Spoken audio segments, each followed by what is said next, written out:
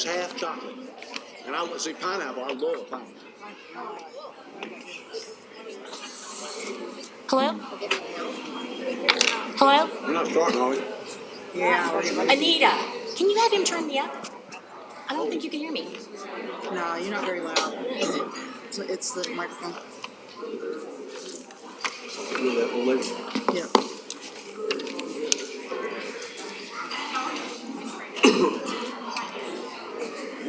Hello? Hello?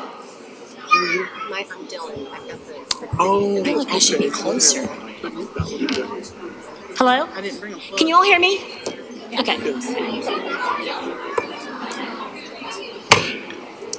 All right, good evening, everyone. Good evening, everyone. The May 2022 regular board meeting of the New Hanover County Board of Education is called to order. Ms. Bowie, will you please call the roll? Good evening. Stephanie Craybill. Here. Stephanie Walker. Here. Stephanie Adams. Here. Nelson Boyer. Here. Judy Justice. Here. Hugh McManus. Here. And Pete Wildeboer. Present. Okay, so again, welcome to the New Hanover County Board of Education's May regular meeting. Thank you all for joining us in person or in our remote viewing audience. We value and appreciate your interest and participation and your advocacy on behalf of all the students and staff in New Hanover County Schools. We have a very, very full agenda tonight, and I certainly apologize for that. The budget will be our focus, but I had to incorporate a number of other requested topics. Please do your part to contribute to a successful and a non-stressful meeting by treating each other with dignity and respect throughout the meeting, no matter what your thoughts or feelings are about the issue or even a particular person or group who are with us tonight, so the board can remain focused on completing the governance work so necessary for our students, staff, and schools to be successful. As we work through our agenda tonight, I would like to remind you that not every topic or change that we discuss tonight must be set in policy to achieve desired outcome, and that consensus agreements are acceptable. Disruptions to our meetings will not be tolerated, just as they are not tolerated at any other local governmental body meeting where there are no listed rules of decorum, rather just common sense and common courtesy and professionalism in action. But that said, per General Statute 143-318-17, people who are disrupting our meetings will be asked to leave. If this happens, you can view the meeting on live stream, on New Hanover County Schools TV, or on New Hanover County's YouTube channel. But before we get started, Ms. Bowie, could you put the teacher thing back up again, real quick? I would be remiss if I didn't give a huge shout out to all of the educators on National Teacher Appreciation Day. Actually, to our whole staff who deserves to be appreciated this day and every day. Will the audience please join me in a round of applause for all of our educators?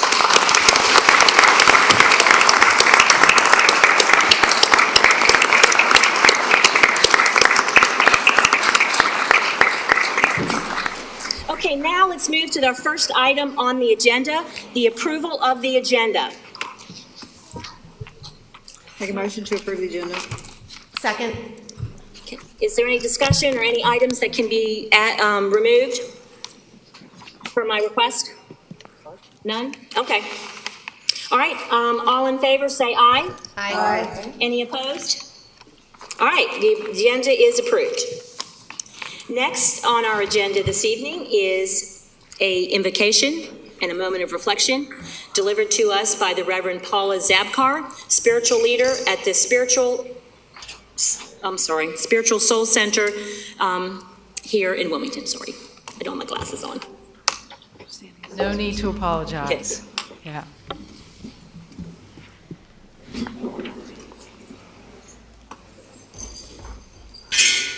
Thank you for demonstrating the respect that's due at an invocation. I thank you, the board. Thank you all. I like the approach of looking up the definition of words.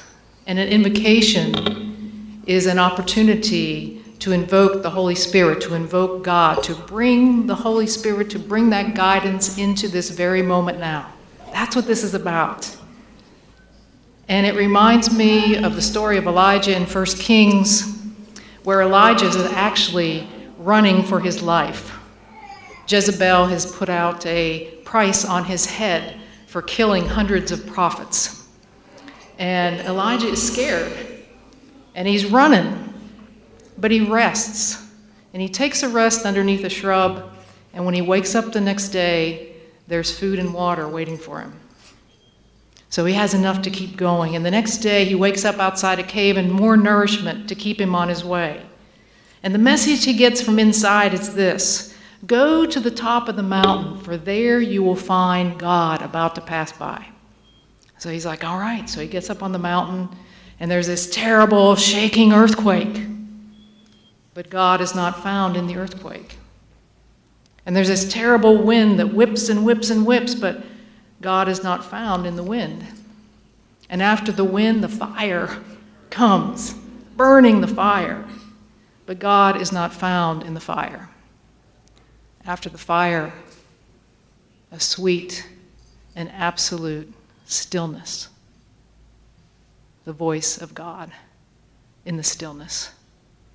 And so that is what we are invoking today, is to become still, because that is where all of us receive the guidance of Holy Spirit, of God, of Jesus, of Allah, of Krishna. Whatever you call the name of God, that's where we get the guidance from. We don't get it in the weeds. We don't get it in the turmoil. We get it in the sweet silence of our soul.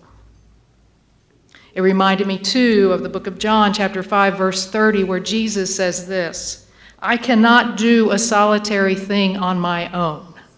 I listen, and then I decide. And you can trust what I decide, because it's not my will, but the will of God through me. What wisdom that if Jesus is giving us that guidance is here for us. That we will not find it through our own will, through our own decision about what we think is right or wrong, but we will receive that guidance from within the stillness of our soul. And one more in John 13, verse 34, Jesus gives this simple command. If you are a practicing Christian, maybe you observed Lent this time of year. Certainly in the Muslim tradition, Ramadan. This focus on God, this focus on the holy life. And you know what Maundy Thursday is about? You know what the word Maundy means? The Maundy means command. And Jesus gave one command in John chapter 13, 34, and he said this: love one another. That's it. This is the place. This is what we're called to do in this moment.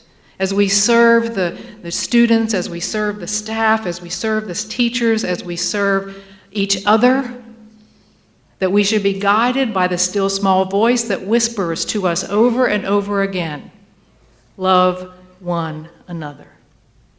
So let's take a deep breath in and close our eyes and come from our mind into our hearts, to come into a place of stillness and to listen for the guidance that we can get nowhere else on earth.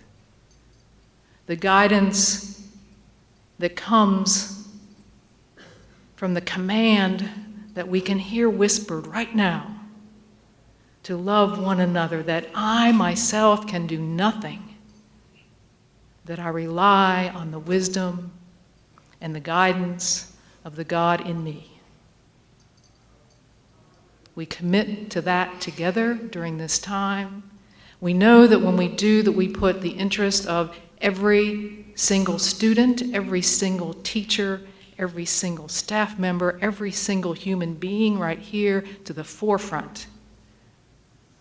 And we rest assured in the power and presence that is God with us, in us, and through us. And so it is in this moment and every moment moving forward from now.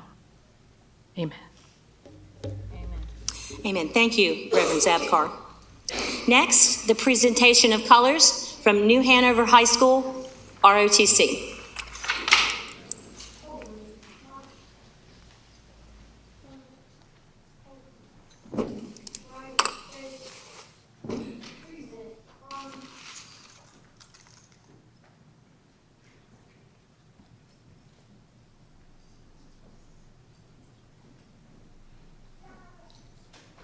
While we're getting our performers in place, I wanted to make sure that everyone knew this was the Air Force Junior ROTC.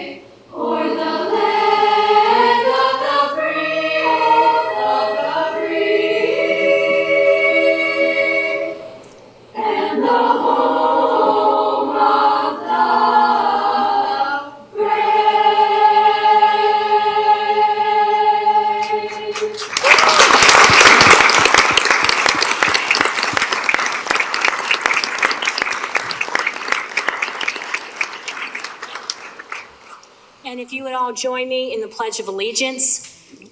I pledge allegiance to the flag of the United States of America and to the republic for which it stands, one nation, under God, indivisible, with liberty and justice for all.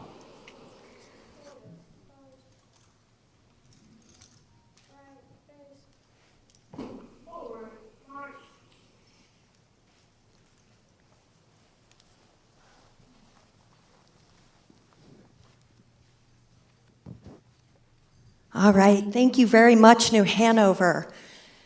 I am Jackie Booth, your supervisor of arts education, and I am so excited this evening to welcome the Murray Mastery Choir tonight. Can we get another round of applause?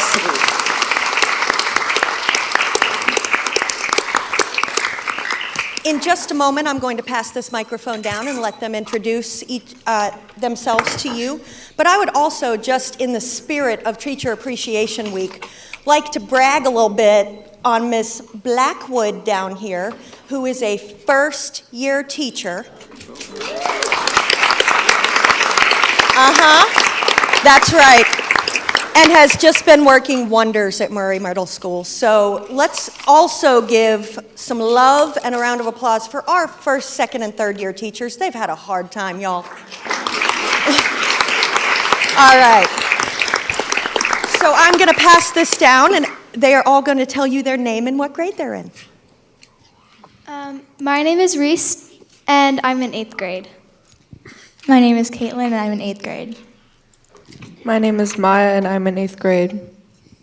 My name's Madison, and I'm in 8th grade. My name is Cassie, and I'm in 8th grade. My name is Isla. I am in 8th grade. My name is Lila, and I'm in 7th grade. My name is Max, and I'm in 7th grade. Yeah. My name is Jordan. I also go by Jonah, and I'm in 7th grade.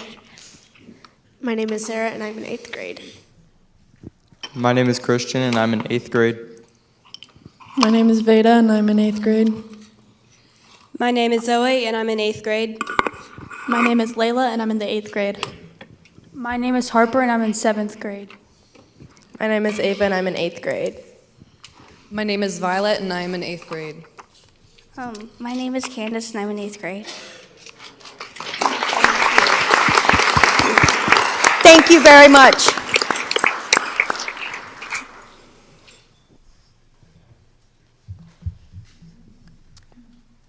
As they're leaving, I'll go ahead and just recognize the new Hanover High School Air Force Junior ROTC Color Guard under the direction of Lieutenant Colonel Mark Haffey and Master Sergeant Jose Denijan.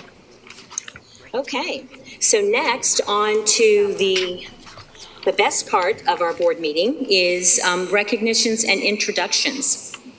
So I'd like to call Caress Clegg. Is she, or no, Dr. Faust, you go first. Yeah, so what we're going to do first tonight is we are going to recognize the students that their artwork was selected by the superintendent, and each one of the board members got to pick one. And if you see the art around the walls right now, this is the art that was selected last year. So those of you who are in the room, congratulations for being selected, and your artwork will go from those easels to the wall at the end of our meeting tonight. So welcome, and we're gonna introduce each one of you, and thank you parents and principals and teachers and siblings and other support folks coming to support these young artists. You know, the art is such a great thing. So Dr. Faust, I will let you go first. Okay. Oh, when they call your name, would you just go stand by your piece of art, and so that way we can kind of put a name and a face with that? So my selections were Alex Tart from Coddington Elementary, 2nd grade. I'm sorry, Alexis. I'm so sorry, Alexis. Is Alexis with us tonight?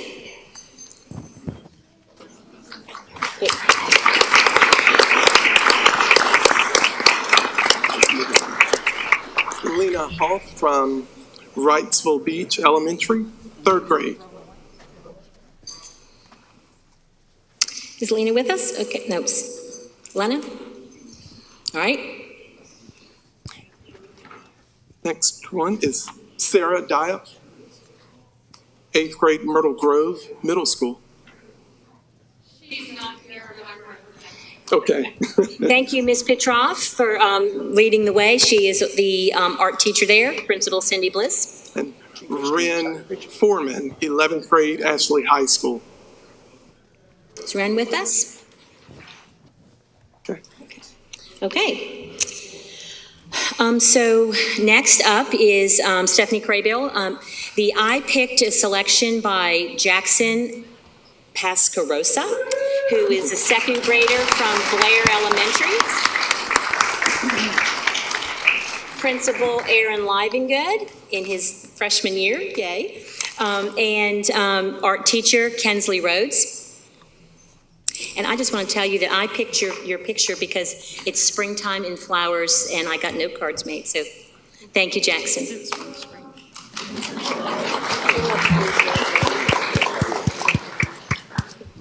Ms. Walker? Yeah, I picked Jeremiah Palmore's art piece, 5th grade at Snipes Academy, whose principal is Rachel Manning. Art teacher is Cassandra Kane. And I picked it because it was a very beautiful picture. I think they call it still life. I'm not 100% sure. Maybe they can tell me that. Is Jeremiah here tonight? You represent? All right, awesome. Thank you. Yay. Thank you.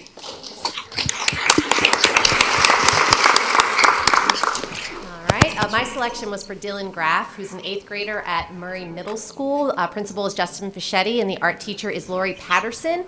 I love this picture because it's the nighttime scene. It looks like of Times Square, and it's just absolutely electric. And it looks like it was done, I think, with chalk, with pastels, and it's just beautiful. So is Dylan here? Well, amazing piece of work, and I'm excited to see it hanging in the building.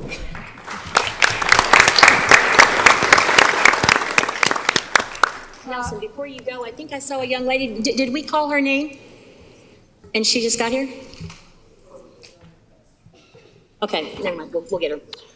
Okay, so yeah, for my selection, I picked 9th grader Jenny Enright from Ashley High School.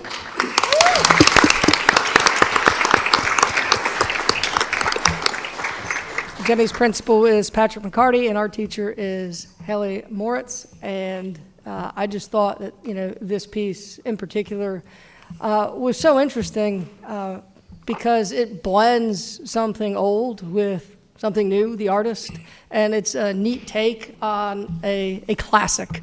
So I really appreciated it. Thank you.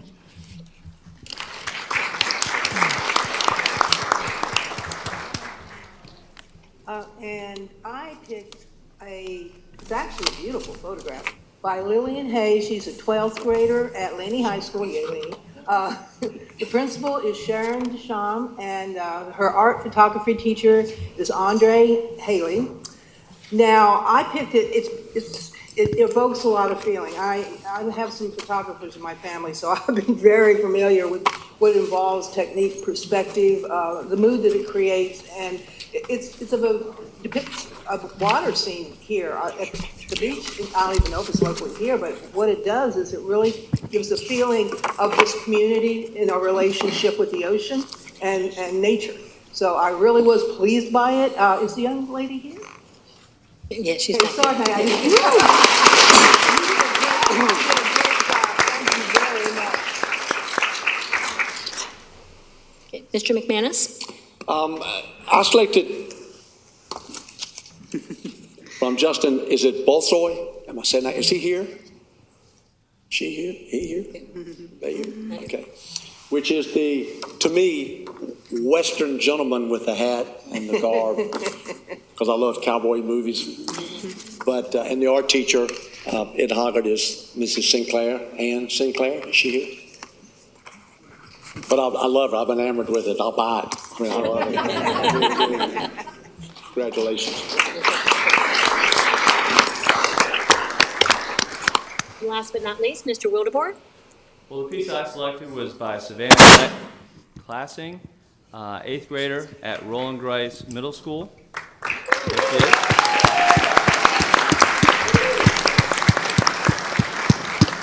Principal Charlie Broadfoot and art teacher Jen Capps.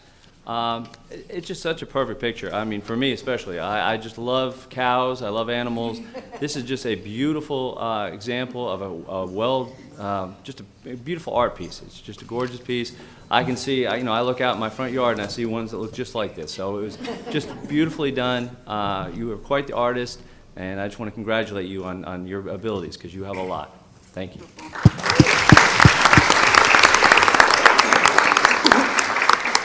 Miss Clyde, who was the young lady with the blonde hair that came in a little bit late? That was Dr. Boucher's choice. Okay. Okay, yay.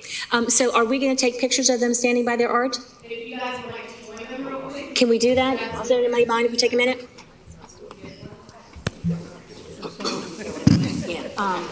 Yeah, just walk up. Yeah, you'll have to run.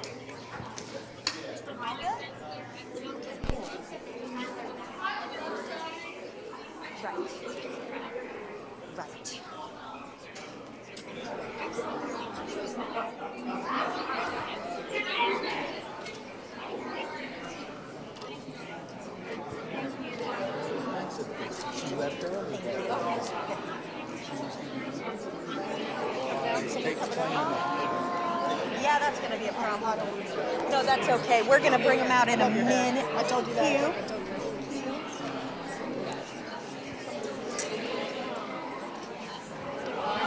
Hi, ladies. I've got a bunch of students that are about to attack those book bags. I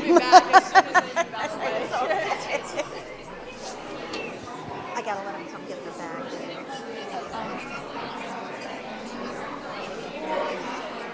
Okay.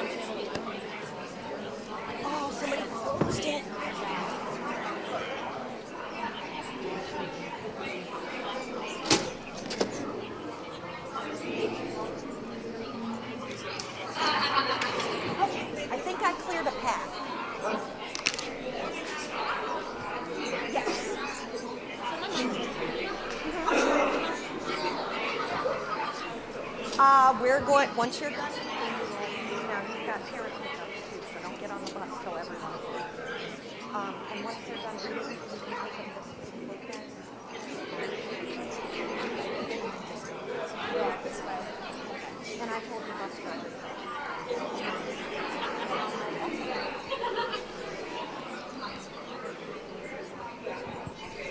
This will open and closes again. It's locked.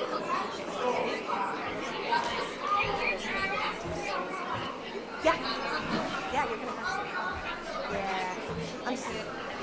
And then go out. But there's not a lot going on back here. So I just moved the media out of your way, so it should be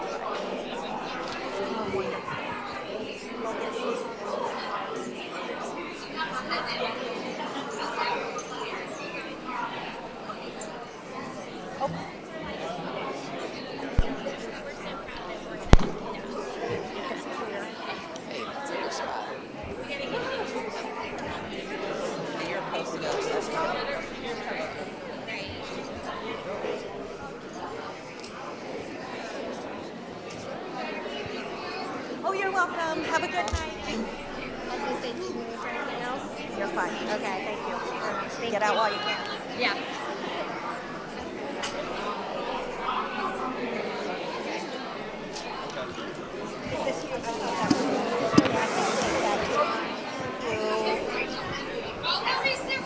Let me sit behind my chair, see if you can get us all in. Okay. Are they like? Is that all? Okay. I'll give them 20. 20 is like. No, I love and I might just leave them here because I think it's kind of cool. I mean, my whole house is decorated like that, so I'll have to take it back and forth. Yeah. Okay, good. Thank you. We got her. Okay. She's a teacher from? Yes, she's an art teacher at Myrtle Grove. I was telling you, we got her.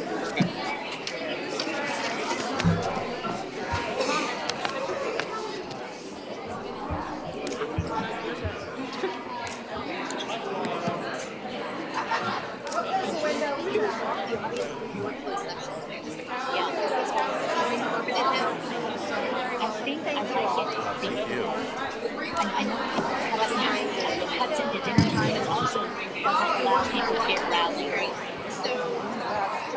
Well, it's tight. Yeah. We're going to take a break right before coffee on this. Okay. I'm just going to leave on. Yeah. So I agree, it's impressive.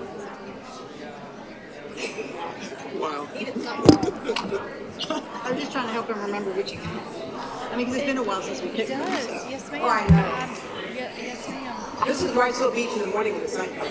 Oh, it's beautiful. I told my wife, I said, I just read something. It is so perfect for her. This? Okay. I loved it. I loved it. Lindsay might bring her in. She has her own. When she's getting ready to.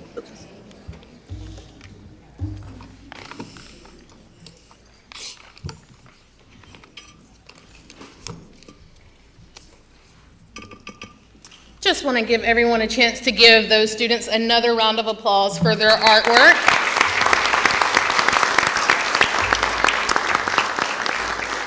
That is not the end of our art recognitions for the evening. Our art supervisor, Jackie Booth, is she still in here with us?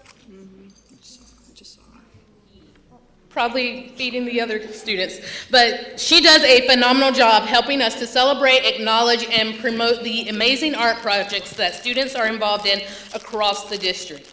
As with the artist we just heard from, she helps to collaborate both internally with colleagues as well as with our outside partners and organizations such as the Azalea Festival Arts Contest to ensure all interested students are able to participate and showcase their talents across their chosen medium.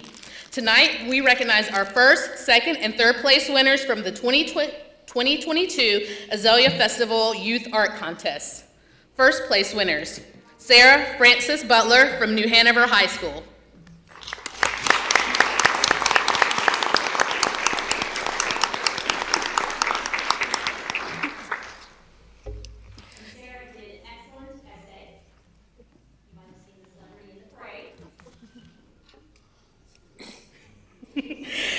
Jenna Ball, New Hanover High School.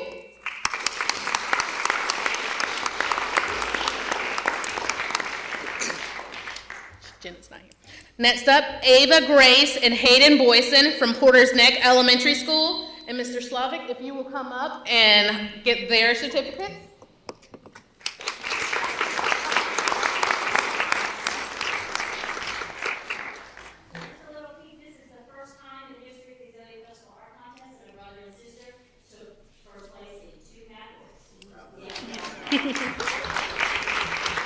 From Noble Middle School, Jasmine Hicks.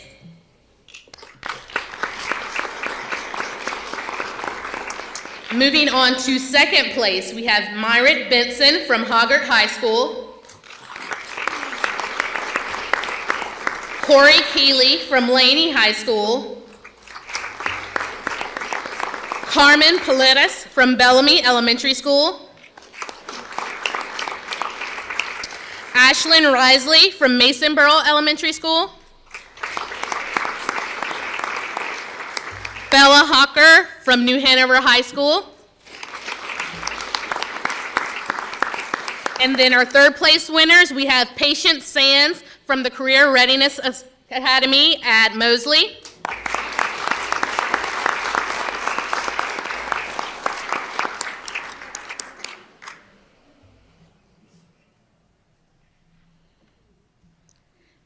And Stella Kratza from Bradley Creek Elementary School.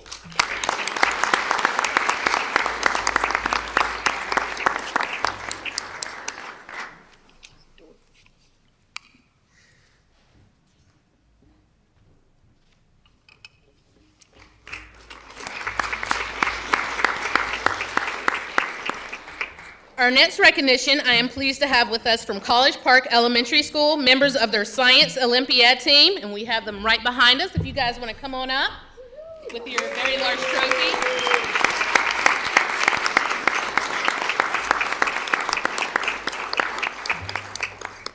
This team is led by Science Olympiad coach, Ms. Minshaw, and principal, Dr. Maria Madison.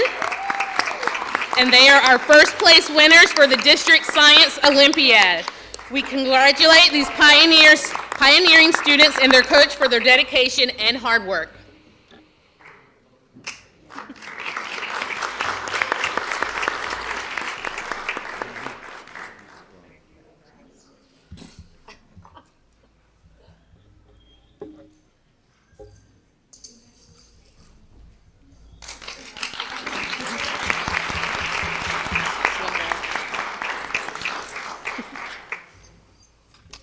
Our final recognition is not here tonight, but I still wanted to go ahead and give his recognition.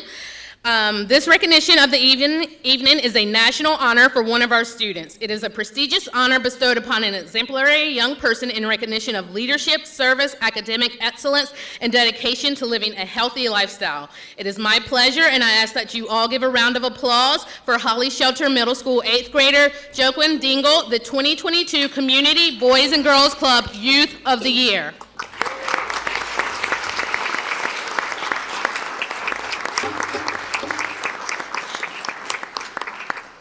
Ms. Crable, board members, and Dr. Faust, we will be taking this award to Mr. Dingle at Holly Shelter later this week, so we will be sure to send you guys that picture of the young gentleman. That concludes our recognitions for the evening.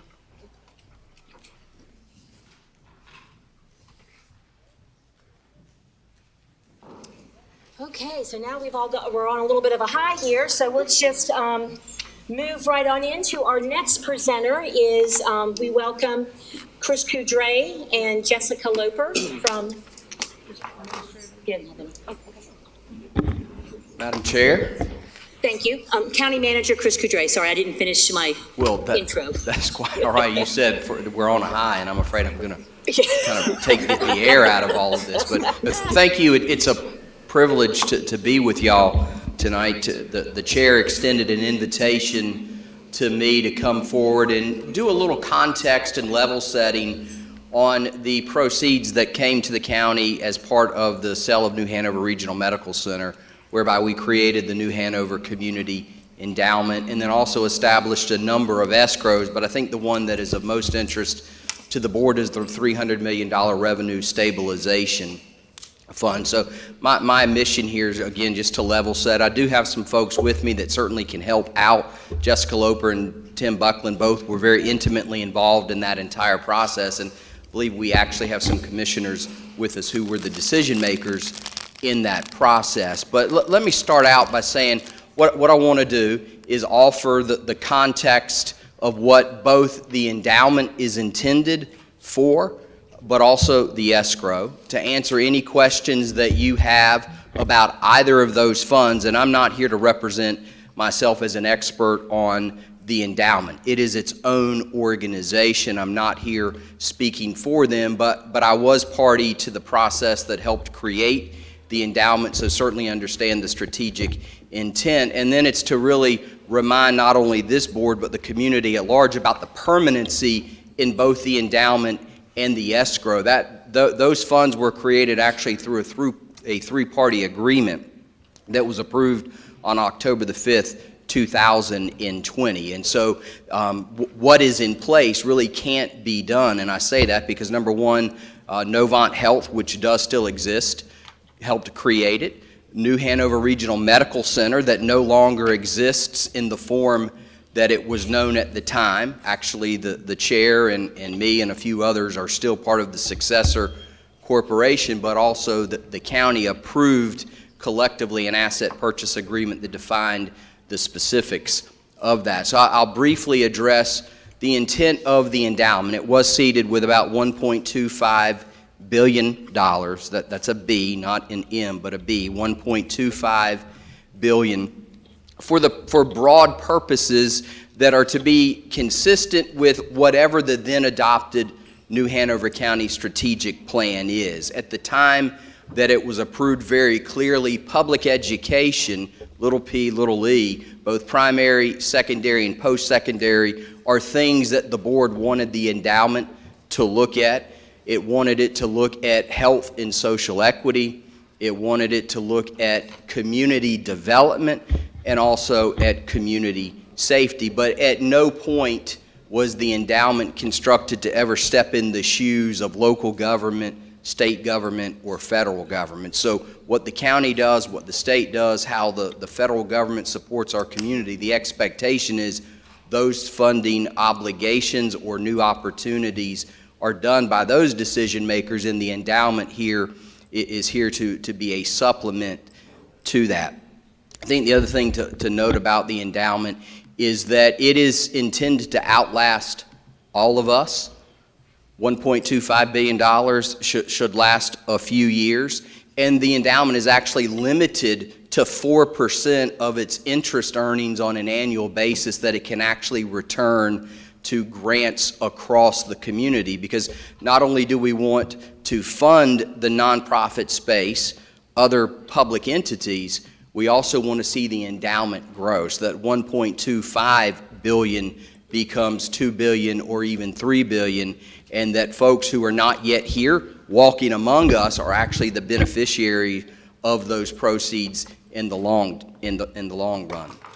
So those are the primary categories of interest in focus, but they will change as future county commissions change its strategy.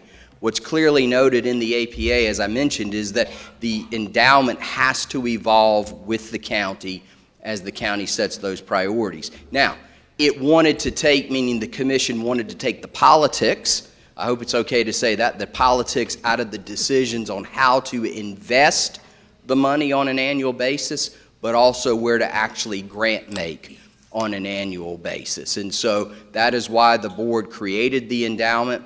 It has decentralized, it has given all of the grant-making authority to the endowment so long as it's consistent with the priorities, as I said, of the then county commission, which at this moment, again, it is public education, but not to step into the shoes of what is the state's responsibility, local responsibility, or federal responsibility. It currently has an interest, as I said, in health and social equity. It has an interest in community development, and it has an interest in community safety. That may well change over the course of time. The other area of interest, as I understand that you have, is on the $300 million revenue stabilization fund that has a very clear charge with it, also defined by the asset purchase agreement. So the use of those funds by the county commission, again, there's permanency in that because it was part of the asset purchase agreement, and so that cannot really be undone as it was imagined. And I think it's important to note that was intentional by the county commission, by New Hanover Regional Medical Center at the time, as well as Novant. Novant wanted to understand how its investment was going to go to benefit the community. So how the $300 million escrow can be used, similar to the endowment, I should say, is certainly there is interest in using the interest earnings on an annual basis. Those are going to be limited returns because we're subject to local government commission oversight on how we can invest those dollars. The endowment is not. That was one of the benefits of standing it up as an independent entity. It can maximize in a smart, safe way, but it can maximize, and we imagine a time in the near future where 1.25 is going to be generating $40 to $50 million of interest. That's not going to be the kinds of returns that we ever imagine, not only because of the size of $300 million, but the investment opportunities are very, very limited. And so those interest proceeds can be used by the county commission with a simple majority on an annual basis that looks at pay-as-you-go use, to use it in place of voter-approved debts. And it's also intended to minimize taxes and fees in the future out year. If the county were ever to consider the principal, and again, we want $300 million to grow by reinvesting some of that interest, if there's ever an interest by the county commission in using any of the $300 million in principal, that requires a supermajority. And so in the case of the county commission, 4 of 5 commissioners. So the thresholds are very high. It was intended to do that. Nor the escrow nor the endowment, though, were ever, as I mentioned, intended to step really into the shoes of what it is that we are currently doing. So, Madam Chair, that's kind of the large context level setting. I'm really here to answer your hard questions, bring some clarity to what can and can't be done with those funds. And so I'll pause there, Madam Chair, and take any questions that you have. Ms. Adams, did you have Mr. Wildebohr? First off, I want to thank you for being here this evening. So last time I was with some of the county commissioners, we actually discussed teacher assistants, and obviously the state pays the teacher assistants and other classified staff. But to bring their salaries up, there seemed to be quite a lot of support from the county commissioners on that. Is that something we could use some of that money for? So I think it's certainly not something that the endowment could or likely would consider. That is a going cause, a responsibility primarily of the state. I don't know that it's really in keeping with the intention, if you think about the 4 or 5 things called out in the asset purchase agreement for use of the escrow either. It's to do pay-as-you-go. It's to pay voter-approved debts that are either generally approved by the voter or limited obligation bonds.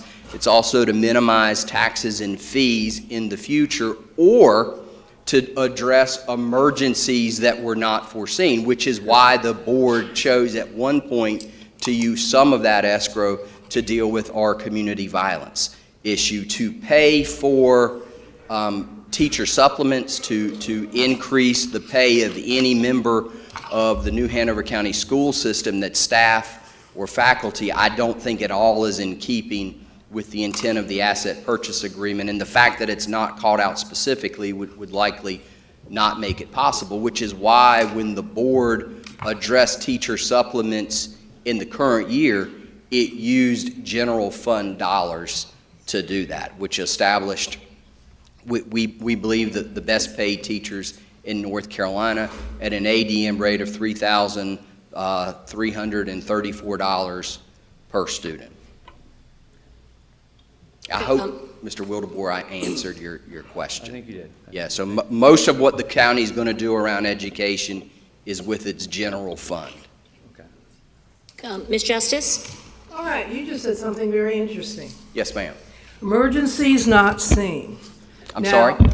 You said that it could be used for emergencies not seen, correct? Yes, absolutely. Okay. That is in the asset purchase agreement. Okay, also, let me state here, I did not know you were going to, and I'm glad you did because I had requested it, but when we did the agenda, wasn't aware this was going to be, that you were going to be here, or I would have brought the documentation I had before of the sale in, I think it was October 2020.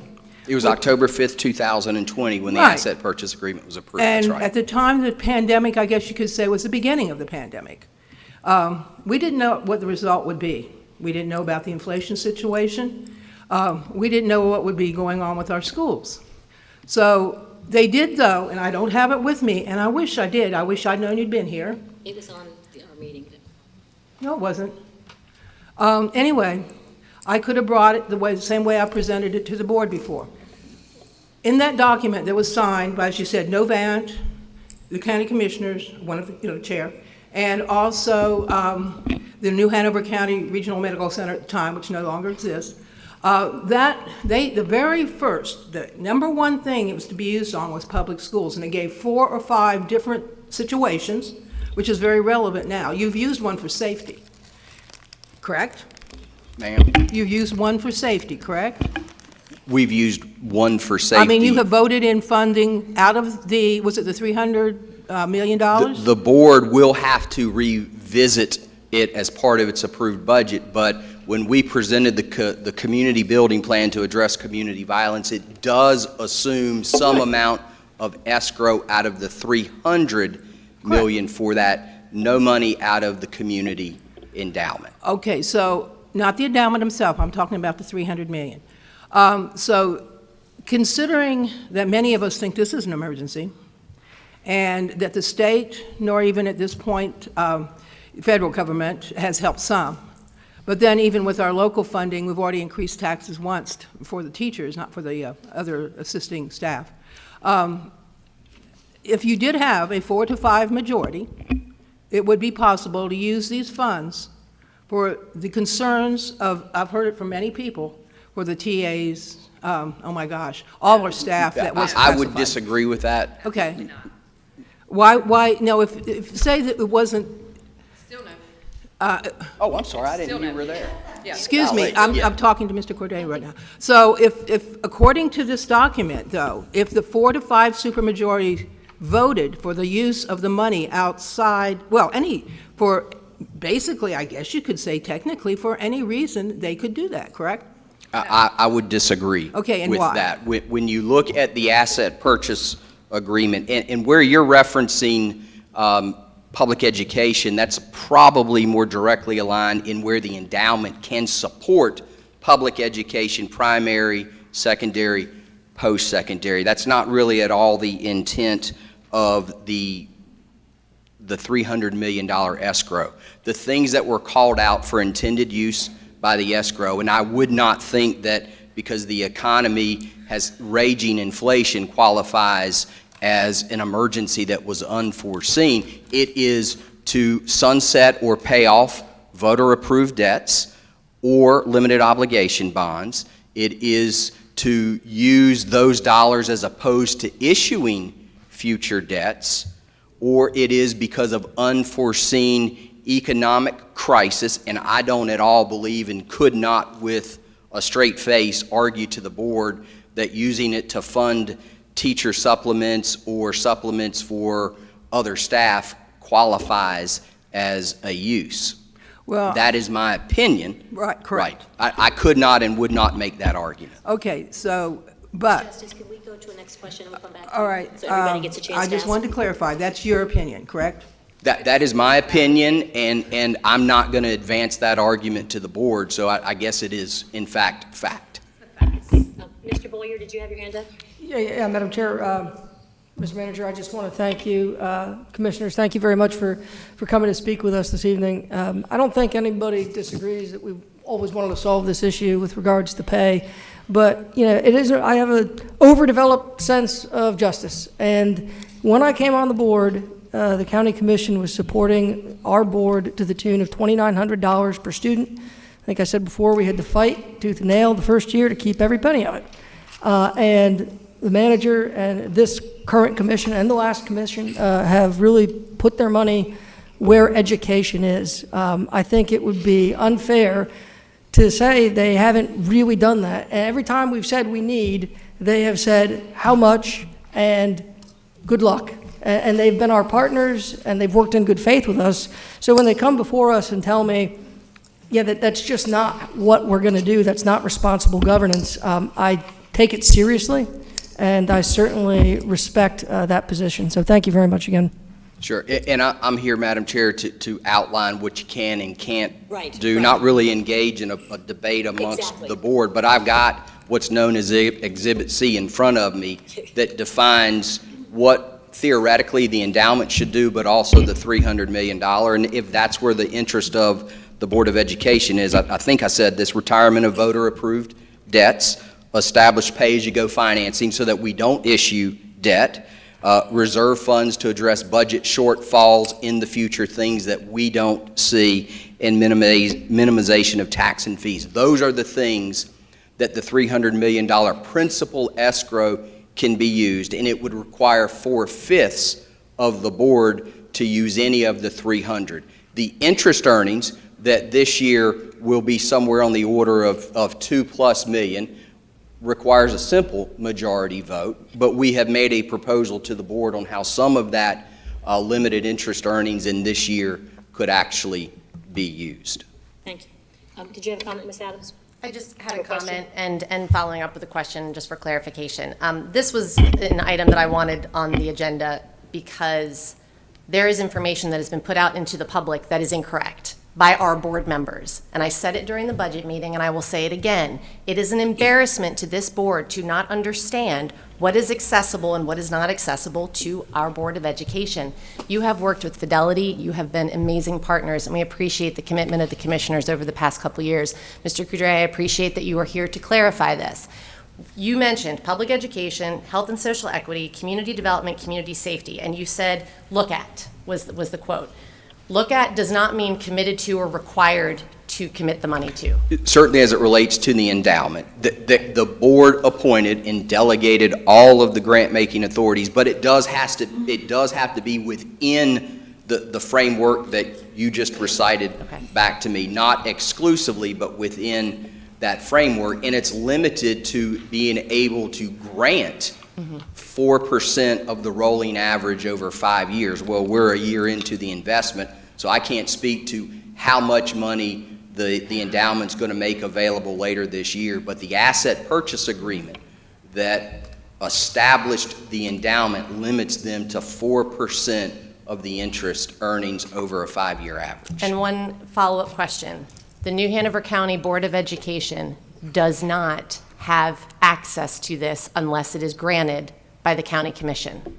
It has no access, nor does the commission, to the endowment proceeds. Correct. Yes. It is not entitled to any of the $300 million unless it's a 4/5 vote, and it would need to be in keeping with the 4 things that I noted: retirement of voter and non-voter approved debts, establish pay-as-you-go financing for capital assets. That could be certainly your capital in a year-over-year, or as we partner with you on replacement schools, that certainly is an option.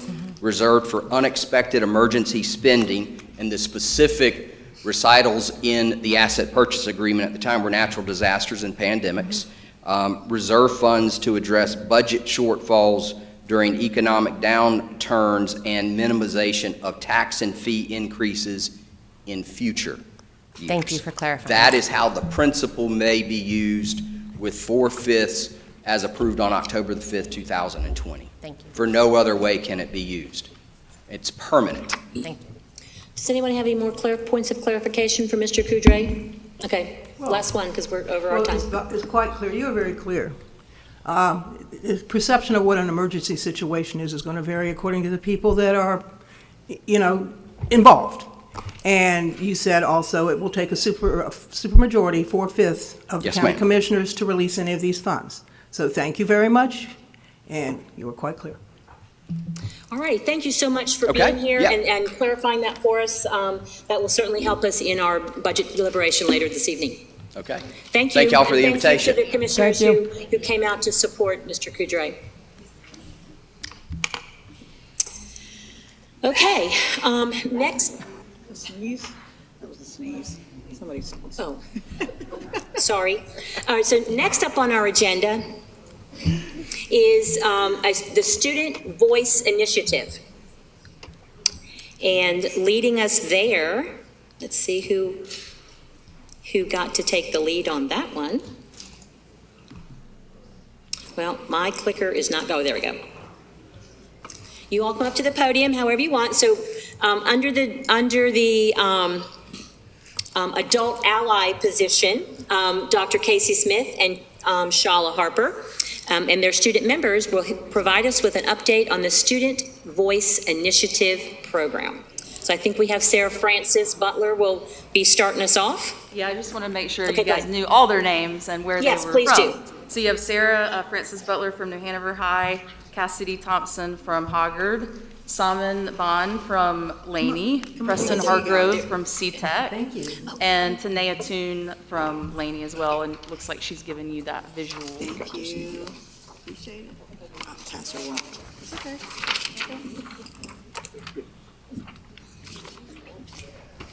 We shouldn't have done that. Thank you.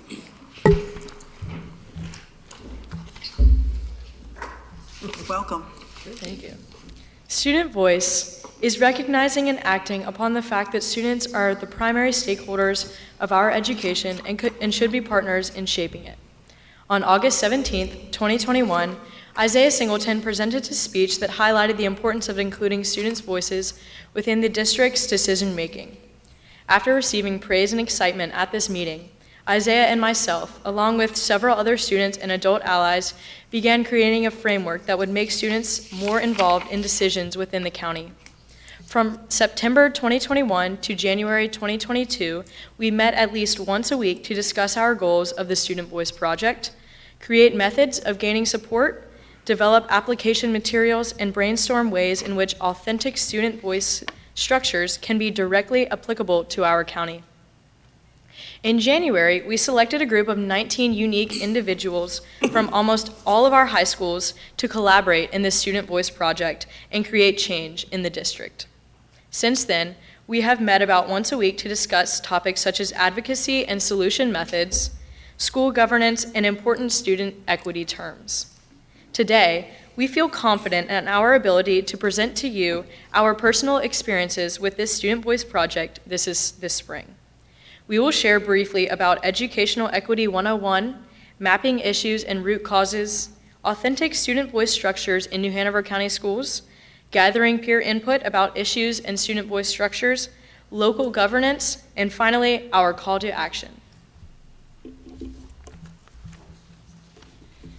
Foundational to understanding student voice possibilities is an understanding of educational equity. Our group discussed what makes our identities unique, such as gender identity, race, class, disability, immigration status, language, religion, location, sexual orientation, and how the intersection of these identities can create complex challenges for members of marginalized groups in our community. These factors contribute to the opportunity gap and are not the fault of the student, but the system making success difficult. We can't change our identities, but we can seek ways to change the system through equity. Equity is having access to fair and impartial resources. Equity is creating safe places to share where we can acknowledge and respect others by recognizing that each person is an expert in their own individual experience. We then apply what we learn to current issues in our schools where the goal is to create more equitable, diverse, and inclusive learning environments.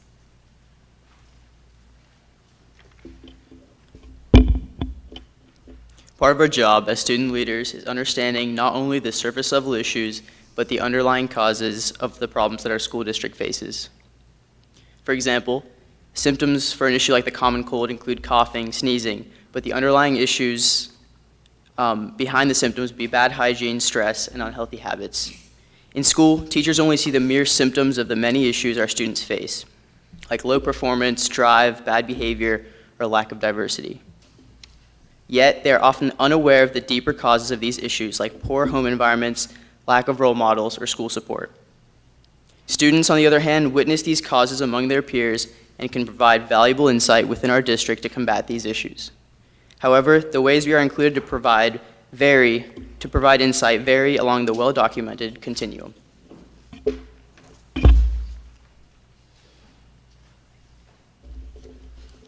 We learned about student voice continuum and ladder of student involvement, which you can see on your handout. Then we identified various student voice structures in NHCS available to us, including but not limited to student-led clubs, student equity teams, Safe Promise Club, and student feedback boxes. When further dissecting these structures, we analyzed what makes them efficient and effective. Some amiable qualities include true diversity, lasting change, good leadership, multiple solutions, and respectful collaboration between peers and adult allies. We subsequently mapped out who some of our adult decision-making targets were. Our decision-making targets, for example, include our county commissioners. Without actual change, our decisions and dialogue mean nothing. Power is the ability to act.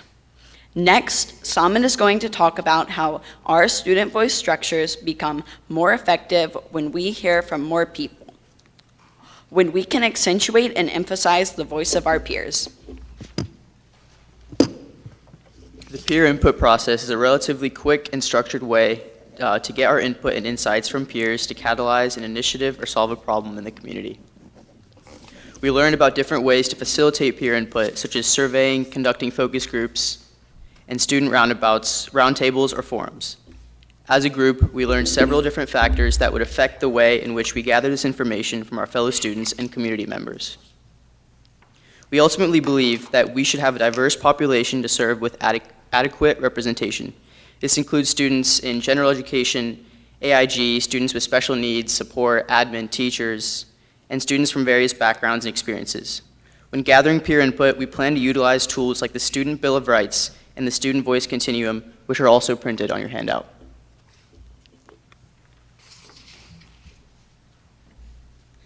On our April 26th session, we had the honor of Board Chair Stephanie Craybill joining us to educate us on the ins and outs of the school board. We dove deep into the differences between policies, regulations, and resolutions. We were able to ask Board Chair Craybill some of our questions, and she gave us a lot of helpful feedback. Of course, there is still much to learn about how the school board is run, but we all came back with a better understanding of how our school board works.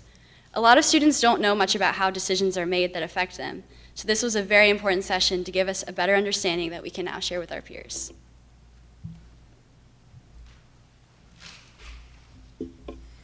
As you can see, we have learned quite a bit in our short time working this spring.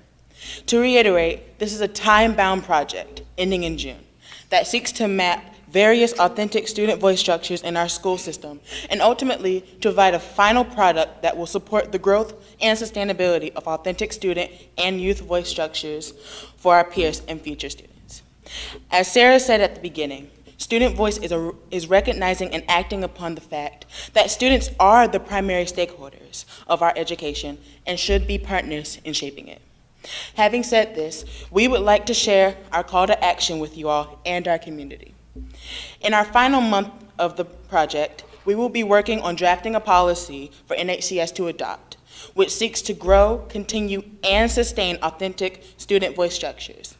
We will present this draft policy at a roundtable on June 1st, which we will help to facilitate. We would like to invite senior administration officers, board members, and additional students, such as those involved in student equity teams, to this roundtable. Our goal would be to leave the roundtable with a policy that has been truly refined and constructed with multi-generational adult and student stakeholders.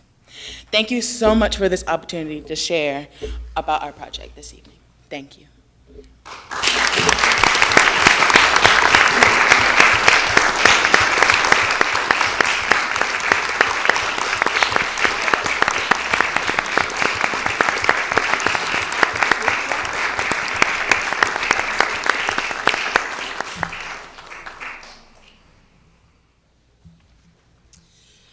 If you have any questions for us, we'd love to hear them. We do, I'm sure. So first of all, I'd just like to say thank you for coming before us. And it's not always easy to stand up in front of adults, and like look at us and then have all the other people behind you, looking at you too. But your words were very eloquent and very well put together. So I'd like to open the floor if anybody's got something that they would like to ask.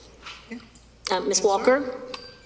So proud of you guys. You did a great job. And we look forward to this conference. I don't know who's available, but I definitely will be there. And I want to hear more about it. You discussed it ending in June, but you want it to continue on. So we would love to hear how we can make that happen because, you want to be able to turn the reins over eventually when you're done and make it a structure that we can keep on listening to students with. Because that's important. You said it, you're the largest stakeholder here. And without your voice, it's a little bit, it adds to the discussion that's very important. So thank you for coming. Mr. McManus? If we you let us ask questions the other night. I think it's really important that we're accessible to students when we're making the decisions that, as you said, you are absolutely first, the most important stakeholders. So hopefully this will continue in some shape, form, or fashion. I can speak for myself, and probably most of the board, if not all of it, that we want your input, we seek your input, and we support that input. So we're looking forward to going through that. And what's the date? Can you share when the roundtable? Okay. June 1st, that is when the roundtable will be held. Here? You can send us information about that so you don't have to remember all the details. Yeah, email it to us. Yeah. So I also would like to, before you jump in, I just wanted to tell you too, is that, share with the board, is that they did ask some hard questions. That we just so you all know what I shared, I picked school safety as the policy that we talked about. And we had just reviewed that, so I showed him my notes on that I gave when our policy committee meets, how we do input. I showed him some procedures that go with the policy, so you can see the difference between a policy and a procedure. And I guess your mentor, Nina, put it, I mean, she knows more than we know. So about school board operations, awesome. But just that, the policy is the why and the procedure is the how. And you guys picked up on that, like instantly.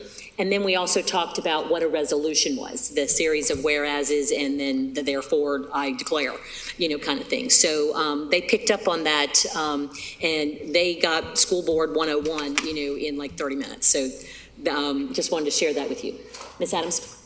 Well, first off, thank you. That was a fantastic presentation. You all did a fantastic job and I love hearing from you. And I just wanted to clarification on this quote. I don't know if it was Simon that said, everyone is an expert in their unique experience. Who said that? Can you say that again? Because I wrote that down and I want to make sure I quoted it properly because it's beautiful and I love it and I'm totally going to use it.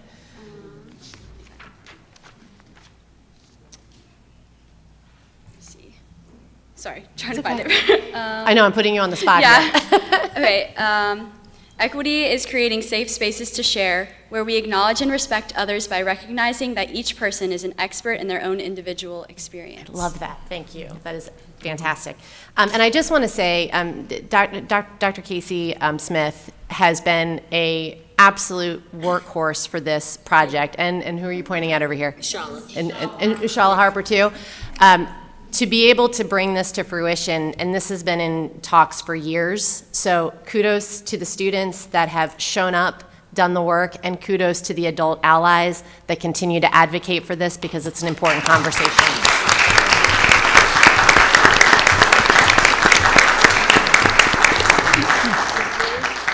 Yeah, just briefly, I'll echo what everybody said. I think this community is really proud of you. And I know your parents are too. As chair of the policy committee, when that policy is ready, I would like to invite you all to come and present it to the committee. Rather than having our subject matter experts present it, I would like to have the people who are living it present it to us, because it's something, as Ms. Adams said, we've been working on for a long time, and that we couldn't do. You're doing it, and kudos. Thank you so much. Ms. Justice? You are all eloquent. It's very inspiring. And this is your voice. I'm really looking forward to this roundtable. And this, you are the experts. We don't need any knowledge-based people up here as far as all of us. You're the ones that need to give input, so I'm really looking forward to what the policy is. I'm just tell you, I know this isn't always easy because I work with a lot of young people, and thank you for doing this, and thank you for showing up tonight and sharing this with us, because we need the experts to be speaking, and we need to be doing our policy and our ways towards your future, right now, actually, because that's the way it's going to be. And by the way, that is how democracy works. And so thank you for being so knowledgeable, because that's what we need, is knowledgeable young people in order to have a great future. So thank you. Mr. Wildeboer? I'd like to just thank you all for being here tonight. Obviously, it does take a lot to stand up. You know, It takes a lot for us to stand up there, so I can imagine it takes a lot for you guys to stand up there. And you are our most important stakeholders. All our students are our most important stakeholders. So thank you for representing them, and thank you for everything you did to prepare for it. Thank you very much. Would you all tell us your names again and what school you're at and what grade you're in? Yes. I'm a senior at New Hanover High School, and I'm from Sir Francis Butler. Hi, I'm Tanea Toon. I am a freshman at Laney High School. Wow. Salmon Bond, I'm a sophomore at Hoggard. I'm Preston Hartgrove. I'm a freshman at CTEC. And I'm Cassidy Thompson. I'm a sophomore at Hoggard. All right. And can you remember all the folks that like the ones who presented yesterday that aren't here, that you might be able to introduce them as well? Yes, Isaiah Singleton was here, and Benji Connie, he was also here. Isaiah's a senior at Ashley. And Benji goes to school with me at Laney High School. Okay, thank you. Yeah. So would you all, does anybody feel comfortable talking to us just a minute on what the Student Voice National Organization that is sort of mentoring you guys, what they do and how they support you? Right, so when we first started, it was kind of Isaiah, Tanea, and I that were working with Ms. Smith and Ms. Harper, and we went through a bunch of different PowerPoints of different national organizations that we could have the opportunity to partner with, and we collectively chose the Student Voice organization because it aligned most with the direction in which we were going. And so they have local county sections of their organization where they place their employees, and we have 3 girls that are in college or out of college that work for the Student Voice organization and are in all of our meetings and help facilitate and give us lessons and teach us what they have learned. They all went through the process and are now working for the Student Voice organization, and they do this in any county that connects with the Student Voice organization.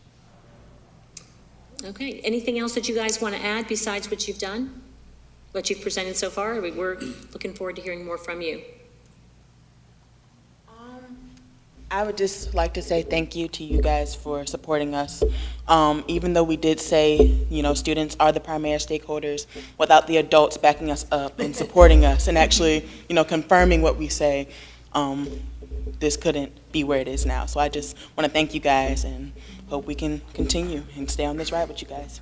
Thank you. Thank you. Thank you all. And thank you, Thank you. Dr. Smith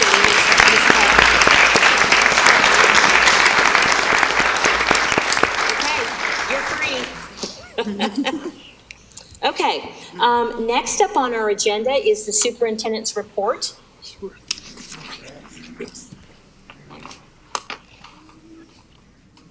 So a couple things that we want to talk about today is part of it is the introduction and helping us get to understand our budget and how we make decisions and what comes about when we talk about student achievement and when we're talking about what goes on in the building.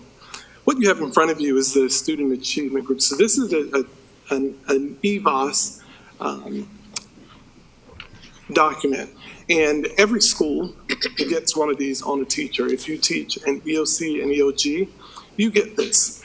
And every teacher in our building has a copy of this. These have been coming to us from DPI by way of SAS, which is in Cary, North Carolina. And so this particular teacher is what we would consider a highly effective teacher. That teacher is blue, and she or he has data in the far left to me would be those students who are considered your lower performing. She or he is able to grow those students. the students that are in the middle are your middle group. He or she's able to grow those students. And on the end are the high performing students. He or she's able to grow them. The question is, how do I know this? So there's another form in that the teacher or the principal gets that actually lists every student in their building. And there's a projection that tells the principal where those students are going to be based on the data from the state. So EVOS collects data and it puts students in cohorts across the state. So it's just not the students who are beside you in your classroom. It puts you in a cohort amongst students across the state that look like you. And so then when you're creating your class schedule, you can look at your lowest performing students and say, this teacher works best with the lowest performing students, so I can put students with this and they will get the growth, or the student gets middle or high, or so on. The form that we have here, the next one, is our comparison with the top 12 largest school districts in the state of North Carolina. And so what we've done is we've pulled out the data, and this is something I presented back in 2012, but I wanted just to bring us back to a reflection of it. And so the four-year graduation cohort, as you can see, we in 1819 was the last year that we had clean data, meaning there were no interruptions. There wasn't COVID. There wasn't any interruption. So this is clean data. And so what you have is in New Hanover County schools, we were at 87.6. Johnson County, of course, at that point was leading the way at 93.6. This is out of the top 12 schools. And so when I say the top 12, those are the largest. So we are the smallest with about 25,000, and it goes all the way up to about 161,000 students. And so if you move over to the right where it says proficiency of end of grade tests, for New Hanover, we were at 65% proficient. So out of all of our students, 65% of them were proficient. So that meant that 35% of our students were not on grade level when they graduated, or when they went through, so if you'll see Union County at 73.9%, that was highest. And in order to get to that high number, we were about 1,300 kids away. How do we know that? Because we can go back and look at the data, and we know this from the beginning. So from inception, we know where we're going to fall.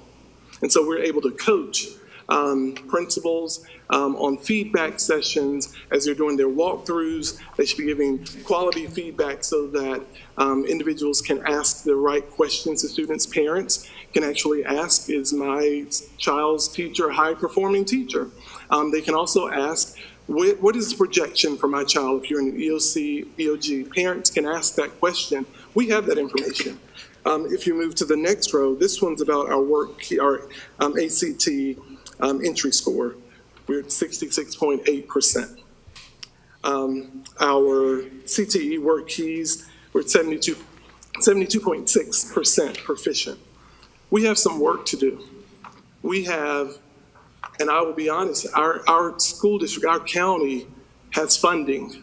And you're going to see in the next slide the funding that we have. And I do know that we can be at the top. This document here is the per pupil allotment that we have. At the end of each school year, the state releases this, we release this one, and so it has our annual daily membership. So that column that says final ADM, that's after everything. And that tells us how many students we have. So if you'll just scroll down just a little bit, or scroll back up so I can see the top of it. So at the top, you have the school name. You have how much we finance per student from the state, how much we finance per student at the federal, how much we finance per student at the local level, given a grand total. So with these two, these are outliers, and so I want to tell you that. So we have J.C. Rowe and Lake Forest. So those two, there are 23 students there, 32 students at the other one, and we fund those students at $56,000 per student in that building, and then $83,000 per student in that building. But if you come down and you can see some of our, we go to the first one, and so we have Freeman. So we'll look at Freeman, that's 248 kids. So by the state funding allotment, we funded at $10,553.92. At the federal level, we funded at $2,441.97. 61 cents. And at the local, we funded at $4,110.94, which makes a grand total of $17,106.45. That's per student. So what I'm sharing with you is that the wraparound services are here. We have the wraparound services and the dollar amount. And so if you go all the way to the bottom, you'll see, so they're in ADM order. So if you go to the very bottom, I'm sorry, at the last school, which would be Hoggard. So if you scroll back up, so Hoggard, which should go down some more. The lowest. Hoggard has 2,074 students. You go down to show us Hoggard. Okay, 2,074 students. And so for the state, we fund that at $5,000. For the federal, we fund it at $461. And at the local, $3,000, which gives them a grand total of $8,600 per student. So what I'm saying is that the funding is in our buildings. We have to improve our academic output. We have to. There's no reason why we shouldn't be able to so when we think about wraparound services, these are wrapped into every individual that's in that building, how many resources that we have. If you scroll down just a little more, you'll see, and they didn't put the titles, but those two titles out to the side. The first one is the salary. There's 57% of that is in salary. The next part is in benefits. So together, that's 57 plus 22, we're at about 79% are wrapped up into salaries. And then that 7% is central office. So the 7% of this budget is central office. So when we look at it, we have everything dedicated to our schools. Everything in the budget is dedicated. That's the priority. We have to be able to then turn over and say, what is our output going to look like? So we have put together teams of priority schools. So our lowest 9 performing schools, they get first dibs on everything that we need. They get into our lead teachers. They get to go into those schools and teach side by side the support, whatever is needed to help them. The next slide, if you will.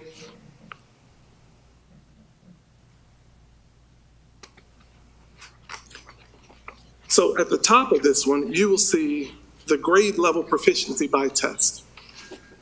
So our district in ELA, that's English Language Learning, 3rd through 8th grade, 63.5% of our students from 3rd to 8th read on grade level.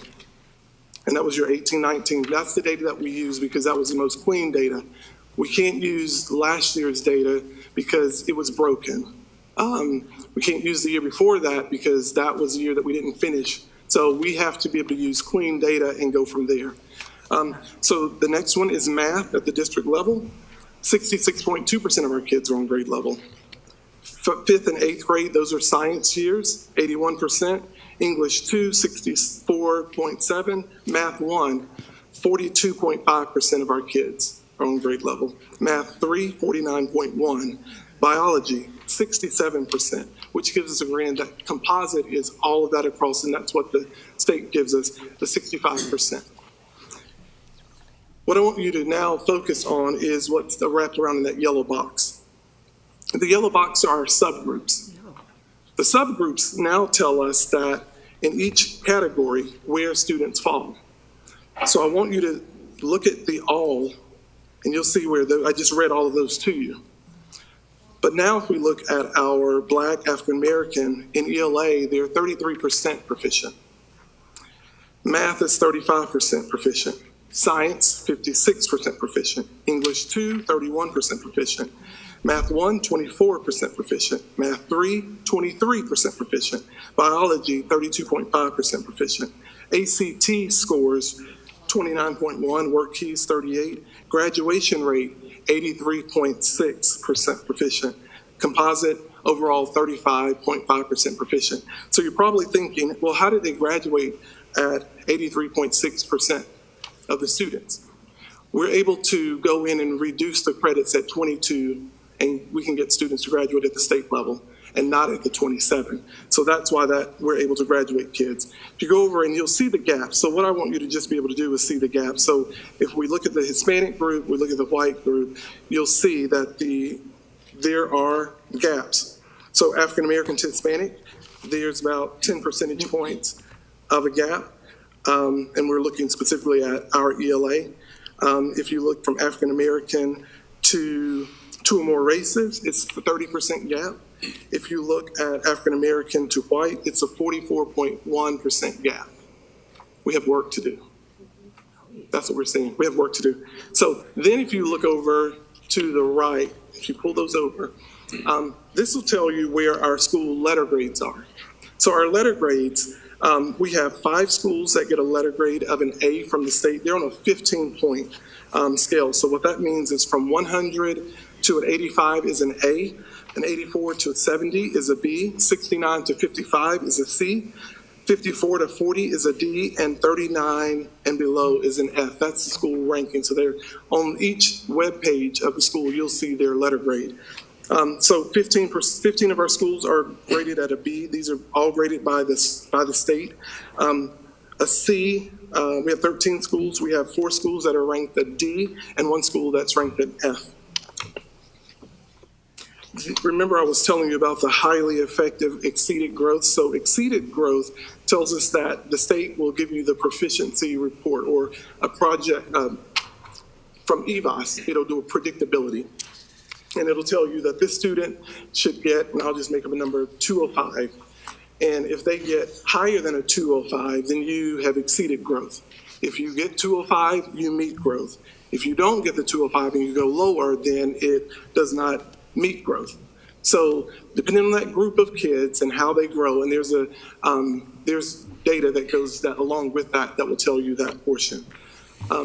If you scroll down just a little bit more. AP exams. I know we talk a lot about AP exams, and we had a conversation. I think we're going to have a conversation tonight about our students and a grade of a 50. I understand the pushback, but I want you to see this. We have, can't see that number from here, 2,000, okay. 2,553 students who take our AP exams. 59% of them pass it. So these are your brightest of your bright. And what I was looking for is how many of our schools have 80% or higher on AP exams. We don't have any. So what do we have to do? We have to find out what's the alignment. And so we've got to find out if we have individuals going and what PD we're giving them. If we're getting them the PD where sometimes in school districts, teachers will they'll grade other school districts' AP exams. They will go for training. There will be someone at the district level who is overseeing and able to help them. We have to collaborate. So it's not that we aren't teaching the standard. We may not be teaching at the level of rigor that the state, that particular test is giving it. So at this point, we have roughly, if there are 10 students who are taking it, 4 of them are probably not going to pass it, even though they get an A in the class. So we have to make sure that we are teaching to the level of rigor that the assessment is giving at those AP exams. Next one.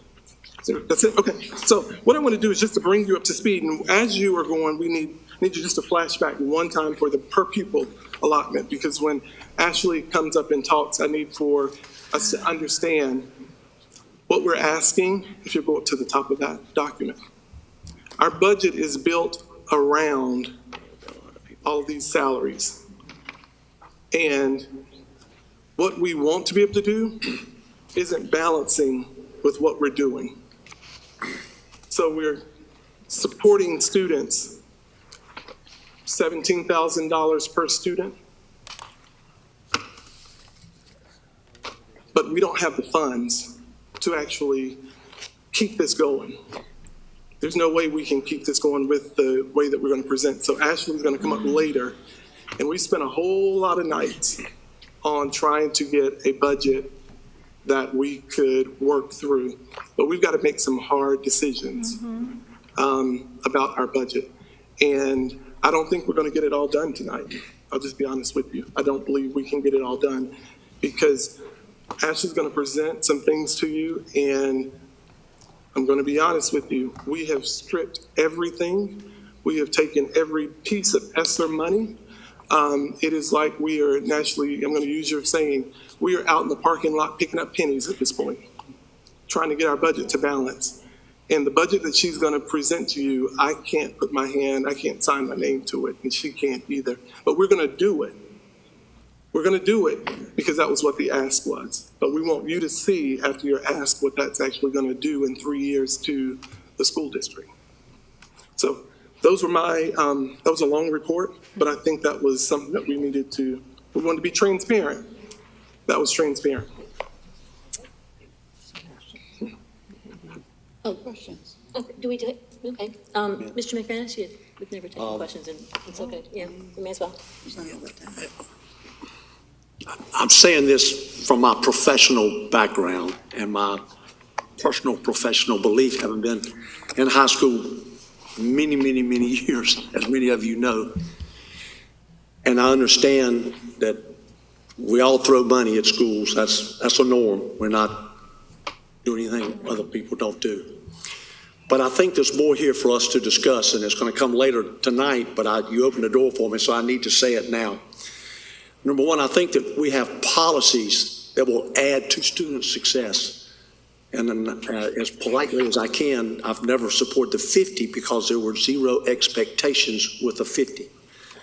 And if I can take that and say, so when you give a student a 50 or a 60 or anything where they have not done the work, there have been no expectations to come back to write that paper that you missed or rewrite the paper or to retake the test after tutoring. No expectations for tutoring. So you're going to take that child and go on and on. Now, we don't have an attendance policy. That's another discussion that will come up later. We have had no attendance policy this year. I believe that attendance is paramount to holding students accountable and also doing their work to the best of their ability. Okay, so Hugh, could you hold it, Mr. McManus? Could you hold those comments till Indulge me because as much as I respect Dr. Faust, he opened the door by We're going to talk about it later in the agenda. And nobody will be here. And I want to say it will be on the news. It will be on. I don't want to be on the news. May I finish? Thank you. So what I'm saying is, when we look at the scope and the sequence of the success of students, if a child got a 50 and they really didn't come to school, or they're in the pre-AP class and their attendance and their performance is not well, and then we send them to the next level, when they're going to another teacher the next year and they don't have the basic content because I gave them a 50 and I didn't expect them to be in class, and we can build upon that, then that teacher is held accountable, particularly if they're in a state-tested class. And now what hope does that teacher have with those kids who we basically passed with no expectations? And so thank you I had to say it. Thank you, Mr. McManus.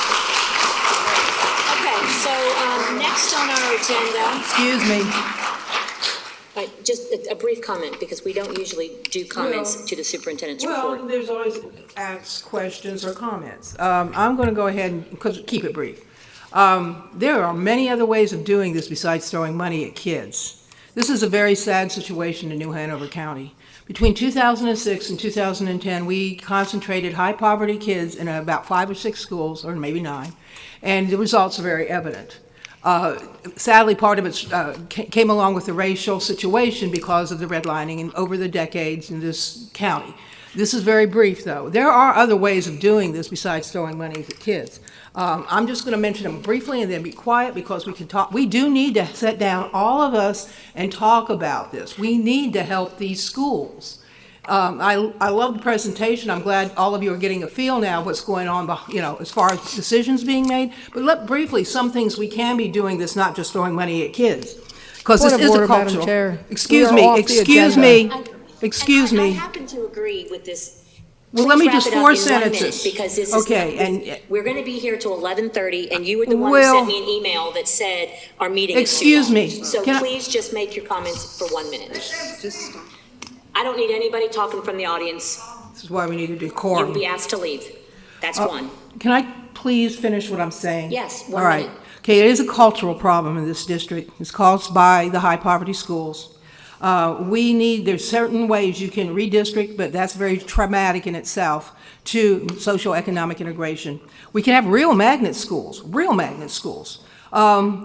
Or we can have targeted socioeconomic redistricting, which will probably be the most practical thing. But that's not the only ways to deal with this. These are the discussions we need, that I've wanted since I got on this board in 2018, and we need to have them Put quick. it on the agenda Okay. next meeting. Thank you. You complained All right, so about the me putting next- things on the agenda. Next on our agenda is the board chair's report.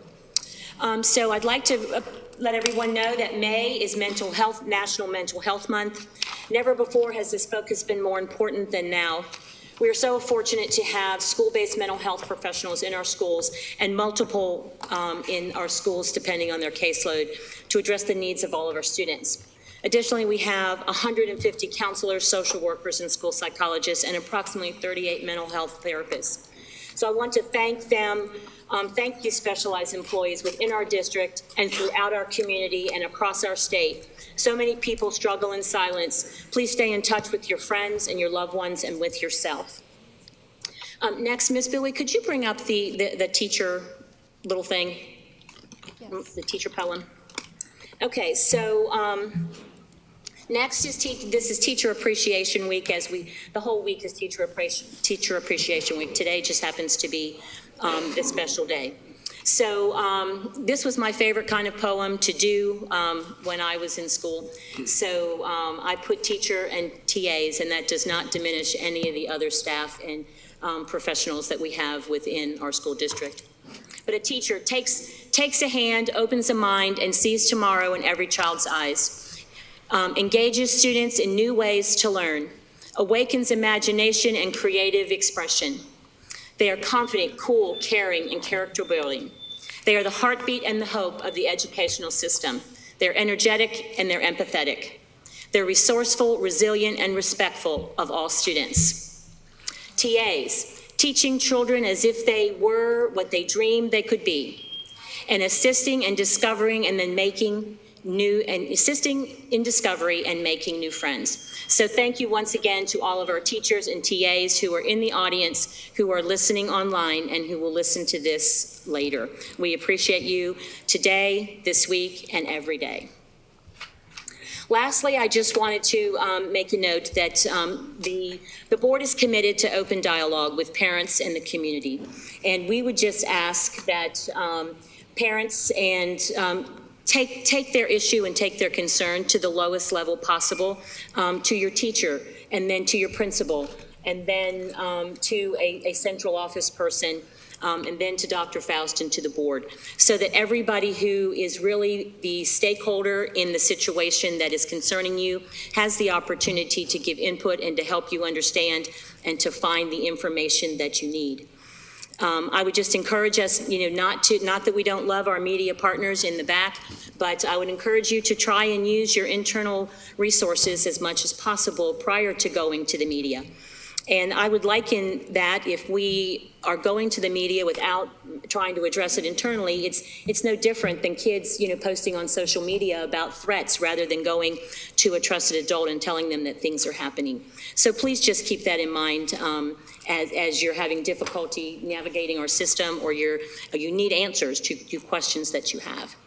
And finally, there will not be an interim meeting this month on May the 17th because the date falls on primary election day. So I wish good luck to all of our candidates, all of our incumbents who are running, and the other candidates who are seeking public office. Okay, so next on our agenda is the call to the audience. So we're going to take just a quick 5-minute break before we do that, and then we'll come back. So I have 7:42, so let's come back, in about 3 or 4 minutes, okay? In my life. We're not doing the things that are important.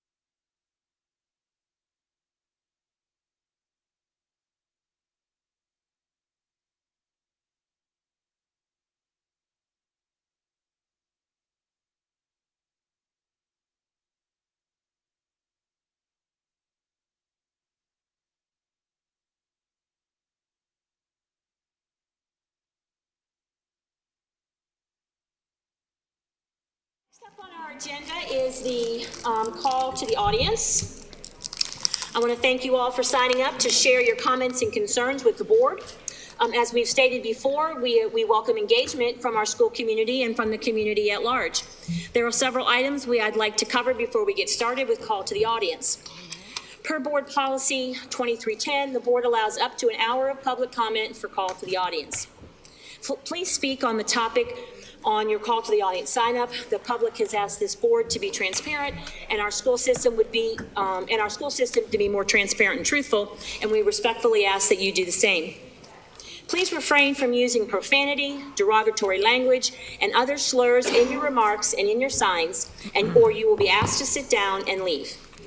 Individuals may stand by their seats in support of a speaker or stand alongside the podium while the individual speaks, but aisleways must be kept clear at all times per fire code regulations.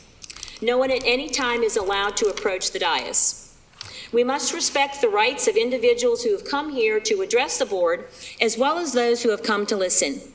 Audience members should refrain from yelling out and/or responding to comments made by speakers during call to the audience. Violators will be given one warning, and if the behavior continues, they will be asked to leave. Disruptions by any persons or persons at a public meeting will be subject to action, including removal from the meeting.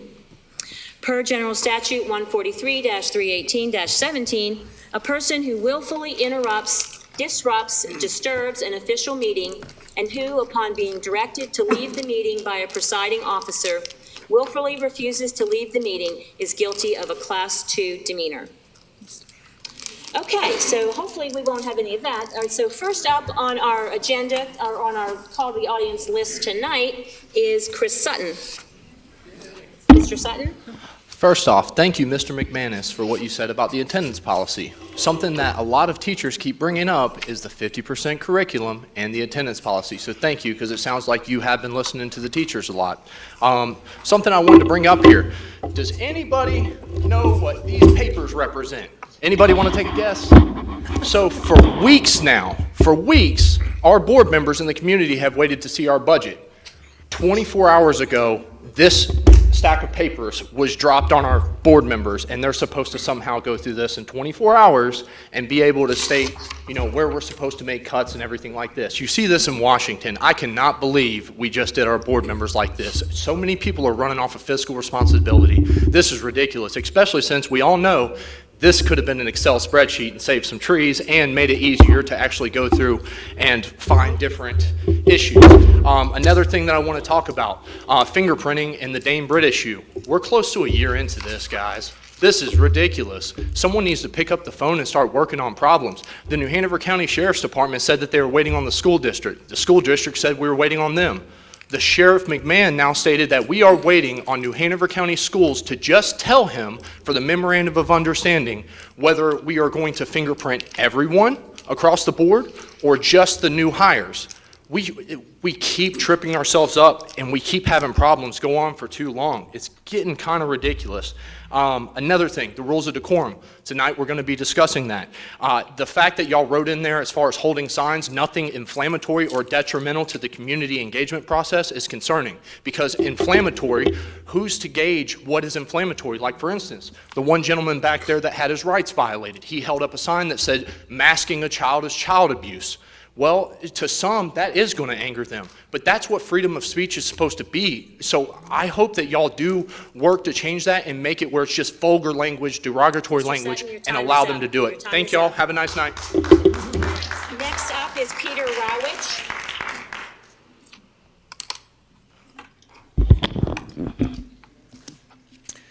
I'd like to start by thanking Ms. Justice, Ms. Walker, Mr. Wildeboer, and Mr. McManus for their leadership in ending out-of-school suspensions for our 4, 5, 6, and 7-year-olds, except for serious violations. Last month's vote was historic. New Hanover County is the first school district in North Carolina to end out-of-school suspensions for our youngest learners. So now the hard work begins. Teachers, teacher assistants, counselors, social workers, principals, and assistant principals will need your time and support to focus on upstream strategies to keep our kids learning in school. For some schools, that may mean additional staffing. In other schools, it may mean additional training or planning time. And in other schools, more mental health services might be needed. But for everyone, it means being committed to keeping our children in school to learn. That commitment includes informing staff and parents about the revised policy, collecting, analyzing, and reporting the quarterly suspension data, and getting feedback from the children and families impacted by those rare out-of-school suspensions for guns, drugs, or violence. We look forward to tonight's vote on the revised language of Policy 4351. Approving it will be a victory for the children. And then we can move on to end other harmful policies. There's a lot of work to be done, and Love Our Children is just getting started. Thank you. Next up, Chelsea Cooley.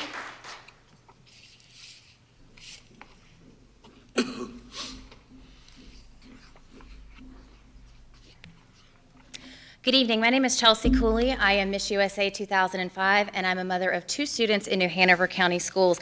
I want to talk to you on the budget tonight, and I'm going to reference an email exchange between myself and Jarrell Lewis, our Title IX coordinator. This email exchange took place on April 26, 2022. I have a copy for each of you if you would like it.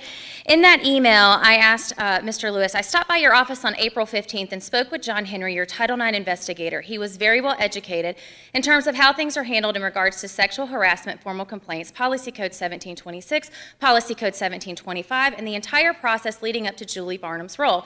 Yet when I asked him about the gender support plan, the meeting I had watched and reviewed, and the questions I had about what information you're deciding to share and not share with parents, he became inept on the subject. He all but told me in his words, Darrell handles the transgender stuff, I just do whatever they tell me to do around here. In one question, he went from an expert to knowing nothing. I would assume that as our Title IX investigator, it would be his job requirement to know all matters pertaining to Title IX, and am I wrong in assuming that? And if I'm not wrong, why does our Title IX investigator exclude the transgender gender plan issues from his role, especially being that he is on the Title IX committee? Here is his response.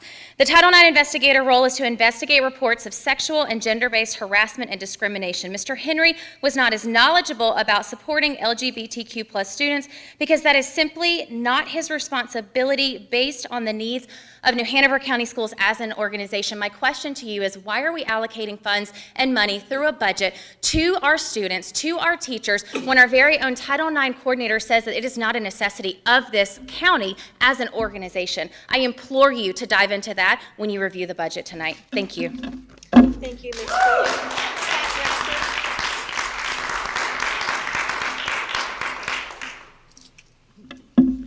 Good evening. I've been doing a listening tour, and what I've heard convinces me that the deep divide between Democrat and Republican is the most severe over curriculum, what's being taught in our schools. I hear from Democrats that believe nothing unusual is being taught. They say CRT is a lie, that sexualization and the grooming of children, not happening, and there's no budging them. On the other side, there are those who say, absolutely, the curriculum is anti-American, anti-family, creates a divide among students along color lines. It's being taught that children as young as kindergarten are being sexually and gender groomed. Who are we to believe? Is there any way to bring a resolution to these polar opposites? Yes, and it's very simple. Taxpayers and parents have the right to look at the curriculum being taught in our school district. They have the legal right to do so. Reopen the curriculum to inspection. Now, when that happens, the people who are saying it's being taught, they'll either be right or wrong. And if they're wrong, what have we really lost besides words? Air. However, if those who say it's not happening, what if they're wrong? What if they're wrong? Like we were wrong the last 20 years when parents and students said that children were being abused in our schools. Teachers, coaches, and counselors were sexually abusing them. No one listened, but what if they had? Think of the possibility. The damage done to our children by those poor choices is incalculable. So tonight I ask you loud and clear, open up the curriculum to inspection. Open it up. We need immediate curriculum transparency in all subjects, all classrooms. Let parents and taxpayers see the curriculum, what's being taught. It really is all about the children. Thank you.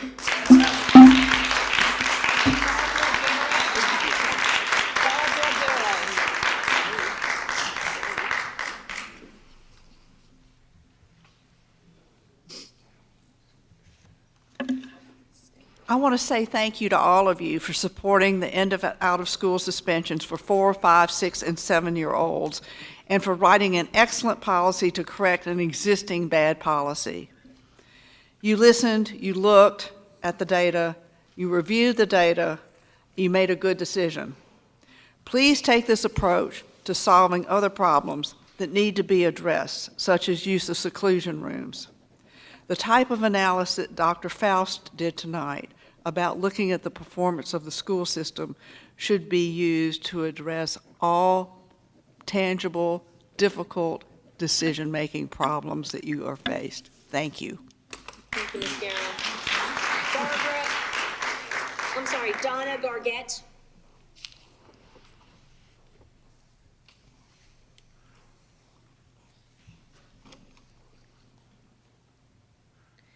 According to the seclusion and restraint data, it is our children that have individual education plans that experience the highest number of seclusion and restraint. These are our most vulnerable, young, and some nonverbal students. This data also highlights disproportionate impacts on our minority students. We must address this disproportionality. The data points to the need for more training and more support staff. I don't understand the lack of urgency to end seclusion and restraint, or this discussion point that it is written in our IEP documents. An IEP can be changed, so don't use an IEP against the children. It is a fluid document that parents can request to be updated at any time. If we are truly using these methods for emergency situations, it doesn't belong in an IEP, no more than documenting having to call 911. Are you telling me that we are planning for a crisis and not planning to prevent it? The IEP team should be focused on best practices, like including person-centered de-escalation, trauma-informed approaches. So the argument that an IEP would be out of compliance if they remove seclusion rooms is a sorry excuse. It should never be part of the plan. This board must move to action and empower parents to list the most effective tools on their children's IEP and provide the proper interventions to stop traumatizing our most vulnerable students. It starts with the positive mindset that it can be done swiftly. So let's take that first step in ending seclusion and restraint. Be the voice of our voiceless children. Thank you. Thank you, Ms. Garrett. Alicia Ogundelli.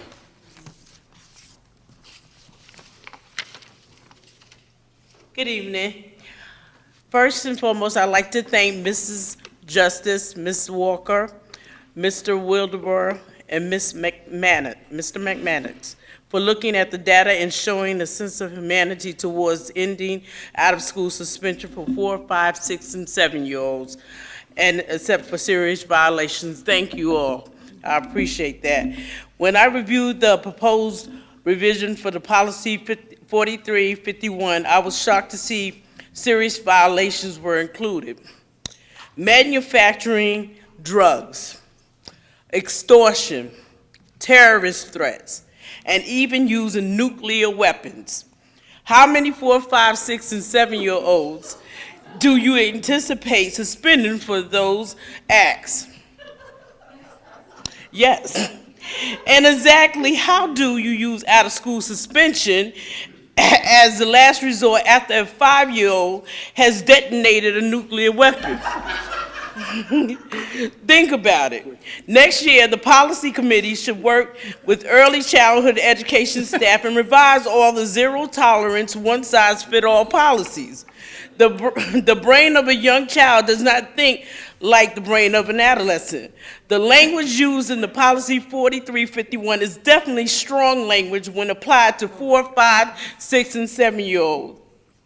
Policy 4351 says decreasing suspension requires close attention to social, emotional, and behavior needs of all students. When you approve the revised language tonight, I hope someone will have the courage to ask, how will you monitor the fidelity and an accountability of the implementation of the revised policy of the short-term suspension? Thank you all. Thank you. Natasha, too.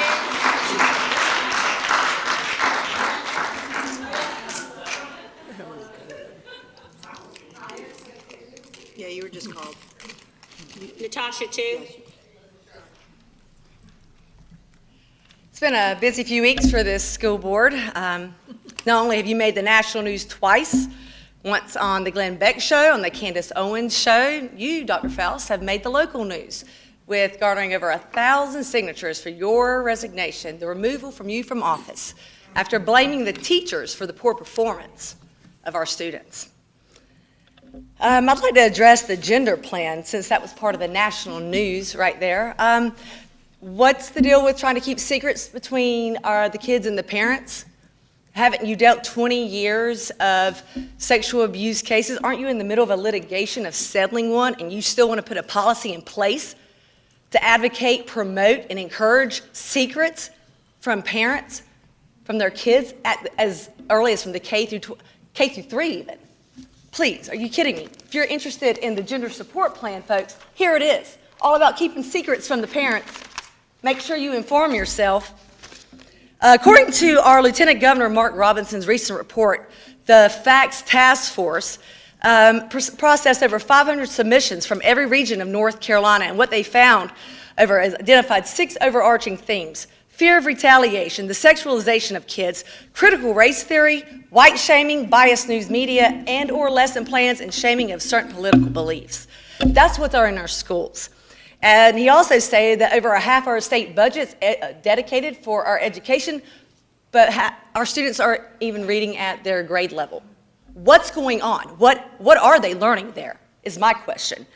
Meanwhile, more and more documents are being released from Pfizer and Moderna at the order of the court. And since the corrupt CDC, FDA, and NIH continue to push this poison on our most innocent and vulnerable, allow me to share some interesting facts with you that I'm sure you don't get with your mainstream news. COVID-19 positivity rate is up 123% higher for the fully vaccinated and boosted compared to the unvaccinated. All-cause mortality has increased 1,100%. Garner this: 768 athletes have died from this vaccine. I need for her to leave. I think I'll have a seat, though. If you'd like to have more Please, information officer, about could you please escort Ms. Chu out of the building? And if you'd like me to, I'll make sure you see this very well. Thank you. Officers, I really would like for her to leave. Nope, I'm not doing it. Next up on our list is Loretta Stackhouse.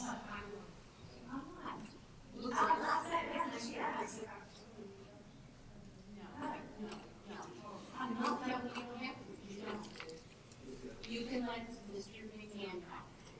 I'm not leaving. Oh my God. Really? There's not a break to touch you. You cannot touch her either. Tell me there's a law that you can touch her. Do not touch her. Miss Major, I do not need commentary from the office. That's twice. That's not breaking the law. I sat down with you.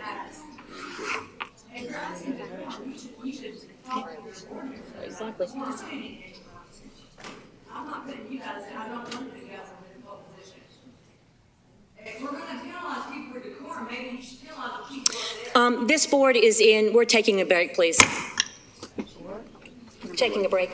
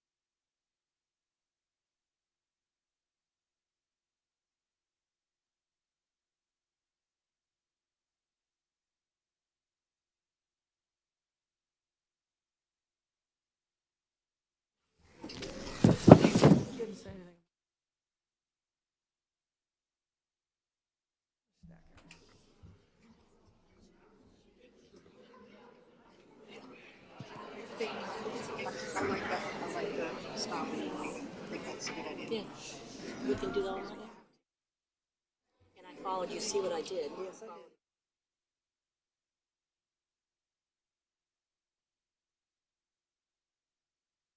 I'm sorry for that interruption, you all. Next up is Loretta Stackhouse.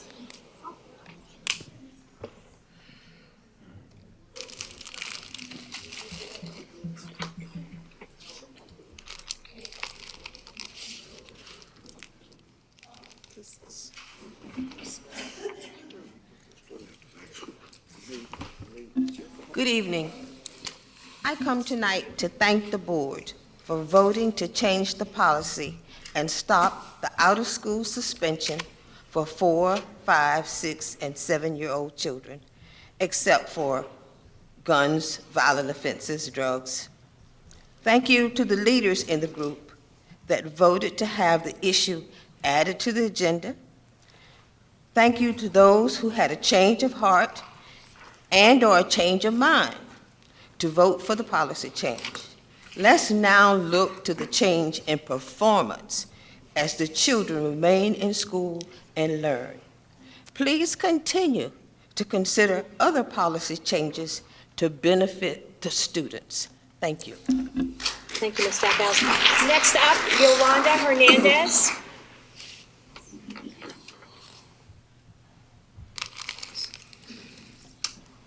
Good afternoon. Thank you to Ms. Tucker, Ms. Justice, my glasses, Ms. Walker, Mr. Wildebohr, and Mr. McManus for leading the way to the passing of the policy concerning the OSS suspension of 4, 5, and 6, 7-year-olds. I do have a concern about the language in the proposed new policy, specifically the language that concerns terroristic threats and bomb threats and nuclear bombs as well. Please keep in mind that young children watch a lot of violent television and videos, and in their innocence, they can use this language in school. They may say something like, "I'm going to bomb this school," okay? So the language is very important, and I think that needs to be considered, and considering also that there's a discrepancy in the way that discipline is doled out, okay? My concern is that African-American children, if they say something like that, they are more likely to be punished than other races. And racism is a fact of life in the United States. There's no need to deny that. And just consider that 60% of OSS, that's out-of-school suspension students, are African-Americans when there's only 18%, then they are 18% of the population. So in order to ensure us that they are being treated fairly, I'm requesting that the out-of-school suspension data be reported quarterly to include grade, race, what special services that the students might receive, such as EC or ESL, and the reason for their suspension. Ms. Hernandez, your time is up. Thank you. And also behavioral support. Leslie Posey? Is Leslie Posey here today? Okay, thank you. Tell her we hope she feels better. Dane Britt? Okay. The Gail Major?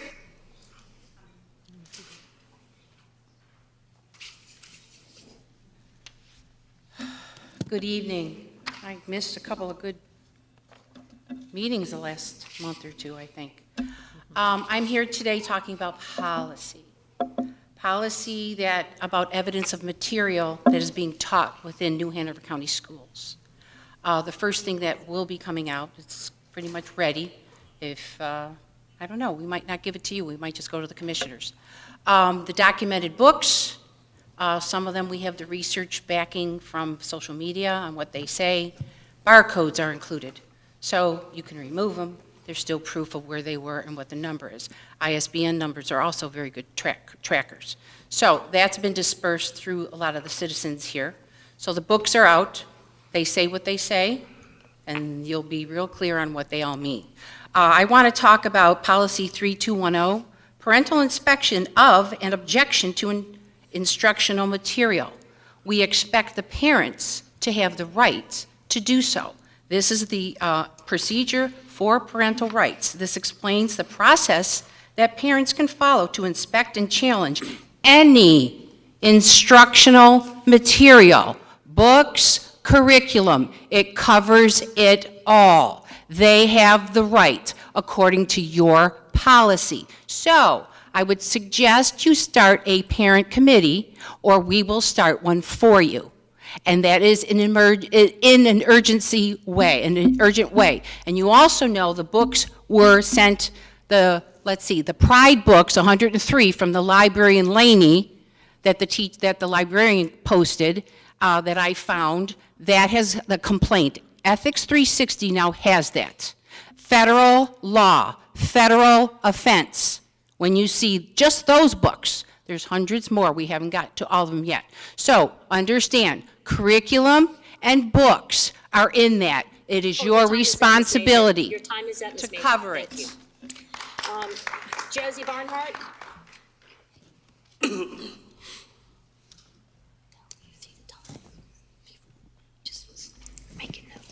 Good evening. Tonight I want to talk about Policy 4720, which is surveying students. This policy was updated prior to the school year in June of 2021, seemingly intentionally timed, knowing that we've given a Title IX survey, Stepping Stone survey, and Panorama surveys in selected elementary schools.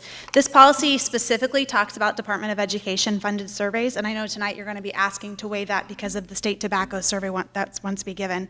I want to be clear, I'm not a fan of surveying our children, and we are talking about student voice, and essentially what we have set up as a county to be able to hear student voices, we're bypassing parents. And let me tell you what I mean by that. Currently, our policy only mentions the Department of Education funded surveys. There's no mentions of surveys to any district level or pilot program surveys in our SEL or other curriculums. Our policy mentions the opportunity to opt out if you wish, but does not give a form for parents to fill out, and no formal documentation, meaning there's not a process. Furthermore, some parents who have instructed their students to not take surveys were told by their teacher it's mandated. There's a disconnect and we need to fix that. Directly, this policy should be for all surveys and be changed from an opt-out form to be a requiring parental consent. I don't believe it's in the best interest of students to bypass parents in the name of inclusion. Furthermore, any curriculum changes that we are implementing should be academically merited based. The questions that come to my mind are the following. What data is being collected? Where is it going? How is it being shared? And how can we access the surveys that are given? What are we doing with these results? These are the biggest things for me because I'm a process person. Right now, New Hanover County has utilized data to buy in teacher development opportunities, curriculum changes, and other supports. Connecting the pieces, we're subtly bypassing parents, asking students what they want to learn, and then changing curriculum and teaching instruction, professional development based on their voice. We have to fix this. I value student voice, but not by replacing parents' voice. So as you look into this, I'm asking to make it a formally permission slip in, or the bare minimum, at Ms. least have a Barnhart, your time is documentation up. out. Thank you. Thank you. Scott Wilson.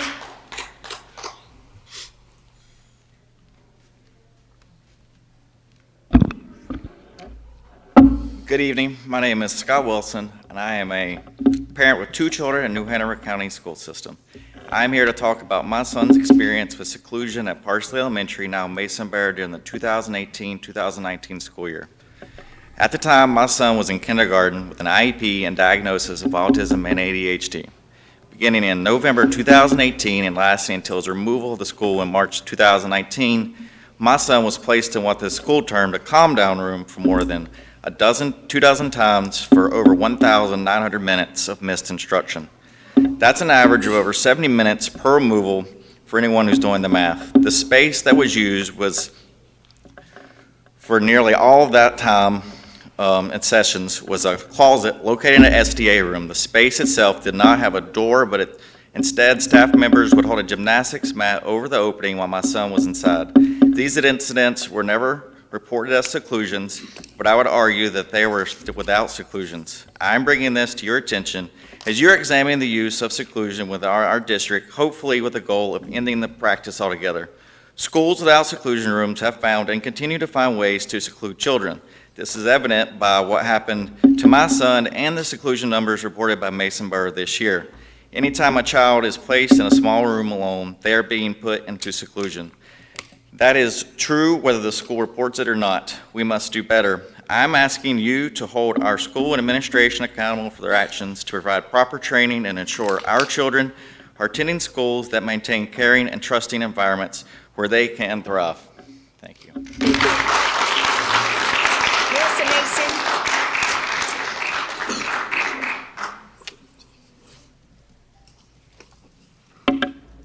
Thank you. Tonight, you're going to be voting on Policy 7262, which is related to communicable diseases. Pete Wildeboer has suggested on several occasions that there should be a group, a board, of practicing medical professionals advising the school board. I wholeheartedly support this crucial addition to the policy. There are some board members who say what we've been doing has worked so far, but has it? Sweden never shut down their schools because the science never called for it, and Sweden, an entire country, never lost one K-12 student to COVID. Meanwhile, this board has done irreparable harm to all of the students in our tiny county with policies that were unnecessary, unconstitutional, and authoritarian. And anyone who says we couldn't have known is lying. We all watched you ignore the advice of medical professionals here. Voters will soon choose between board members who make decisions based on science and those who make decisions based on power. Do we want a board that serves the central office and protects budgets, or do we want a board that serves and protects our children? There is an unprecedented mental health crisis among children in this county, and I believe the actions of this board are directly responsible for it. I'm Melissa Mason, and you can find me at melissaforeducation.com. Thank you. Thank you, Ms. Mason. Diane Z. Okay, Dorian Cromartie. Okay.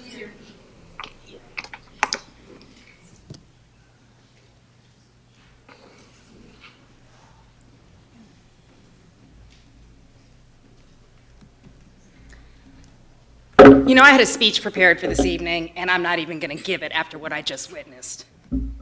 Stephanie Craybill, you are just disgusting. You do not have adequate rules of decorum in these meetings. You changed the rules regarding who's speaking and what's going on. I want to congratulate this board for hitting national news this week. You guys are about to become famous for your inadequacy as a board. It is embarrassing to sit here month after month and watch you. I want to talk about voting. I don't want to hear another Republican or Democrat come out of anybody's mouth in this room. We are all here because we love the children. If you think we are coming here month after month for any other reason, you're not only inadequate, you're insane.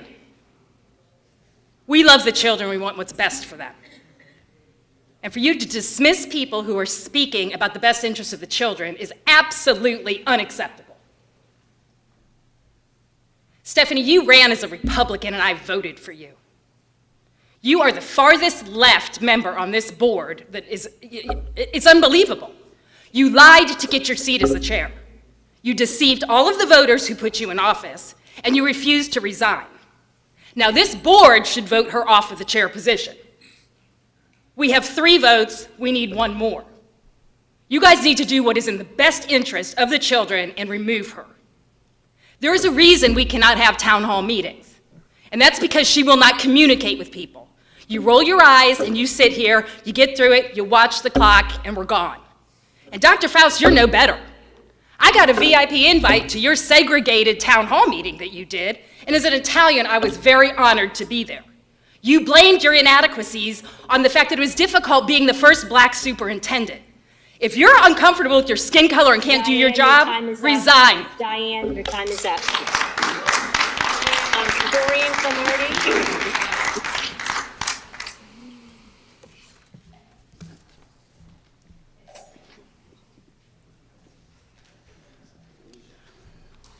We need a fix this line up. Y'all shouldn't have made me last. But I do want to thank the students of Student Voice. I think what they did is awesome. They came up with 9 a student bill of rights, and they did that in a couple of meetings. I thought that was awesome. And that's because of decorum. Those students have decorum. And I'm not saying that you guys have terrible decorum, but I am saying it's not the best, even though everyone here sat through the class that Tannis Nelson did. So what I am saying is we could be nicer to each other and work together for the children. That's what we're here for the children. Attacking someone for their race is very low. It's disgusting. While I was in the military, I had a bunkmate. He had a Confederate flag in his room. He asked me what I thought about it. I shrugged my shoulders. I said, I don't think nothing about it. You have your beliefs, I have mine. Because on the battlefield, or here for the children, we understand that we're here for one sole purpose, the children. It doesn't matter where we come from, it doesn't matter where we're going, but we're here for one reason, each other for one purpose. That's what we need to understand. But attacking someone for the skin color that they have no control over is very low. It needs to stop. It's 2022. We need to work together for everybody, for every voice, for every student, regardless of learning ability. But we definitely need to end seclusion and restraint. That's the one parent that came forward. There will be others. We need to do that ASAP. Thank you. Thank you, Mr. Cromartie. Okay, that ends our call to the audience section. Next, we are up for closed session. Do I hear a motion to go into closed session? Move for closed session. Is there a second? Second. Second, okay. All in favor, say aye. Aye. Any opposed? Okay, we are in closed session.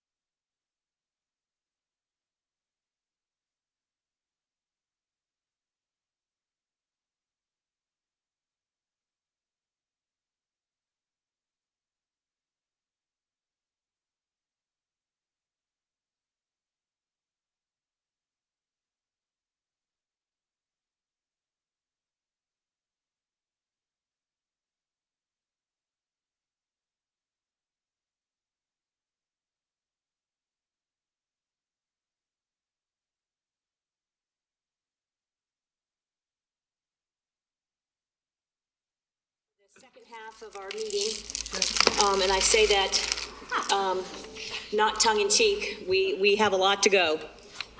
It's fine. Oops, wrong. Hold on a second. Let me log myself back in. I apologize. All right. So, where's my list?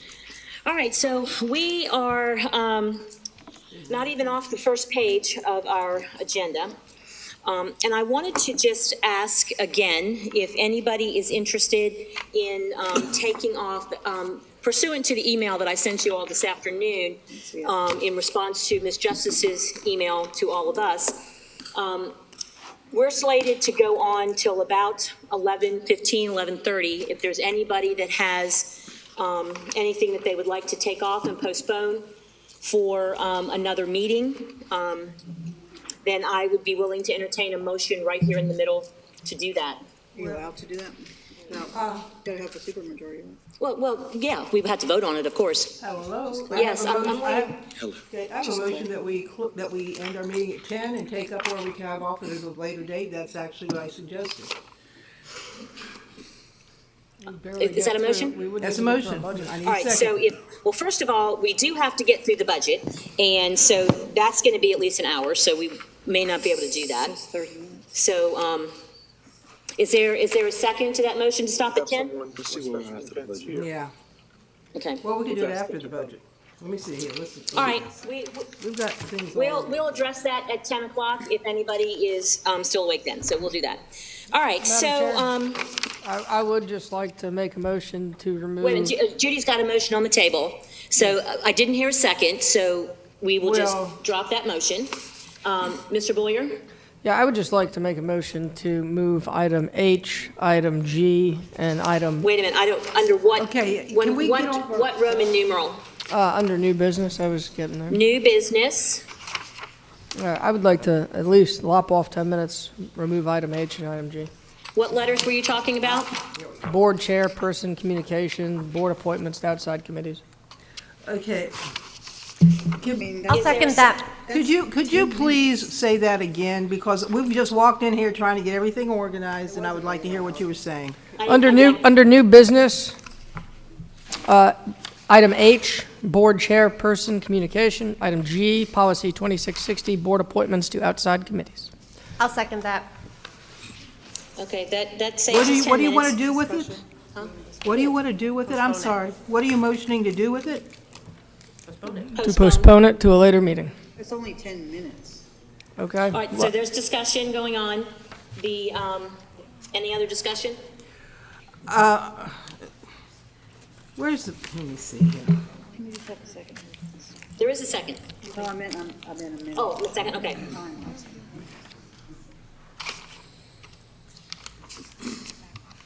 Okay. All right, the longer we wait, the longer we're sitting here, so. Well, Okay.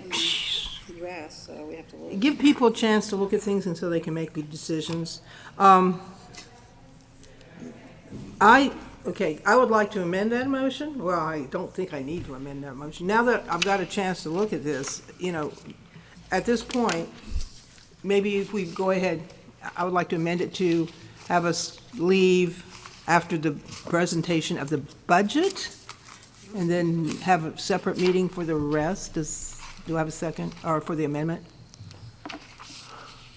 And so, just to be clear, after the budget, we still have 2.5 hours worth of stuff. Yeah, which is, after you said after the budget, and that'd take an hour, so we're talking about 10 o'clock. Okay, is there a second to the amended motion? Yeah. So we don't have to. Okay. All right, hearing no second, we will not amend the motion. We do have the motion on the table to take off new business item, it's item number 7. I'm sorry, no, it's not. It's 17. No, it's not. This is crazy. New business, G and H. But that's, I was just saying, it's only 10 minutes. I don't understand how that's going to help us get out of here. Absolutely, by 10. absolutely. Well, we haven't voted on getting out of here by 10. All right, so is there any more discussion on removing those two items? Okay. I am totally confused. At this point, we have all established that we make bad decisions the later it gets. I had brought up about the 10, didn't get a second. Now we're talking about taking out 15 minutes out of an hour and a half. That's not going to solve the problem. Madam Chair, either. this is out of order. Call for the question. Will you call the roll down the line, Ms. Bowie, starting with Ms. Justice? The motion on the table is to remove items under new business, G and H, and we need a supermajority to do that, so we need 5 people to do that. Yeah. Because we're doing it in the middle. Okay. Ms. Bowie, will you call the roll, please? Sure. All right. Colin, am I allowed to do this? Okay, thank you. Ms. Bowie, will you please call the roll? She's like, I gotta get out of here. Ms. Justice? No. Mr. McManus? I'm not even sure I understand what you're doing. Yeah, that's correct. We're taking off 2 agenda items so that we can save a little bit of time. We're here at 1 o'clock instead of 1:30. No, get over it. Leave it to Ms. Walker? I'm sorry, Crystal, no. Get over it. Yes. Okay. Yes. Okay. Mr. Wildebohr? Yes. Okay, so that doesn't pass, so on we go. Okay. The approval of the minutes. Approval of the minutes, moving on. Approve. Second. Okay, is there any discussion? All in favor, say aye. Aye. Any opposed? Okay, so next we are on to item number 15 for consensus items. Move to approve consensus items as presented. I'd like to See? Wow. All right, so is there a second to her motion? Second. Okay, so now any discussion? Folks want to, Mr. Wildebohr, you want to take out which item? The meal price increase? Okay. Anything else? All right. All in favor, excuse me, of the Okay, go ahead. Second. No, you don't have to second that. Okay, so all in favor of accepting the consensus items as presented, with the exception of letter C? Say aye. I have my hand. All right, Ms. Justice, what? Please, could you talk politely? Ms. Justice, what would you like to talk about? Thank you. I had my hand up. I also wanted to talk about another item too. So. Pull it out, go ahead. Okay, thank you. I would like to speak about Eureka Math. Eureka Math, okay, Yeah. so that is item number, letter E? Correct. Okay, so we're pulling out C and E. Correct. So all in favor of accepting the consensus items with the exception of C and E, say aye. Aye. Aye. Any opposed? Okay, that passes. So now, let's talk about letter number C. Is that, Mr. Anderson, will that be you? Yes. Okay, answering questions? So, Mr. Wildebohr. Just real quickly, are other counties having to do the same thing? Is there any way around it? 'Cause I know some of our, parents are struggling, so. Yes, sir. Other school systems across the state are doing the same thing. We're seeing labor increases and a 25 to 30% increase in food and supplies. So what we are recommending, the meal price increases are consistent with what other districts across the state are doing. And it sets that reimbursement rate right between the K-8 and non-12 meal price. Okay, so should we vote on that now? I have my hand up. Let's go ahead and vote on letter C. Can we just do one at a time, and then we'll do yours next? I was going to talk about C. Oh, I'm sorry. Okay, what I wanted to ask, and I guess, Mr. Anderson, we have been blessed because of the opportunity to have the free lunch, if you want to call it that, all through the district since the pandemic situation occurred. So that will be ending next year, correct? Yes, ma'am. The waivers, the USDA waivers were not extended. Okay. They expire the end of June. Okay. We do have all of our Summer Ignite sites, with the exception of one, approved through the Summer Food Service Program, and we're covering that one site in the Summer Ignite budget. So Summer Ignite, all students will eat at no cost, but beginning the following school year, there are no more waivers, and it is the last year of our CEP status.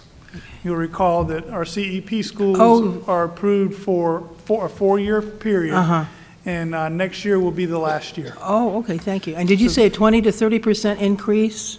We've seen a 25 to 30% increase, in our food and supplies. Okay, thank you. Yes, ma'am. Okay, is there any more discussion on letter C? Okay, is there a motion to accept this, to approve this increase? So moved. Is there a second? Okay. Any more discussion? All in favor, say aye. Aye. Any opposed? Okay, passes 7-0. Now we're on to letter E, Eureka Math. Would that be Dr. Faison? Would be answering questions, okay. Ms. Justice? Yes, I have heard varying reports about the, it's a program, correct? Eureka Math is a fixed program all across the schools that we pay for, correct? And all math teachers are required to stick to that format, correct? Yes, it is a curriculum that we are using. Okay, I have heard concern about the effectiveness of it possibly. And I would, at this point, I would like to have that pulled, and we are going to have a curriculum meeting coming up. If we could have, and that's going to be on public, discussion, people can come and listen. Could we be talking about that during the curriculum meeting? Can I share a couple of things with you? And Sure. then, of course, if you want to do that. But first, one of the things that we wanted to stay with Eureka Math, because as you know, our teachers have gotten a lot of new curriculum. So one of the things that they asked, we actually polled the teachers, and for the most part, they liked Eureka Math. They did not like that Eureka Math had nowhere for them to respond to intervention and data. So what Eureka Math has done is they have actually created what they're calling Eureka Math Squared, which is a revision. It's the same thing as Eureka Math, but instead of the teachers having to do this set lesson for 180, well, I think it's 183 days, but we don't have that many. They've cut back, so the teachers have now time to put in places where they can respond to the data and have some more leeway. So we polled all of our elementary teachers, and 625 teachers. Out of the 625, we had 388 respond, and 87% said they wanted to do Eureka Math Squared. The reason why I would be concerned to hold it to May 25th, I think our meeting is, last year, and you guys have to help me, we were behind the big districts. Most of the districts, a lot of the districts across our state are doing this curriculum. So we got behind the big districts. So our teachers were not, they didn't have the resources and the equipment that they needed. So they were making copies and doing things like that. So we wanted to get ahead of Guilford, I think is Charlotte. We wanted to get ahead of those districts so our teachers would have the resources they need on hand. So we did that, and we also added additional manipulatives because that was something the teachers asked for. So we can do that, but we feel very comfortable that this is what our teachers want, and the adjustments they said they like.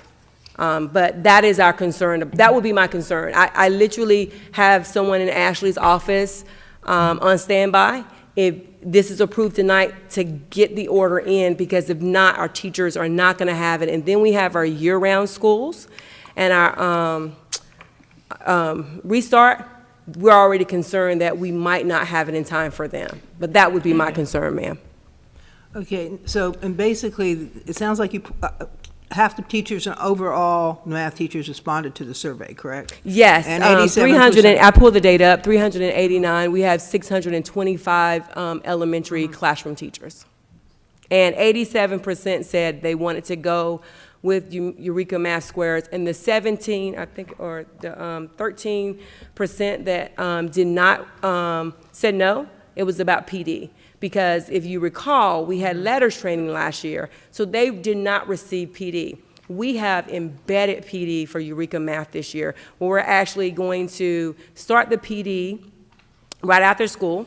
We also have them coming over the summer, and they're doing some, and then we have coaches that will, from Eureka Math, that will be coming and walking the buildings with our coaches and training them on how to support their teachers. So it's all about making sure our teachers feel comfortable with this, so that's what we've considered. Okay, thank you for that explanation, because as I said, that sounds about the reasons that there's all the things you said that some teachers are feeling uncomfortable. Yes, ma'am. Move to adopt. Second. Okay, any more discussion? All in favor, say aye. Aye. Any opposed? Okay, that one passes 7-0.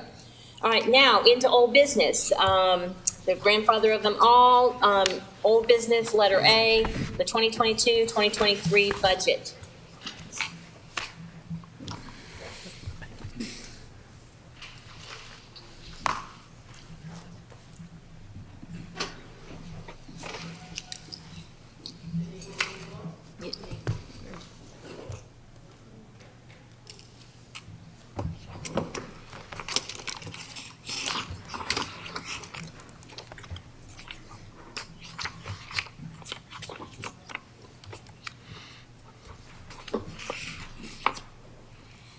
So tonight, I'm going to go through the budget information that we've been reviewing. I'm going to go through what we're seeing with our state revenue and what the parameters that we're going to use to build the budget for next year. So I just want to make sure everyone understands, I'm not asking for approval of the budget tonight. I'm just asking for approval of the county request. And then, and along with the parameters that I'm sharing for the budget, that we will go back and we will build based on these parameters, and then we'll bring back a budget to you for approval later once we have everything built. So I just wanted to make sure that was clear and we were all on the same page with that. So as we get started, we'll start off with some revenue updates. So starting with state projections, as I'm sure you're aware, our student numbers have been going down the past 3 to 4 years. And of course, our revenue, as we've talked about previously in board work sessions, is based on our student enrollment. So as you can see here, we have state projections for this coming up year, fiscal year 23, 25,777. And that's going to be a reduction of 3.2% compared to our current state funding of the 26,641 you see there on the screen. And in the past, the state has held us harmless over the past 2 years to whatever they projected for us. So even though our enrollment came in lower on like second month or mid-year, they didn't reduce our funding based on the decrease in student enrollment. The language for the state 2-year budget that was approved earlier this year does not have that held harmless included, so we will feel the full impact of that decrease in student enrollment this coming up year. So as in preparation for that, when we were allotting teachers, Dr. Barnes actually allotted 32 teachers less than we had this year in anticipation of those state revenues going down. And so we're already starting to prepare for that with the allocations. And here's an analysis of enrollment for you that I thought could be helpful. And as you can see here, the green is showing the actual funding that we're receiving from DPI for these years. And then the blue is our actual enrollment. So as you can see here, for those first, for fiscal year 19 through 21, our funding from DPI was fairly constant, even though our student enrollment was not as high as what DPI was projecting for us, but they held us to those same level of funding. And then last year, they even projected us to have additional growth on what they had said the previous year, which did not happen, but they didn't take that funding from us.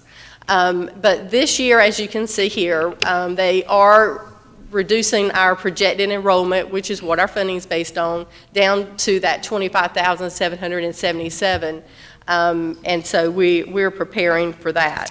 And that's about 330 students less than the funding we received on last year.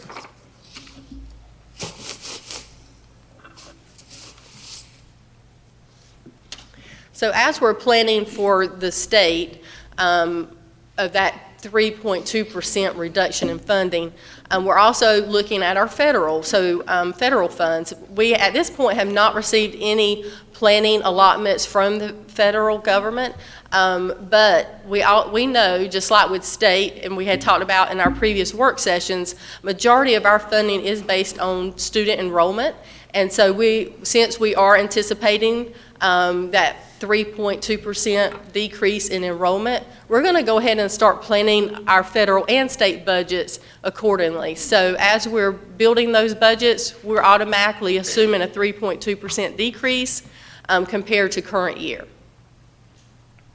We're also, with both those budgets, we're going to go ahead and take into account the salary adjustments that we're doing for local. We'll take those same changes into account when we're building state and federal budgets as well.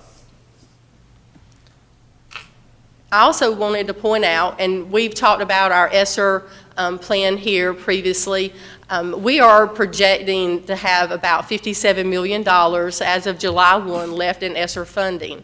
And in our previous plan that was brought to the board in January, we talked about how we were going to spend those funds, and I'm going to go through just a summary level of that again tonight, just as a refresher, and then also changes that we're recommending to make related to that plan.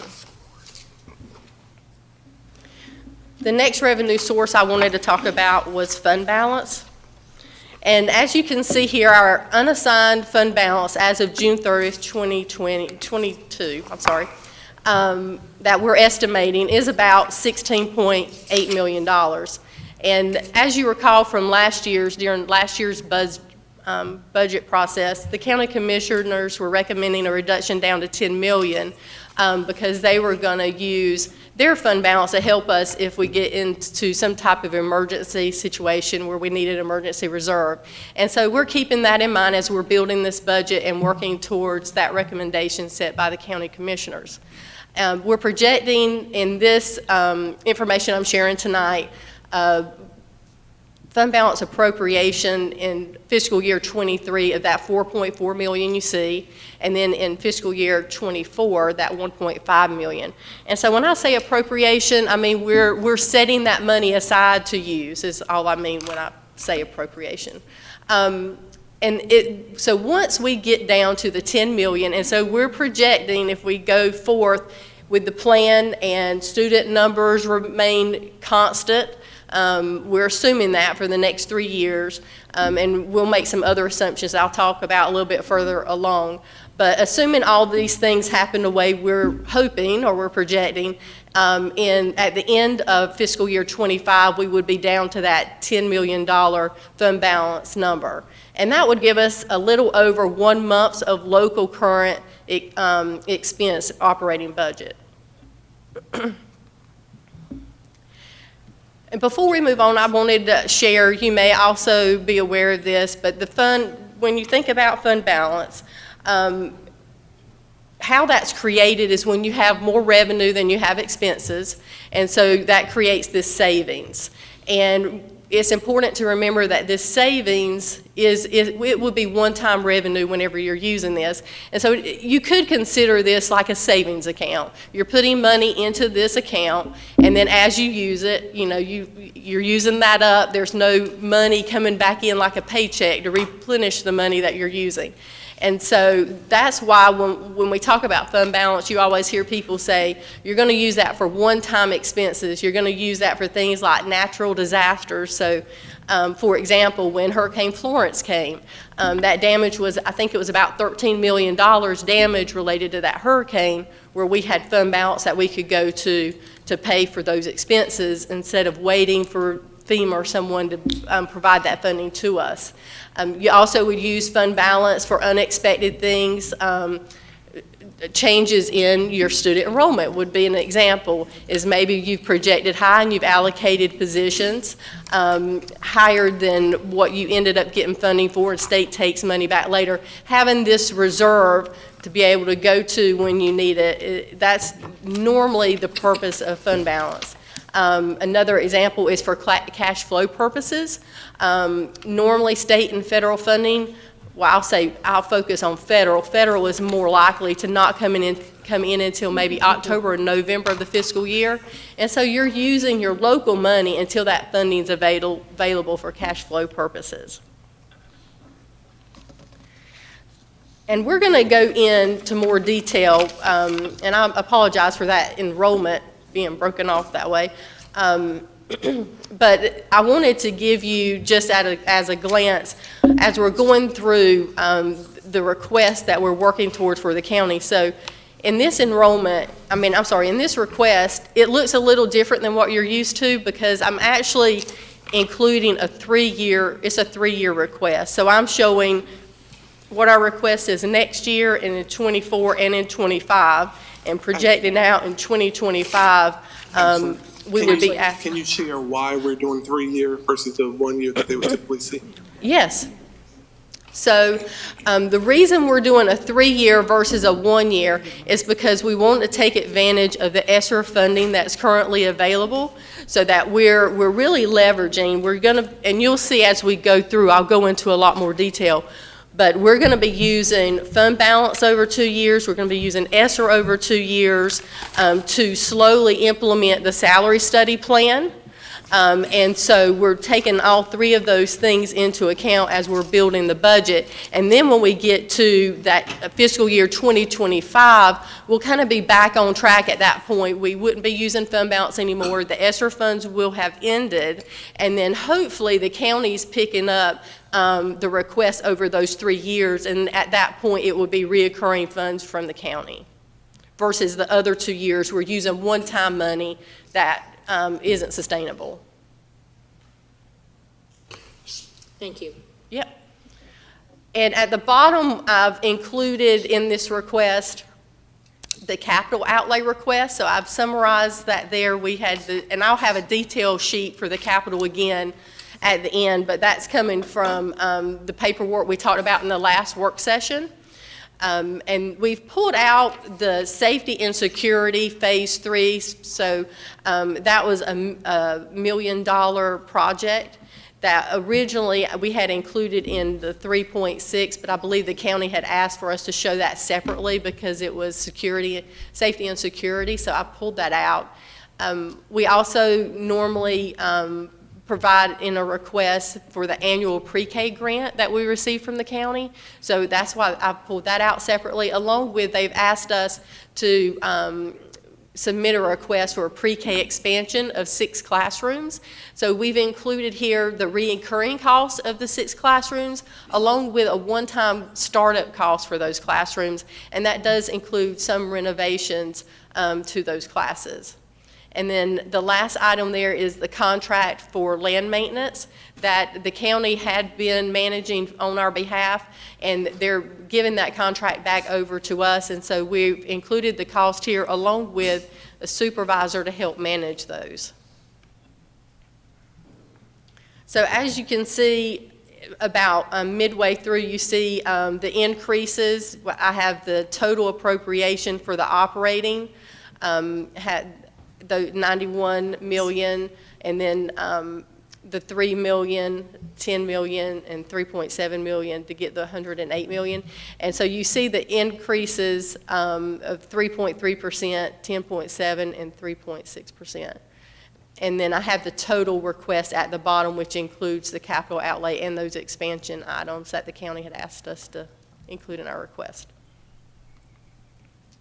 So now I wanted to talk a little about budget development and the things that we were taking into account when we were developing the budget. And so we've already talked about the student enrollment. Next, I would like to share information about the operating cost. And as we go through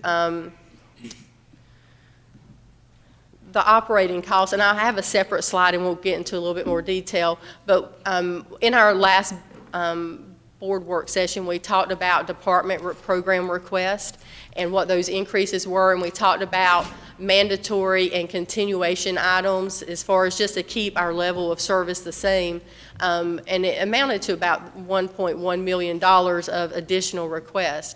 And so as you know, as we're working on our budget, we start with our current budget, and then we take these changes into account and we adjust our budget for the changes to get to the budget that we'll bring back to you for approval at a later date.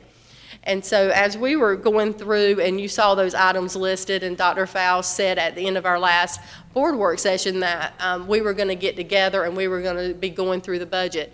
And so the past 2 weeks, that's what we've been doing. We've been going through the budget. We've been trying to identify things that, items that we could reduce, funding that we saw maybe we didn't need. It looks like we're not going to use this year, so we would assume we wouldn't need that for next year.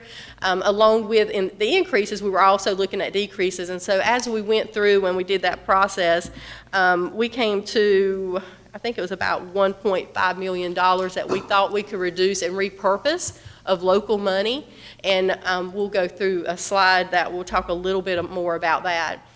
We also, as we were developing or thinking about our plan, our priorities for the budget, we were thinking about the salary study because we heard from the board that that's important and we need to build that into the budget. We were taking into account the mandatory salary and benefit increases that was coming from the state, along with thinking about ESSER and that $57 million that we have left there. Could we repurpose some of that? Could there be a different use for that to change the plan? What would be allowable there? And so these are all the things that we were thinking about over the past 2 weeks to try to work on this budget to present to you tonight. So as I had talked about a few minutes ago, the operating cost increases. So this is where we went through, and you saw these items at the last board work session where we had increases for utilities because, you know, gas prices are going up and that's going to affect our utility rates. There were increases to contracts and software, and of course our insurance, those costs are going up. And so that was about $1.1 million that we needed to find a way to fund that. And so we went through, like Dr. Faust said, we've scrubbed these budgets and we were able to identify areas where we could reduce. And so we were looking at, so the areas that we reduced, and these are the high dollar areas, were related to supplies and food, looking at PD, computer equipment, contracted repairs, computer supplies, and repair projects. And so these were the big areas where we found where we could identify some savings as we were building our budget for next year.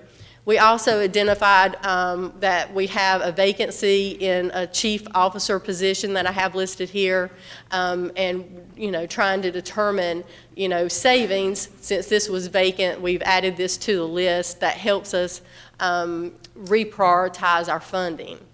And through doing this, we were able to identify, like I said, it was about $1.6 million. And so after we covered our reoccurring and mandatory items, we had about $562,000 left that we applied towards the salary study.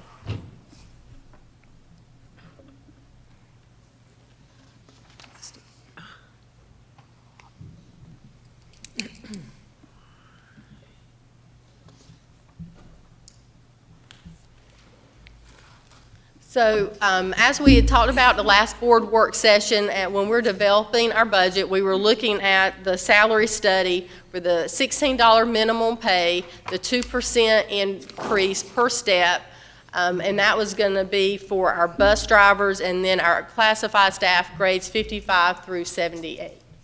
And we had talked about splitting this. Instead of trying to do this over a 3-year period, we were splitting this over a 2-year period. And so this is the, and I have at your desk as well, because I know this is hard to see, a copy of the salary schedules. And so the salary schedule at your desk I have several. So one of the salary studies at your desk says proposed salary schedules. And that schedule is the actual schedules that were included in the Hill Consultant document that was shared, I think it was last week or the week before. Yeah. And so these are the schedules that we were using as we were building the budget. And so since we're phasing this in over a 2-year period, I wasn't able to use this entire schedule because we were breaking up the grades. And so there's another document in addition to the one that came from the Hill Consultant Group, the revised schedule, and it looks similar to this. Across the top, it's got year 1 on that first page. And so this is where I took the Hill Group's salary schedule for grades 55 through 65, and I was able to use the Hill Group's schedule there. But for the other grades, since we weren't making those changes yet, I used the current schedule, but I had to adjust it 2.5% because that's a state mandated raise that we talked about at the last board work session. So even, so we're having to take several things into account here. We're having to account for employees that are impacted by the salary study. We're using the Hill Group, the schedule is done by the Hill Group. If our employees were not impacted by the salary study, then we need to make sure that those employees get the higher of a $15 minimum pay per hour or 2.5% increase. And so those are the things that we're looking at as we're building the budgets. I also have at your table 2 more sheets. They both say revised schedule at the top. One has 2 columns and the other has just 1. So the document that has, 3 columns.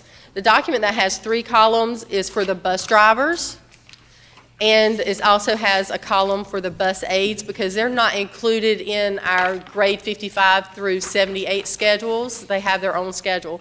And so you'll see here that the bus drivers are going to be at the $16 minimum, and we're doing the 2% step for them. The bus aides are going to be at the $15 minimum, and we're doing a 1% step for them, which is more similar to our other scales, so like our central office admin scales. It's got a 1% step.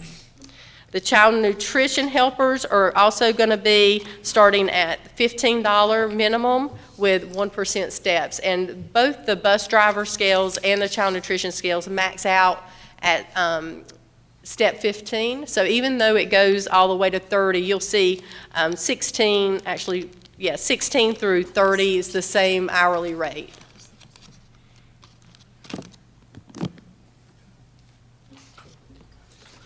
Okay. I do want to share with the board, as I was reviewing the salary schedules, I did see some interesting facts that I believe I need to bring to your attention. When I was going through reviewing the scales, I did notice some things when comparing beginning teacher pay to these salary scales I wanted to point out. So I'll just give you a couple of examples of things I saw. So if we think about a beginning teacher, their monthly pay, and if I include their salary, their monthly salary, plus their supplement that they're going to receive every month, that brings them to a monthly pay of about $4,292. If you look at this scale and you look at grades 57, step 21,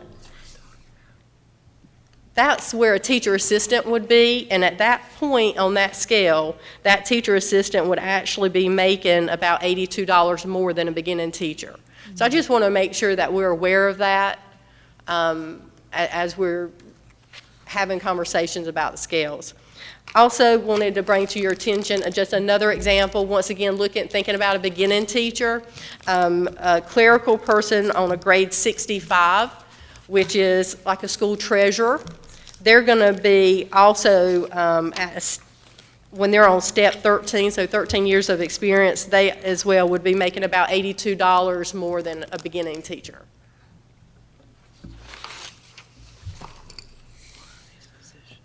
So when we're thinking about this, and the next thing, as I was reviewing and going through the schedules, when we split and we are implementing over a 2-year period, there are going to be situations where you might have someone who leads or coordinates other people making less than the people that they're leading or coordinating. And so, for example, if you think about a plumber or a carpenter, they're going to be on grade 65, and the foreman or leads that are directing them are going to be grade 67. So it's just about how we broke up, and I think no matter where you break the scale in half when you're implementing across different years, you're going to run into that from time to time.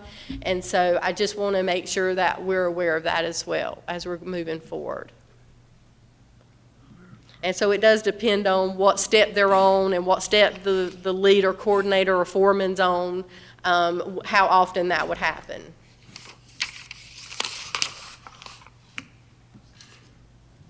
So with this scale, as you see, so this would be year one. These individuals would go over to the new scale. As we've already talked about, they would be at a $16 minimum wage. It would be 2% steps in between for their years of experience, and the average increase is going to be about 40%. The minimum is going to be 15%. And then these are the two schedules that we had talked about with bus drivers and with child nutrition. So with bus drivers, as I had said, we're going to, for the drivers, they're going to be at the $16 minimum wage, 2% steps, and your aid's going to be $15 minimum wage with 1% steps. And they're going to top out at year 15. And child nutrition helpers will be the same way. They're going to be at $15 minimum, 1% steps, and top out at 15 years.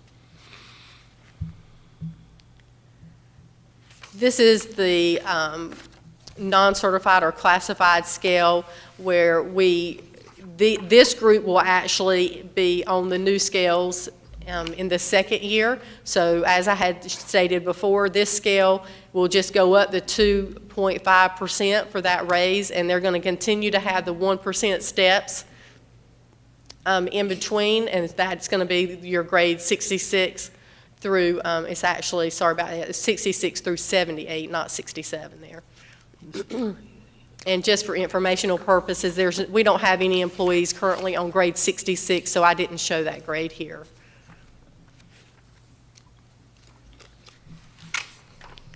So then in phase 2 of implementing the salary study, this is where we're going to bring that second group to the new salary schedule.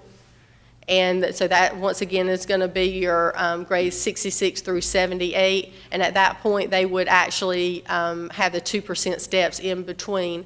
And that's going to be an average of about 33% increase with a minimum of 13%.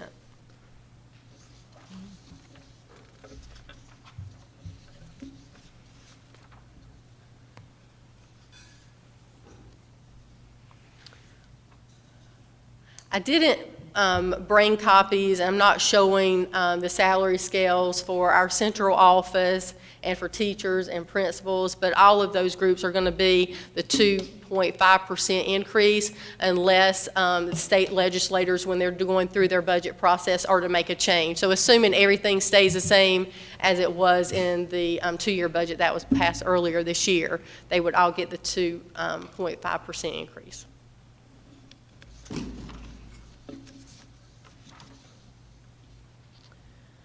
Before we move on, I also thought it would be beneficial for me to share information about, we've talked about dollar allotments in previous presentations versus position allotments. And so another thing to keep in mind as we are paying our employees more, which is a good thing, right? The other thing we have to keep in mind, though, is our dollars don't go as far. And I know we know that, but sometimes I think it's worth having a little bit more of a conversation on that. So just as an example, we have a state program, and the state gives us in that program $570,000.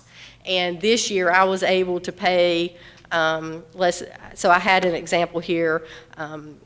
Some employees at a grade 67, and let's just assume they're all on the same step just to make life easier. I was able to afford 14.5 positions. But going to the new salary scales, because these individuals are getting raises of 33 and 40%, now I'm only able to fund 11 positions with that same amount of money. So that's just something to think about as we're talking about budget. So now let's go into our ESSER plan. So as we were going through, and I'll use Dr. Faust's word, scrubbing the budget, and we were identifying these different funding sources that we could use, we started looking at ESSER. And so this is going to be really familiar to you. I'm just listing the things that were in that plan. Positions, I don't have dollars there, but if it's not a position, I try to put dollars there just for it. I thought that would be helpful. And so if you see items in red, what that means is we've identified that funding for use to help fund the salary study. And so when I say help fund the salary study, what I'm saying is we're going to not do this thing in red, or we're going to reduce what we're doing on that line so that we free up the ESSER money so we can move local positions into ESSER, which frees up local money to fund the salary study. So what she's saying is that we can't give a raise out of ESSER. So federal law won't let us give raises. So originally, we never put positions in ESSER because we knew that that would trail off and that wasn't reoccurring. So we tried to keep as many positions out of that. So what we're doing basically is opposite of what we said. So that we can give the raise, we are taking all of these individuals and dumping them over into ESSER. So it'll free up all of the state funding, and then we can make it work. So, but it's only one-time money. So that money does run out in ESSER. So then we've got to find a spot for these people. Right, and so what you see in the blue are things that were already in the plan, and what you see in red is an adjustment to the plan. I'm ahead of you, sorry. I'm ahead, sorry. You're okay. No, I was saying I was ahead of you. What Oh, you're talking no, about. Sorry, I'm ahead. no, that's good. We've talked No, about I appreciate this your so help. much. I appreciate your help. So as you can see on this screen, we're going to continue to fund 32 instructional coaches with ESSER, 3 EC curriculum specialists, 1 speech language pathologist, 2 occupational therapists. I'm not going to read every screen like this to you, but just... So what she meant, sorry, so I can't Yes, correct that. please. So these positions were given to schools through ESSER, and the goal was through attrition to pull them out of, if the school wanted to then buy the curriculum instructional coaches. So we gave all middle school, and I want to say high school, these positions last year, and so we wanted to make sure that they could, because we're recapturing learning loss, so that's what that's for. And then at the end of ESSER, the schools were supposed to pull that over into their budget. Okay. So here you see the only red item on this slide is we're taking the curriculum resources we originally had planned. And so once again, when I'm showing these slides, I'm not showing from the very beginning of ESSER. I'm just showing as of July 1 what we're expecting to have left and how we had planned to spend it over the next 2 years. I just don't want it to get confusing if I'm saying something different than what you had seen in January. So the curriculum resources we have here, we would actually reduce this down and use the $1.2 million here to help fund the salary study. Under the addressing learning loss here, we would actually take the funding for the teacher assistant scholarship program that had been set aside to fund the salary study. We'd also use the summer learning we would still, of course, have summer learning this summer, but then the following summer we would use that $2 million towards a salary study. We would take $1.6 million set aside for after-school programs, and then so through all this movement is freeing up the ESSER money, correct? And so we're going to move 117 positions from either state or local to ESSER to use up the ESSER money, and then free up the other money to use towards a salary study. Can I have a question? Salary, when you say salary study, you mean the salary study, what they brought to us? Yes, Okay. I'm sorry, to implement the salary scales that came from the salary study. Thank you. Yes. Yep. Thank you for clarifying. Madam Chair. Yes, I'm sorry. Just to clarify, this is what is required for the 2-year plan? Yeah, so this is what we've had to do to be able to have a balanced budget and incorporate to implement these salary scales. Thank you. And we would continue to have our 10 social workers and 10 school counselors. No changes there. No changes to preparedness and response. No changes to mental health services. Make sure you're paying attention. So that's 23 and 24.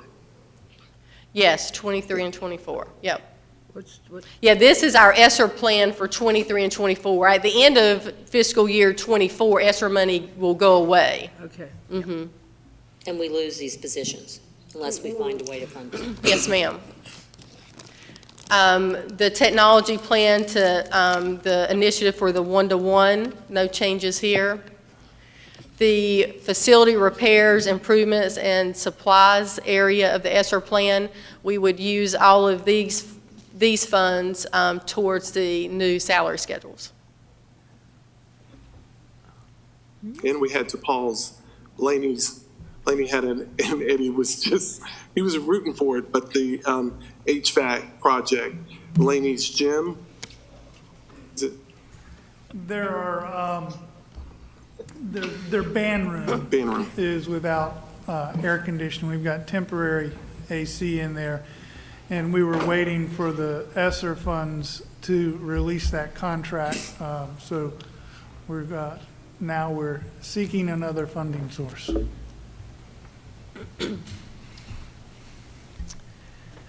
And then under the other support, there's no changes here, except we did have money set aside for a stabilization reserve. So this was money we had set aside in ESSER to help us, because we knew the student enrollment numbers were going down, and we knew there was going to be a held harmless coming related to that.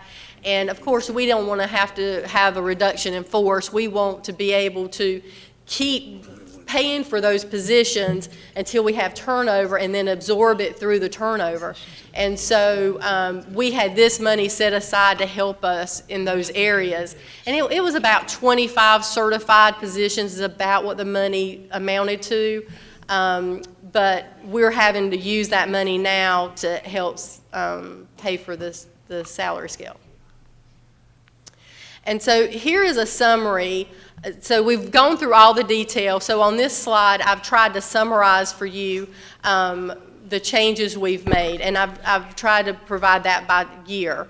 And so in year one, and I know this takes a little time, but I think if we just talk through the years, it might be easier to understand, even though it might be a little repetitive. Yes, ma'am. Can I clarify? Because we were just asking, you've got 23 and 24. Do you mean 23 to 24 and 24 to 25? Or do you mean 22-23 fiscal year, 23-24 fiscal year, and 24-25 fiscal year. So it's next year and then the following 2 years. So I'm giving you a 3-year budget projection. Clarify. Mm-hmm. So in the first year, we're going to cover our mandatory salary increases and benefits. And so remember, that was a 2.5% increase that the state was requiring, and I'm going to find my cheat sheet. Let me find that so I don't say that wrong.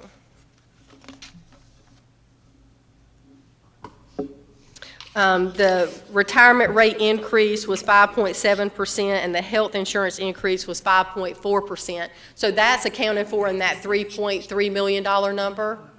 And then to fund phase 1 of the salary study was the $12.2 million you see here.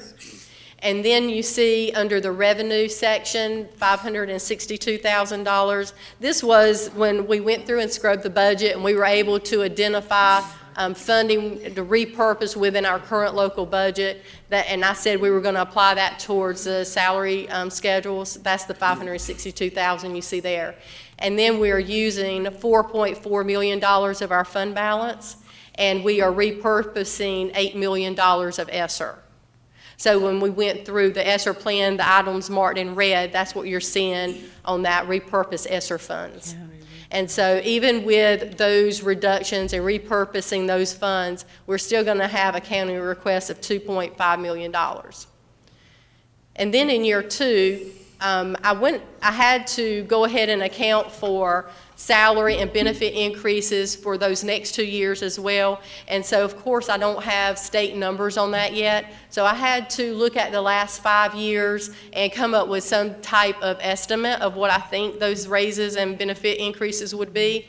And so based on the last 5 years, I think the raise is probably going to be, trying to be conservative, I did 2%, and then the benefit increases of 3%.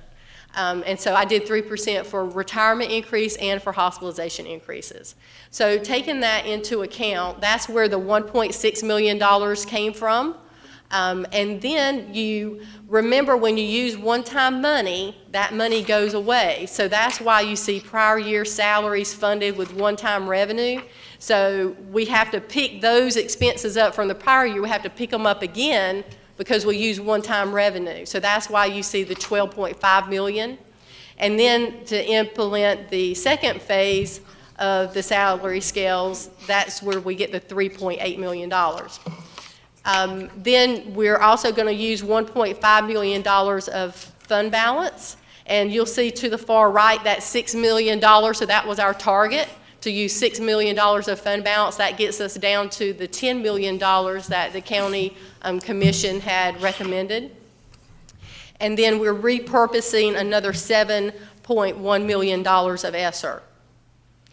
And then in the third year, you see ESSER goes away. And in that year, we will be cutting 265.8 positions. We will have projected salary increases of $1.7 million. We would still need to fund the one-time salaries paid in the previous years, which is the $8.6 million, because we still hadn't received enough county appropriation money yet to fund all the previous salaries paid with one-time money. And then we have the local reductions. So in addition to cutting the ESSER funded positions, we would also cut another 82.2 positions, and that's how I came up with the $6.8 million. And so then the second year, the county request would be the $9.4 million. The third year would be $3.4 million. And so that gets us to the end of that third year. The increase to our county request over that time would be the $14.4 million, which was approximately the cost to fund the salary schedules, and then, of course, the increases for raises over those next 2 years. Madam Chair? Yes. Is that the? I have more. There's more. So I'm almost done. So then we have capital outlay requests. So this was the same information that I shared at the last board work session. And so this would, once again, as I stated in the beginning, this would be part of the county request. It was the bottom section of that request. And if you would like, I do have information about if we would have spread it over 3 years, what that would have looked like. But I don't know if you may want to talk before we go into that. Ms. Adams? So just my first question, this was a lot. With the elimination of some of the computer equipment with this phase, this 2-year plan, does that affect the one-to-one? It does not. Okay, that's the first thing. So The people we have to The, cut? the equipment, I mean. Oh, The equipment. equipment, no, but the People people, who yes. actually help them. So I will say this.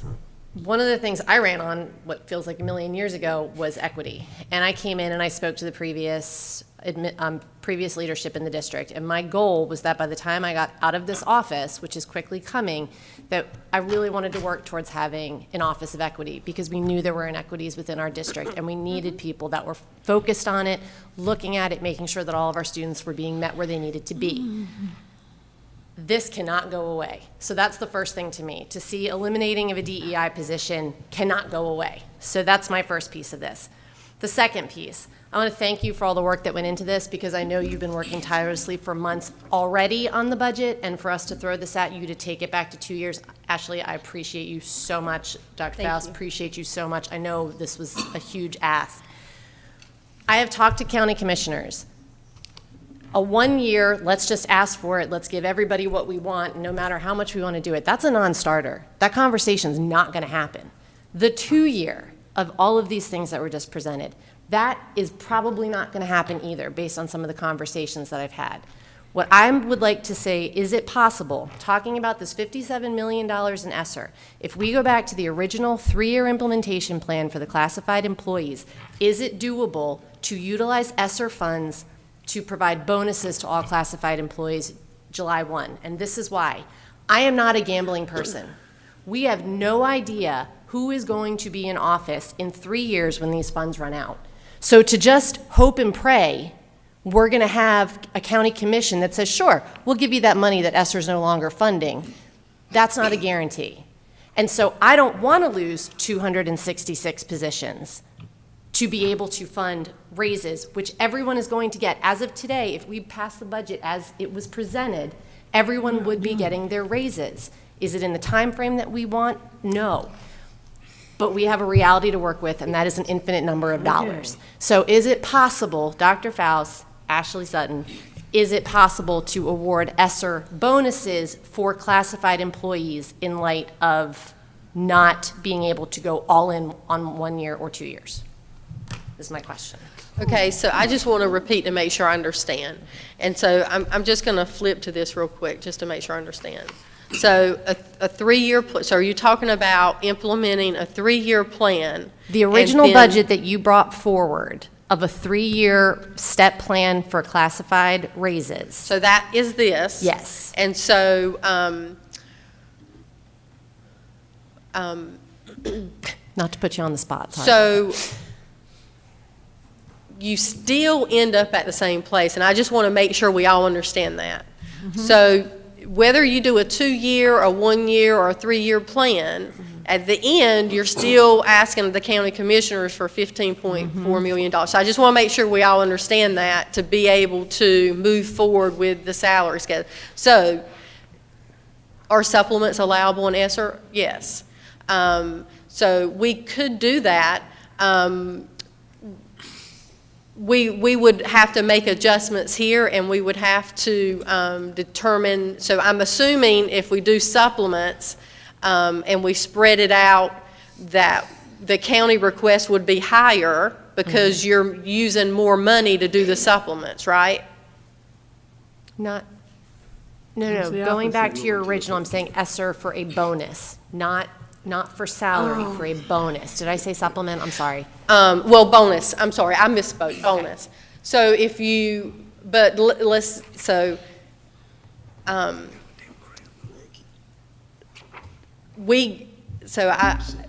if we do a bonus, then we would reduce something in year 1 to fund the bonus, or we would increase the county request to do the bonus. So there would have to be more money, but yes, we can do that, but the county request would go up.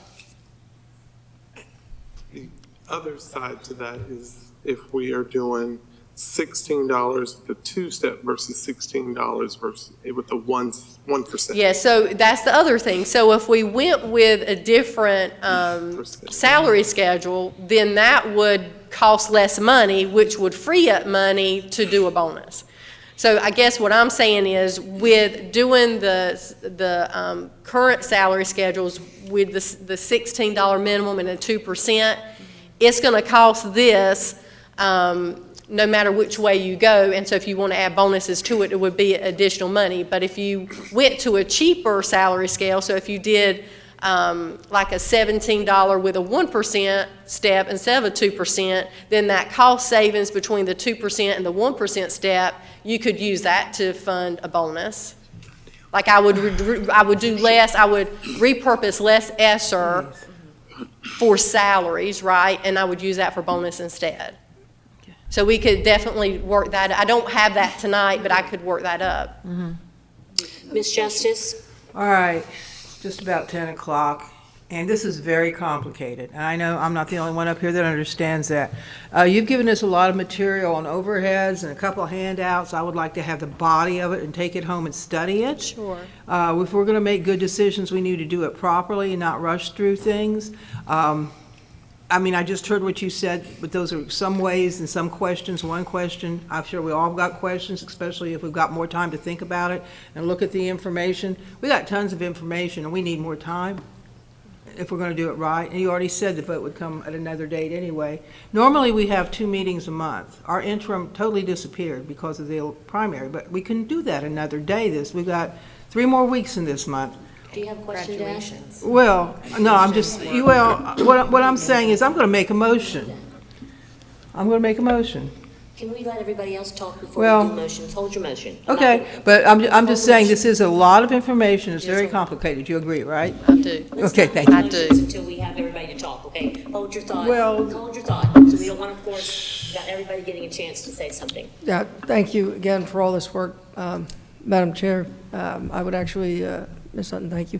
I would actually like to see something similar, maybe at the end of the week, and we have to move quickly, but something with a $17 minimum wage and the 1%, with the idea of using the savings to do some bonuses. I can't believe.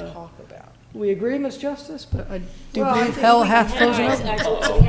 I agree. But we need to meet again. Ms. Sutton, I just want to thank you for this. Yeah, you did a great Lots and job. my brain's It's spinning a right lot. now trying to figure all this out. But, I just go back to, our most important, obviously our students are our most important, but behind them, our educators are right behind them. So, if we have to go, and borrow and do whatever we got to do, I think our county commissioners have been extremely nice to us.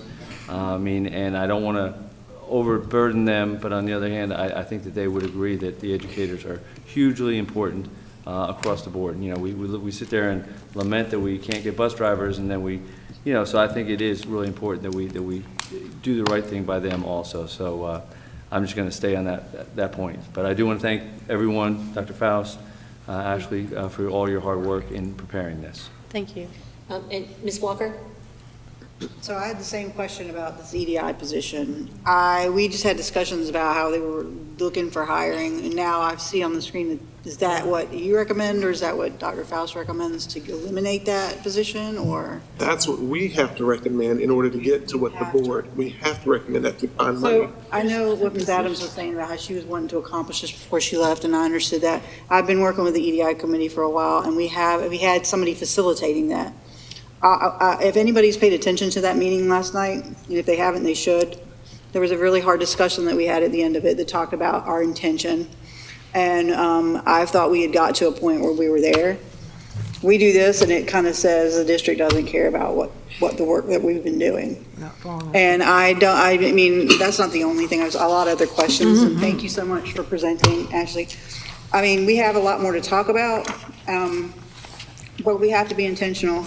And I feel like to a lot of people that do this work and volunteer to do it and really feel it's important, it just looks like the district doesn't care about it. And I mean, that's not just coming from me, that's coming from the people that I spoke to yesterday. So I would like to see that added back in somehow. And maybe we can talk about that the next time, about like what it's going to take to fund it and where we can look to get that funding. And if we have to shift things around, I just think it's important. So if I can, we only cut positions where there was no one in it. So if you want to find another position, that means we've got to find a position with a person in it. Not another position, somebody just retired out of that position. But that's a vacant position. That's considered a vacant position. So what I'm saying is that this has been the hardest budget because we're not used to having a $12 million ask and we had to find it. I get that. So when we had to go find $12 million, we had to look, and I get it, everything is important to everyone, but we don't have enough money to fund everything. No, I just want to push back because the office was created. I mean, just because someone transitioned out of it doesn't mean it just poof disappears. I just feel like that's not I don't think that's an adequate way to put it, because just because she's technically there. And so I don't know if y'all are actually got applicants for it or not. Madam Chair. Hang on. I'm just a little concerned. Is that true or The not? position was open, so yes, they're listing for it. we listed for the position, but we had to pause because we have a budget, and I get it. I promise you, I get it. This. No, I mean, because I was told. But I don't think the board gets what they're asking us to do. So if we put that back in there, so we can put the $500,000 back in there, we still have to find $500,000 from somewhere. No, because the only reason I'm pushing back on this is because I was told the email y'all were, I've seen the listing for it. I mean, the position is there. Yes. Y'all are doing, what you call it for interviews. It's late, I'm sorry. No, we're not interviewing. We hadn't You're interviewed. not going to, so We you have stop not. that. So We hadn't started interviews. Eliminate it. All we did was post the position. I just want to be clear that people that are listening, especially people that do this, has been doing this work for a few years, that it's not the board. It has to be the board. We have to find the money to fund the board's budget. We can't, when we ask, so our ask was 2.5 million. When we were at this workstation, what the board asked us to do was to do this in 2 years. And I told the board that we would come back and we would scrub the budget to find the money. The county commissioners were not going to fund us at $122 million. So we had to take all of that $57 million of ESSER, we reappropriated that money, and every position that we could find money, we had to take that. It's not that we don't want the position, it's that we can't afford it. I don't know. I just feel like that's what budgets are for. Budgets are to look at, look at the plan. This is like 3 years we're looking at, 22, 23, 24. Yeah. I mean, it's a pretty far out, way to look at it. Right. And I know the commissioners want us to use the ESSER funds we have. I get all that. I get they want to know that we are digging deep to find money, but I also had conversations too about our intentions, I went to the county address. That's the one thing they talked about that they were very, very adamant about is doing this work. And I just feel like, if the district is going to want to be intentional on it, we have to make it a priority. That's what I'm saying. Well, I agree with you, but if we look back at the board's priority, the equity department was not the priority. I know, but it was a position. That was, the priority came from. We're not done yet. The priority was our employees. Then we had, I think academics was number 3. What was number 2, Ashley? Do you have that on the top of your head? Personal safety, second was environment. Yes. Yeah, but we put the dots Then in there. I academic swear they were. problems. It was Right, different. so we followed what the priority was of the board. That's why we were able to say, hey, this has to go, because this wasn't a priority for the board when building the budget. And the reason why we had to do 3 years is because we couldn't fund it in one. And so we're asking for grace from the county commissioners, because typically you would not have, in previous years, you've not had a salary study where it was implemented over 3 years. That's why we had to, or 2 years. That's why we had to build a budget for 2 years and ask for it. Typically, it would say 1 year, and we'd build a 1-year budget. So I get it, everyone wants this, but we can't have it. That's basically. You're saying we're not. One technology for elementary kids. We're using ESSER funds. I don't know. I just feel like in a budget, you make budget priorities, and that's what I'm, to me, that's an important position. We did. But Stephanie. Okay, can we move on? Nelson has a question. So I just want to clarify, this is not Dr. Faust's budget recommendation. He passed it, or we had our budget recommendation, and the board's directive to the superintendent was go back and find money for bonuses. So I'm pretty sure that, And raises. And raises, I'm sorry, and raises, go back and find the money for the raises, and that's what was trying to be done. This is not the budget that the superintendent is recommending. He's showing us what we asked for. And I'm saying what we asked for is not possible, I don't believe. I don't think it's responsible. And I would like to go back to that original proposal at 17% or $17 an hour and a 1% increase. Can I clarify? Is that over 3 years? Over 3, yes, ma'am. Ms. Justice, and I don't think it was 17, I think we asked for the 16 too. You guys gave us the 16 too, and then we over 3, and then we asked for 16 2 over 2. Right, but I wanted to look at the possibility of ESSER bonuses. Okay, all right, so Ms. Justice. I would like to motion that we end the meeting tonight, take up where we left off after we're more rested and we can be more cohesive in our questioning too, because some of this is going all over the place. Because I think it's the time of night and the amount of information we've been given. I guess we're supposed to discuss it. I move that we end the meeting now and reconvene at a later date within the next week or so. Is there a second? What do you want to say on that? Okay, hearing none, not a second, then we will move on and continue with the budget discussion. So what do we want to direct Dr. Faust and his team? Yes. I'm the one left out. That's all I know. Making bad decisions. I don't know how to say bless you. Thank you for everything you've done. The numbers are, and this information is heavy. Can't imagine doing that for a living. So let me see if I've got this correct. We're on a trip, and we know we got 2 years worth because we're going to do fund balance. We're going to use fund balance. We're going to tap the ESSER funds we've totally reallocated.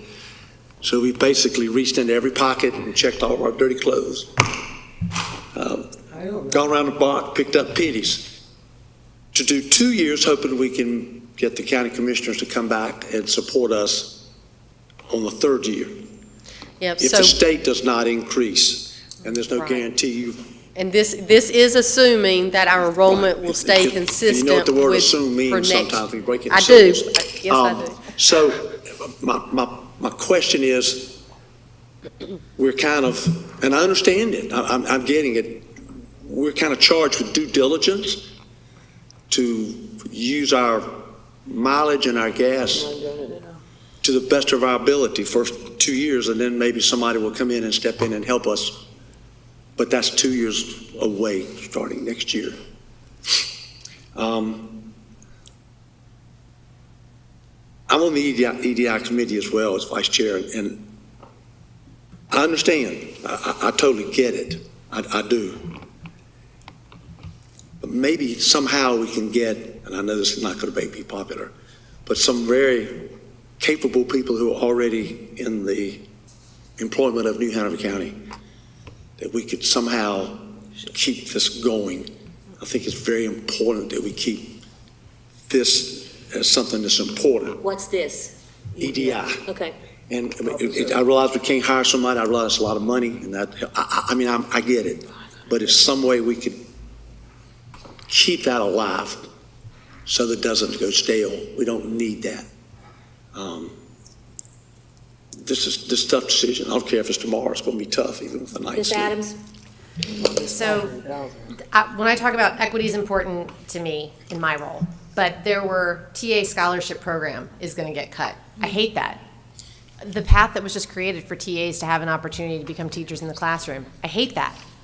The fact that summer learning, that's fewer children we're going to be able to support that need that additional support over the summer months. So there's things in here that are important to a lot of people that we are going to have to give up by trying to ram this down the throat of the county. I don't think it is fiscally irresponsible, and I can tell you I'll be damned if I'm part of a RIF of over 200 employees, if I am responsible for a budget vote that causes us to have to lose over 200 employees in a couple of years. I'm not going to do it. I can't support it. And of course, I will say, you know, if we move forward, our plan is that you approve this, the next day, as we're having senior staff meetings, we're going to start looking at our local formulas. We're going to start looking at extra positions, different programs we have in place, like Dr. Faust had mentioned, the funding by school, all those programs. And so it's not like we would sit back and wait. We would go ahead and start the work, and as we had turnover, that would give us 2 years. But to your point, when we get to that last year, if we haven't had enough turnover to get to our target numbers, then yes, that's where we would be. And, you know, let's face it, you're not going to cut that much out of a budget and have anywhere close to the same level of service you got now. I mean, that's just. Do you have, I'm sorry. Do you have on you what our budget was that you presented to us at our budget work session? So at the last work session, I did not present a budget. So at the last work session, I went through our plan for building a budget, and then I was asking for direction if we were going to implement a salary schedule, because I needed that information to do what I presented tonight. Okay. Mm-hmm. And you presented tonight based on what we asked you to do, not over 3 years, but to try and do it over 2. Mm-hmm. Is that right? Yes, that's right. Okay, so you would have to go back to the drawing board a little bit and to, with what you presented us on. Yeah, so I had gotten to a certain point with both those plans, but I kind of stopped until I had direction, and then I moved forward with the one that we selected. So if we go back to the other plan, then I'm not starting from the very beginning. I'm starting at wherever we left off, and then I would build on from that point. Okay, so for our next, Ms. Walker. Well, I know there's a lot of kind of people up here talking about freaking out the county commissioners. I think the thing that I heard was they want to make sure we're using all the funds we have before they decide. Thing is, the point I made the other week was that we can't control inflation. There's a lot of stuff we cannot control as well. We're not a revenue creating entity.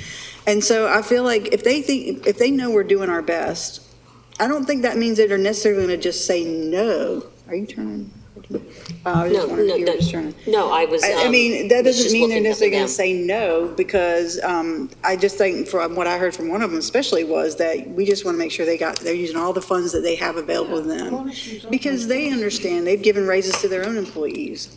They understand that the cost of living has gone up here, inflation is high, then we can't control that. And if we want to keep our staff and keep them, employed and keep our students, learning properly, then we need to be able to help them live and pay bills. Mr. Wildebohr? Well, I want to go back to something you said before and make sure I understood it. So basically, at the end of 3 years, either way, it's going to be, we're going to have an ask of $15 million, whether it's over 2 years or 3 years, correct? Yep, so the different plans, it just spreads it differently. So the plan I have up on the screen, in the first year, we're asking for $2 million, and the second year, $2.2 million, and then the third year. So in essence, if you spread it over 3 years, you're pushing the big county request to that third year, so that gives them time to plan for it. Okay. But I will also say, it would, I would be carrying a 3-year budget request to the county, and I would be asking the county to approve funding for 3 years and not 1 year, because we, like someone had already said this, but we, to be fiscally responsible, we need them to say, in 3 years, this is where we're going to be with it, or else we can't implement, we wouldn't want to implement a salary schedule that we don't know in 3 years if we can fund it, because then are you going to do a pay cut? So anyways, I just felt like I needed to say that. And just to, I was actually one of those principals that actually went out in 2000, I believe it was 9, and handed out sheets to people. So I know I don't want to do that. I don't want to cut anybody without a doubt. But on the other hand, I also don't want to tell somebody that, as we've heard time and time again, that, I can go to Domino's and make, $3 or $4 more than I am right now. So we got to do something for our classified staff. And I mean, we can't just put our blinders on and say, with all due respect to my colleagues up here, I don't think that that's responsible either, to say that, well, we're just going to keep paying you at the minimum the state's going to give you, and hopefully you'll stay with us, and hopefully there's enough. We got to keep the best of the best in the classroom. So Dr. Faust. So I think a couple things just to help you understand where we are with our local, because this is what we're approved. The budget is a local budget. We have about 667 positions in our local budget. How many is that again? 667. That's not normal. That's not normal. That's not how you build a budget. But over time, because we just kept adding and adding and adding, Typically, and that's what I think about 35%, typically you'll have about 15% out of your local. So we're so dependent on our local that we can't move. And so that's why I was adamant about showing you the wraparound services. The state doesn't fund those.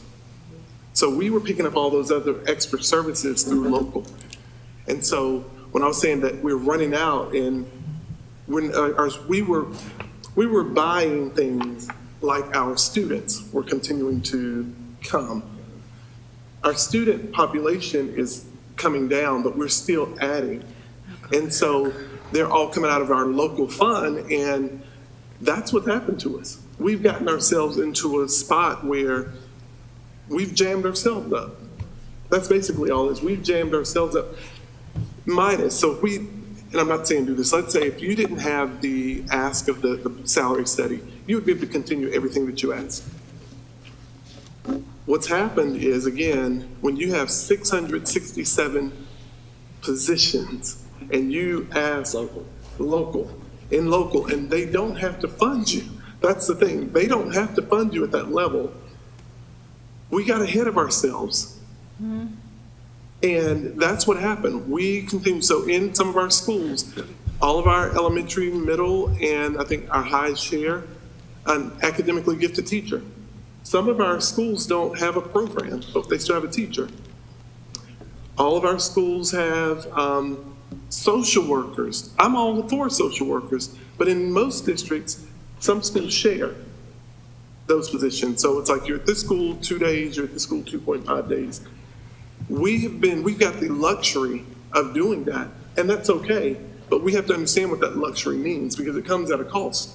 So when you saw $17,000 per kid, that's what that cost means. So when you then go in and you multiply $17,000 times 300, that's where your budget is. That's where your money is. So it's not that we can't afford a pay increase. We can't afford it with all the people that we have. And I get it when individuals are saying they can go elsewhere and make the $24. If we didn't offer insurance, we could pay you that. What gets us is when Ashley was showing you it's like $2 million for that salary, the state salary increase. And I'll say this, God forbid there is a raise in year 3.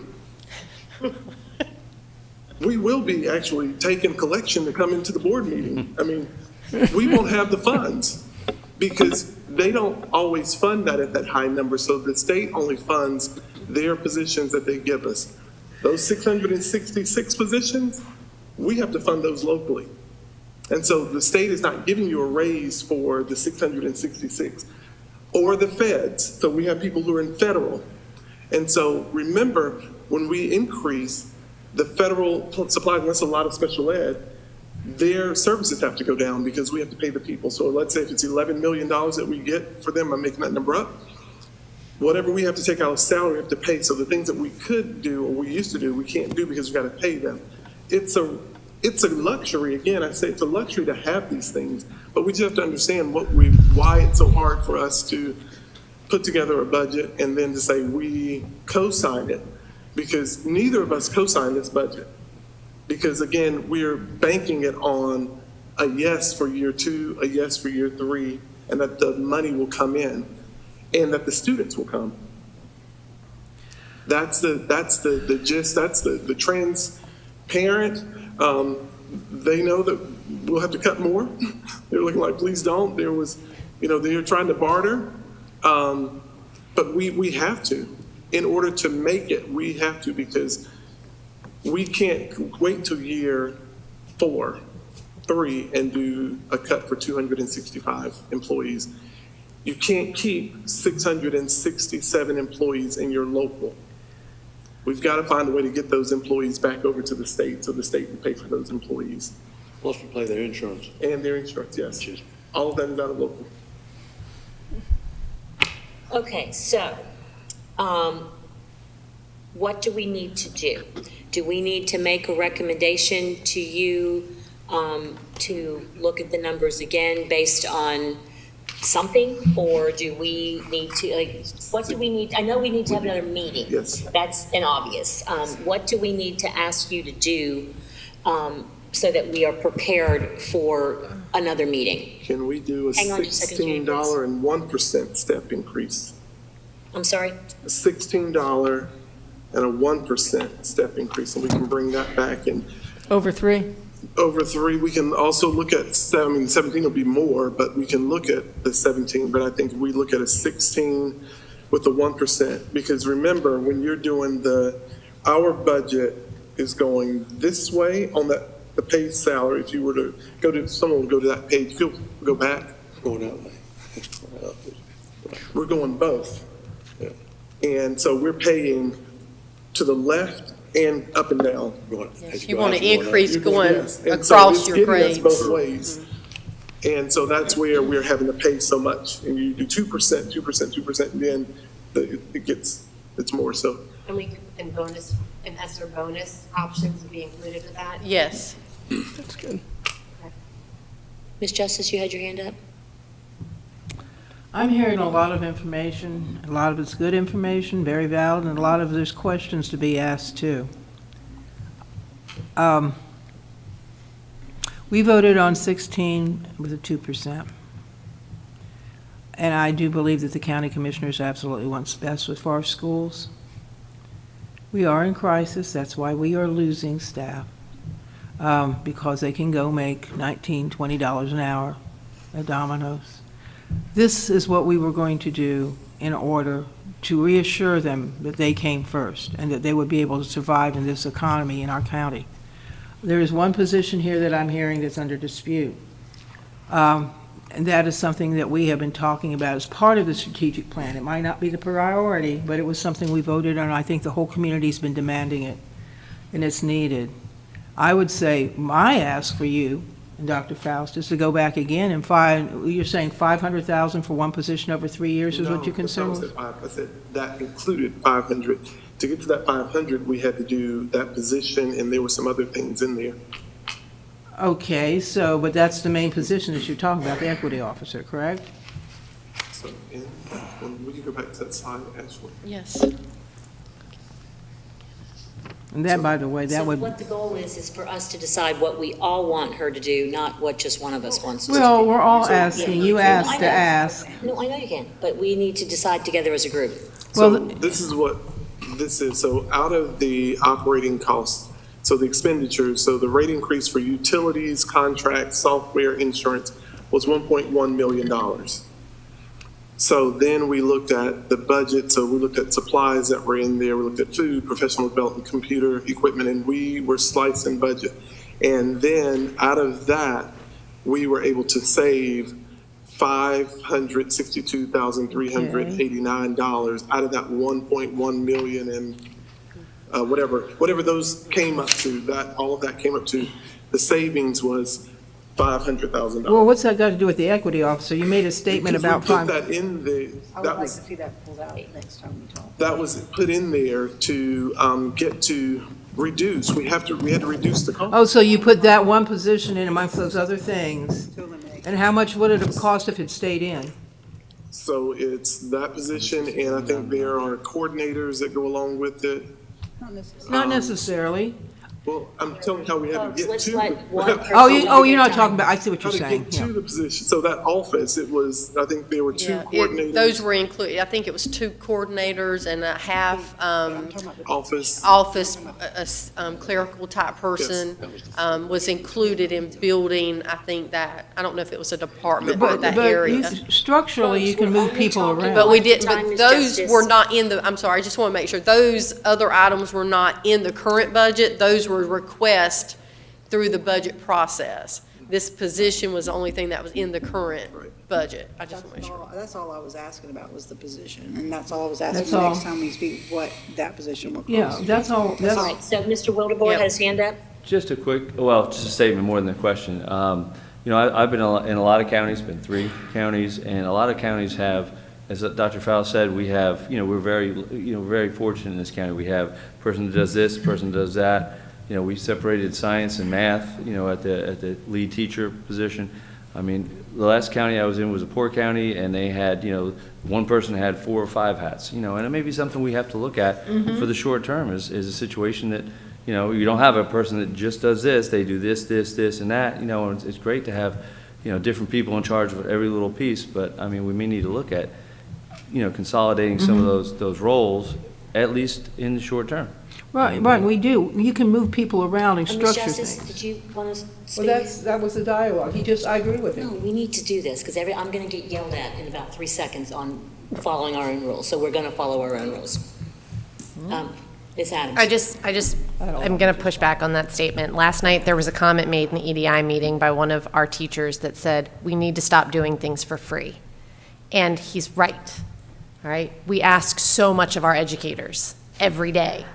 And so that goes against everything we're talking about. We're saying we want to pay them more, but if we can't do it, let's give them more responsibilities. That doesn't make any sense to me.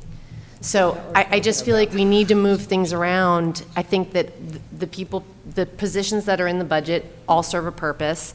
And I think that we need to be trying to take things off. I mean, the 667 local, that's tough. But you know what? This community, that's what we're demanding. We want the mental health support for our kids. We want the wraparound services that we're providing, and we're trying to make that happen. And so this is not an easy discussion. I think that you're right, there's a lot of questions, and you know, we want to have it all. We can't have it all. We've got to figure out what are the priorities. And with all due respect to my colleague. Madam Chair, I'll just be very brief. I think we really do need to sort of wrap this up, because we're not going to be able to solve the budget as a group of 7 overnight. But I do want to say, for the record, the county commissioners publicly said no.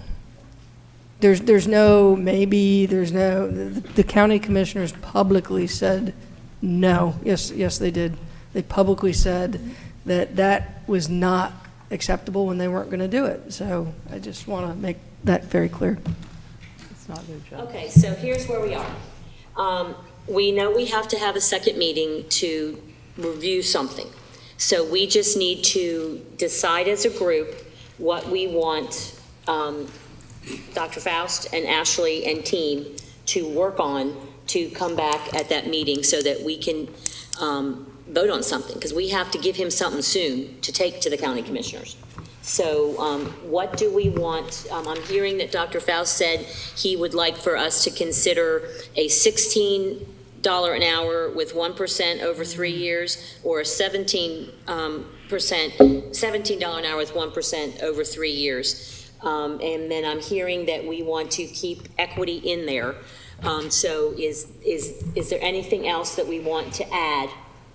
And Have them try and look up numbers for us. With both of those, what are the ESSER bonus options? Okay, so does that sound like we've got everything that we want them to look at and bring back to us? I know I see it. I just had a question. It's not related to exactly this, but like, can we get something we can look at? Because He sent us an email. No, I understand No, that. I mean, he did tonight, just But can now. I finish what I'm saying? That right there, whatever that is not what I asked for, and I would like to be able to look at the whole thing. If I'm gonna vote on a budget, I wanna see it. And I don't mean every little tiny detail.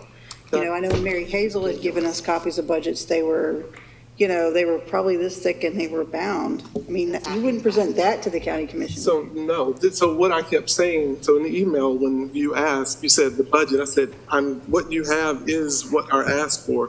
Mary Hazel would give you this is what you would vote on you would see this the first time, then she would come back and she would give you this again. This is what we use to give you, but when you kept asking for, I need the complete budget, and that's why I was pushing back and saying. The draft copy of the budget. Well, I mean, that's why I gave you the whole budget, but then Ms. Justice followed up with, she needs the budget in order to, But I didn't ask that. that is the complete budget, that's the complete budget, and that's why I kept telling you, that's what we, well, let me finish. What I sent you on Friday to everyone was the ask. That's the work, that's what we work from. When you said, or when the email came through that we need the budget, that's when we were like, we've given you all that we have. That's what we're working from. All of those requests, trying to find it, because what happens is, and I'm not sure everyone understands, the $403 million, that's already voted on. What we're voting on is the new budget, those new items. That's what Ashley was giving you there, that's what Mary Hazel would give you there. The new budgeted items, they would present them to you in this fashion, and then we would come back and we would do it again. I have that. I have the emails I can show you the emails from last year. I'm not disputing that. I'm gonna bring, the copy I got last year, and I'll show you. It'll that. be this. Unless we're in misunderstanding what we're talking about. Hold on. No, but I know We're what it is that misunderstanding she's what we're talking talking about. about. I think maybe we're talking around each other because that is not what I asked for. And can you hold on? So He this, keeps waving over here. I'll show you what I was thinking I was gonna get, and perhaps that'll help us bridge whatever kind of miscommunication we're having. can I clarify? I think I know what you're talking about. That budget, that bound budget we get, that's after it's done. That was always the copy that we receive after the fact. What is being presented to the commission? Are you gonna hand them No. a book or no, or what? No, what'll happen is after you vote on a budget, then we take the same thing that we give you. So let's say if this PowerPoint, we would do that PowerPoint presentation for them. And then they would vote on that. Then once everything is said and done, and we have the year end, there's going to be a really nice bound budget that we put It looks on. like this. And Yes. this is so these are on our website along with our financial statements. And so this is the product after we finish the budget development. We're still developing the budget No, right I now. understand that. It's just, I feel like there's things that we could talk about that we haven't had a chance to talk about that are in the budget, you know? Sorry. Ms. Justice? Well, in the past, as I said, we had 2 to 3 meetings, 2 hours at least long, previous to having this kind of discussion in front of the whole board, where we did that. And what Mary Hazel gave us was last year's budget, and we were able to look at it and see what was going on. So while we developed, which was about 3 binders worth, but it was, not this, but it was a lot more detailed than what we have gotten this year. So that's not against you or anything. You're doing a great job. But it seems like we needed more information. We got a lot tonight. And that's what I was asking for, because it just wasn't the same amount I got the first couple of years I was on the board for Mary Hazel. That really explained more that was going on before we did the final budget, so we could see where everything had been in the past. But that's neither here nor there, because we could debate this all night round and go around in circles. So back to where we were before. What do we want together as a group to ask Ashley and Dr. Faust and team to put together for us to review, so that we can send it to the commissioners? I'm hearing we need to decide between $16 an hour with 1% or $17 with 1% over 3 years, and include ESSER funds for bonuses. Is there any, and to keep the EDI office and associated things with it? Is there anything else that we're asking for? Well, and I'd just like to clarify what I said before, since I was questioned on it. What I said very clearly was that a lot of counties don't have somebody in every single office. Sometimes it's shared responsibility. I wasn't talking about educators in the classroom being asked to do something for free. We're talking about very highly paid people at central office that are being asked to do more than one job. That's what I was saying. So I just wanted to clarify what I said. Okay, thank you. All right, so are we in agreement with those? 1, 2, we have to decide between 16 or 17, or if we want them to do 2, that's a lot of work, with EDI and ESSER bonuses. Is there anything else we want them to look at so that we can evaluate? Okay, I would like to see it stay at 16.2 as we agreed on. That's what this salary schedule said. That's what we thought was great at the time. I hate to say that we're going to go back and do that, change it now, and there's only one contention that I'm hearing. The 16.2 is working. The only thing I'm hearing up here that's the contention has to do with the EDI situation. And I think that we need to use the same kind of creativity that you're using for everything else to figure out a way to have that position funded without damaging what you've already done with the 16.2. All right, so now we have 3 different funding strategies for our classified people. So which one do we want to do? Do we have to, you want to vote individually, or you want a show of hands? We're not voting tonight, right? No, we have to vote to tell them what Well, to look why don't like. they do it all? We can't tell her to go and do 5 iterations of the budget. The only thing we're doing is the EDI. Right, she's already done the 16. We can bring back $16.01% over 3 years, $17.01% over 3 years, and ESSER bonus options. Right. And we can give you all of that. Okay. And I mean, you just need So to tell moved. us that, and we Okay. can do that. And, all right, so Can you tell us to do do that? you want all three of them, or do you want Yes, one of those guys? What do you I'm want? telling you, we Oh. can do that. Okay, all three of them. Yes. So moved. Well, wait, 1 second. Okay, all right. So, one and then sec- you'll include EDI and the ESSER bonuses, if possible.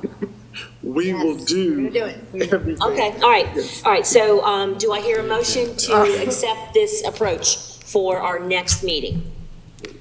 Mr. McManus, first. Is there a second? Okay.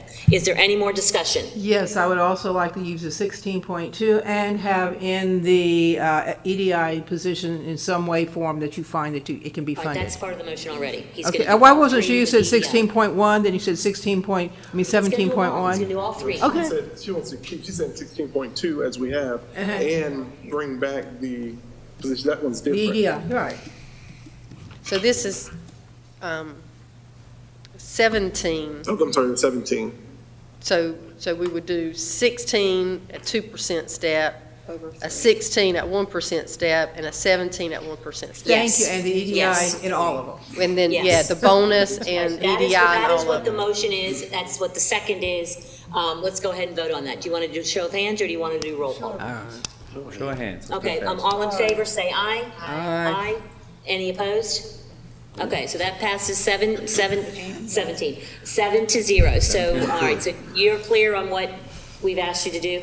Thank And you. I just want, just for informational purposes, so the county is expecting something from us tomorrow, so I will call and ask for an extension on that.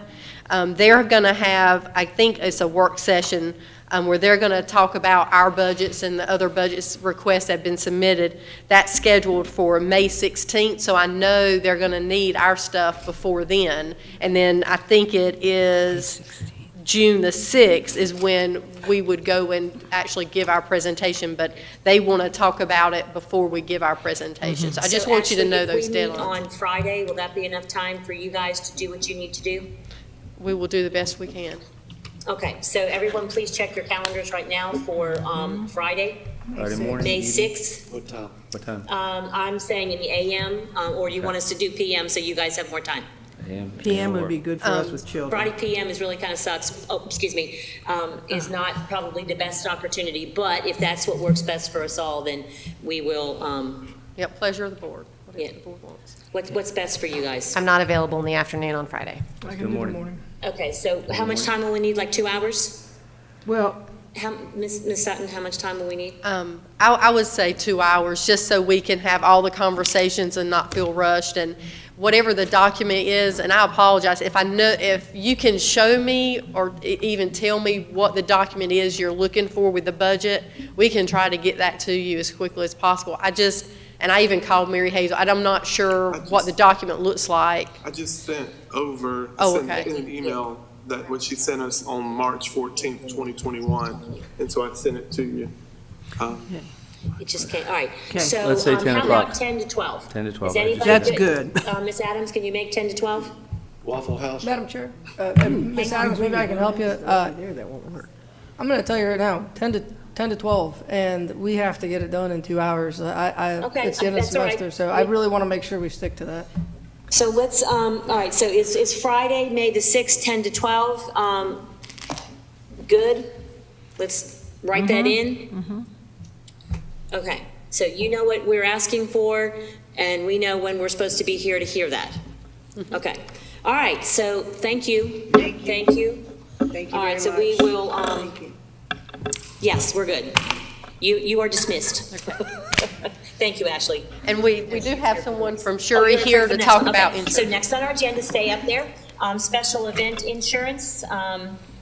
Go ahead and do that. Yep, we have Zach Wright here, and he's going to help us out. So he's been helping us with the special event insurance, and so I'm going to let him speak to that a little bit. He's here to help me answer questions. Interesting. And just go through the process of getting that special event insurance.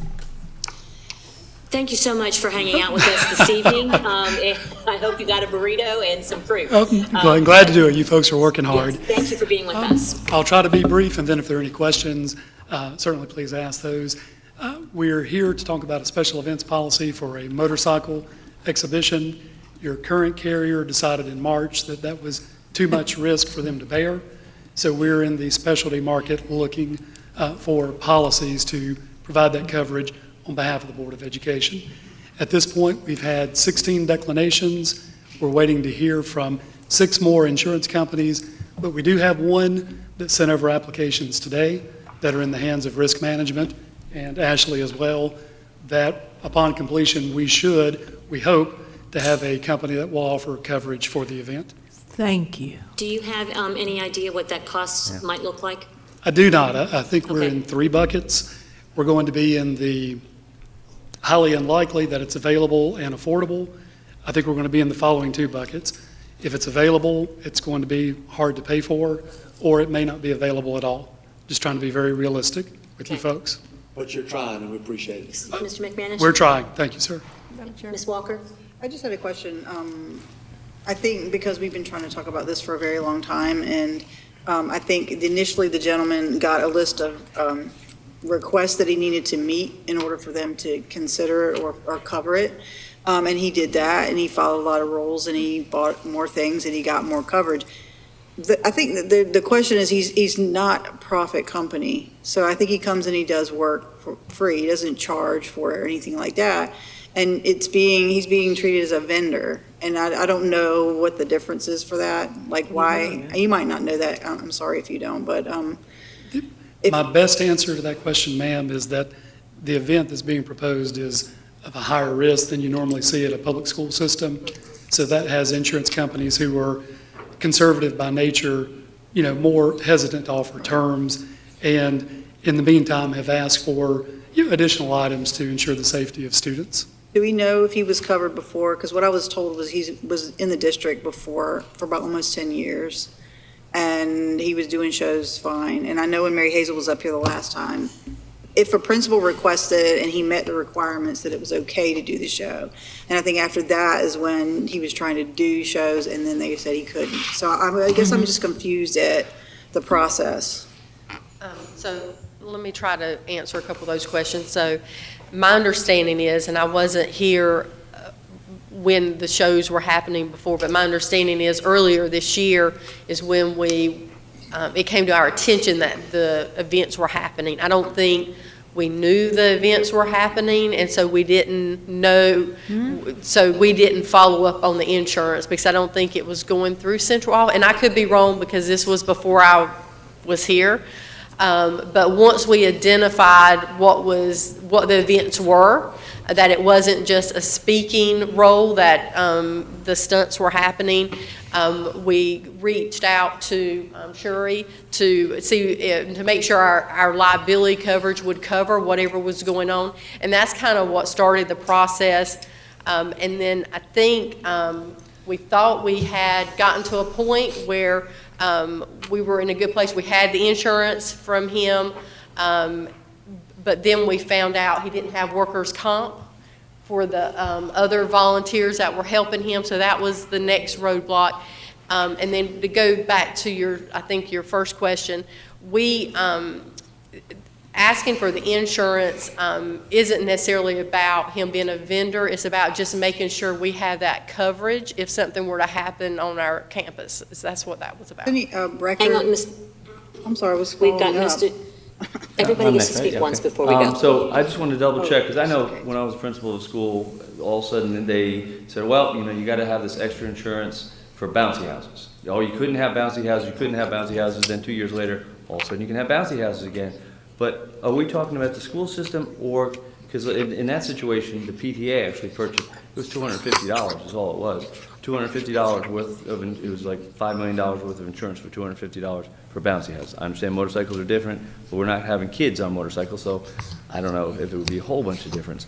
But, it may not be $250. But if the PTA stepped in and said, at whatever school, we're going to cover the insurance, can they do that on, is that a possibility? That is a possibility. You would want to have the school board or risk management to review the PTO policies to see what exclusions may be in place. But currently, under your liability policy on bouncy houses, you do not have coverage. But I guarantee you, on field day, they're out there. Oh, they sure are. Yeah, so once this became news to the insurance carrier, that's when the trouble started. What we don't know, we don't know. Mr. Boyer and then Ms. Justice. Thank you, Madam Chair. I'm a cranky Yankee at 10:45, so I'm just I'm a little miffed at what this board is considering, so I'd just like you to think about it for a minute. You're considering purchasing an insurance policy for one individual who does a show. And my question to the board would be, what happens when a really great magician comes in and says, look, I can't afford the insurance you're asking me to have? Or when a really great charity comes in and says, look, I've got this great idea that I'm going to put forward to you, but you just have to buy this insurance package. Mr. Britt has never contacted me. Mr. Britt has never contacted board members' email. He's never contacted us. So I don't know where this is coming from, but I'm really uncomfortable doing a favor for one individual. And, you know, we just talked about our budget, and we're thinking about spending money so kids can enjoy a really great show. It's a great show. He can go to a park and do it. He can advertise it differently. This is not fiscally responsible, in my opinion. Ms. Justice? Have you looked into the show at all? I've seen it many times, Ms. Justice. It's a I have very small good children. role model. He does a lot of positive messages to our students. And you know, you were just here this year. This has been going on since the first of last year. And he confirmed to all of these different requirements. He took out extra insurance himself. This has been going on, gosh knows, almost 2 years now. And it's very sad. It's very sad that it seems like it's almost become personal with some people, because it is something that should be used as a positive experience for our kids, and it has been in the past. In fact, I've been for years. He's doing performances in Pender County right now with no problem.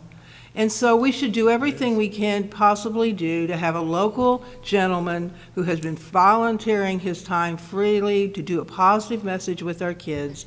I don't even know the man. I just know of him because people have said such wonderful things about him. So this is not anything individual or personal. It's about doing something good for our kids in our schools, having a local person be a positive role model or doing this in his performances. Now, I know there's some people that were upset for some reason because of his business. That has nothing to do with what he's doing. Like you don't know what's going on. Stop. Just quit looking at each other. Just I'm not. And I think we need to ask our guests questions that are relevant to his work, not our opinions. So, Ms. Walker? Well, can I finish? I was good. So, as far as the cost goes, would this apply to other events that we might have of a similar nature if we do take this kind of insurance out?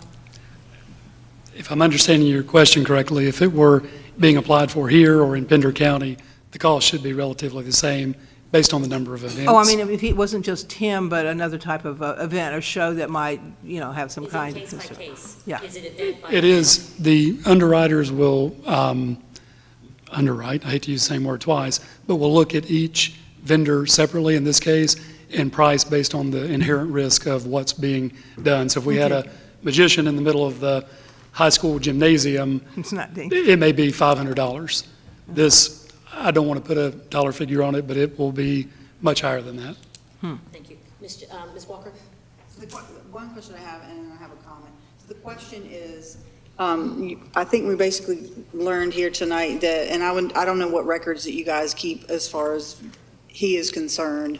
So this person has been doing this for about a decade now, or within the last decade, and you're saying he's never been covered. Is that what you're saying? What I'm saying is Liberty Mutual did not realize the event that was going on, so at the time, the Board of Ed would have had coverage in that event. Now that they are aware of what's going on, they have excluded coverage from your policy. So we have two choices. If it goes forward, you would have to go the Board of Education without insurance and/or possibly explore governmental immunity, which I would defer to your board attorney to discuss that. And I guess this has been happening. It's been happening, and we didn't know, and it wasn't covered, and so all of a sudden someone noticed that and they reported it in, and basically now there's no coverage. But I want to say, I'm speaking to the larger point that Ms. Justice spoke about as far as the community is concerned. That is really, when I learned about this initially, the board was getting hammered over it. We were getting blamed for making a decision that we didn't make. And so this has been going on for a while. It's not based on, be doing a personal favor for somebody. It's really how we treat, it's really how we treat people in the community that have been here for a long time. And there were a lot of stories that came out of it that really kind of made me question what was going on. It was over the fact that it was uploaded onto a gun, Facebook page for business he owns. And then it just made it seem like it was a personal thing with this person. And we were all getting blamed for that. And I didn't understand it, and I've been trying to get information for almost a year now. So we're here not because of for favor. We're here because it's just how we treat people in the community, and we have to make sure we communicate that way. Okay, I'm going to jump in first since I haven't had a chance to talk. But I wanted to just make a statement. This is not directed at you. This is directed at our board for pondering. So a couple things. I'm going to go into the mom mode when just because Pender County's doing it, does that mean that we have to? Are we going to jump off the bridge if our friends are jumping off the bridge? So they have a different legal system. They have a different insurance than we do. So I don't think that that is irrelevant. Me personally, don't think that's relevant. This has been going on for 10 years. Well, folks, I'm here to tell you, and I hate to say it out loud, we have had a lot of things going on in our district for the past 10 years that we did nothing to address. We probably weren't insured, for those kind of things either. And I can say it out loud. Everybody knows what's been going on for 10 years, in our district. So I don't think that's a good analogy for us to say that it's been going on for 10 years, so therefore we should continue. And then the board's getting flack. We get flack for everything we do. We get flack for walking across the room. Old boards did this to us, and unfortunately, we are the new board, and we are stuck with a whole lot of crap.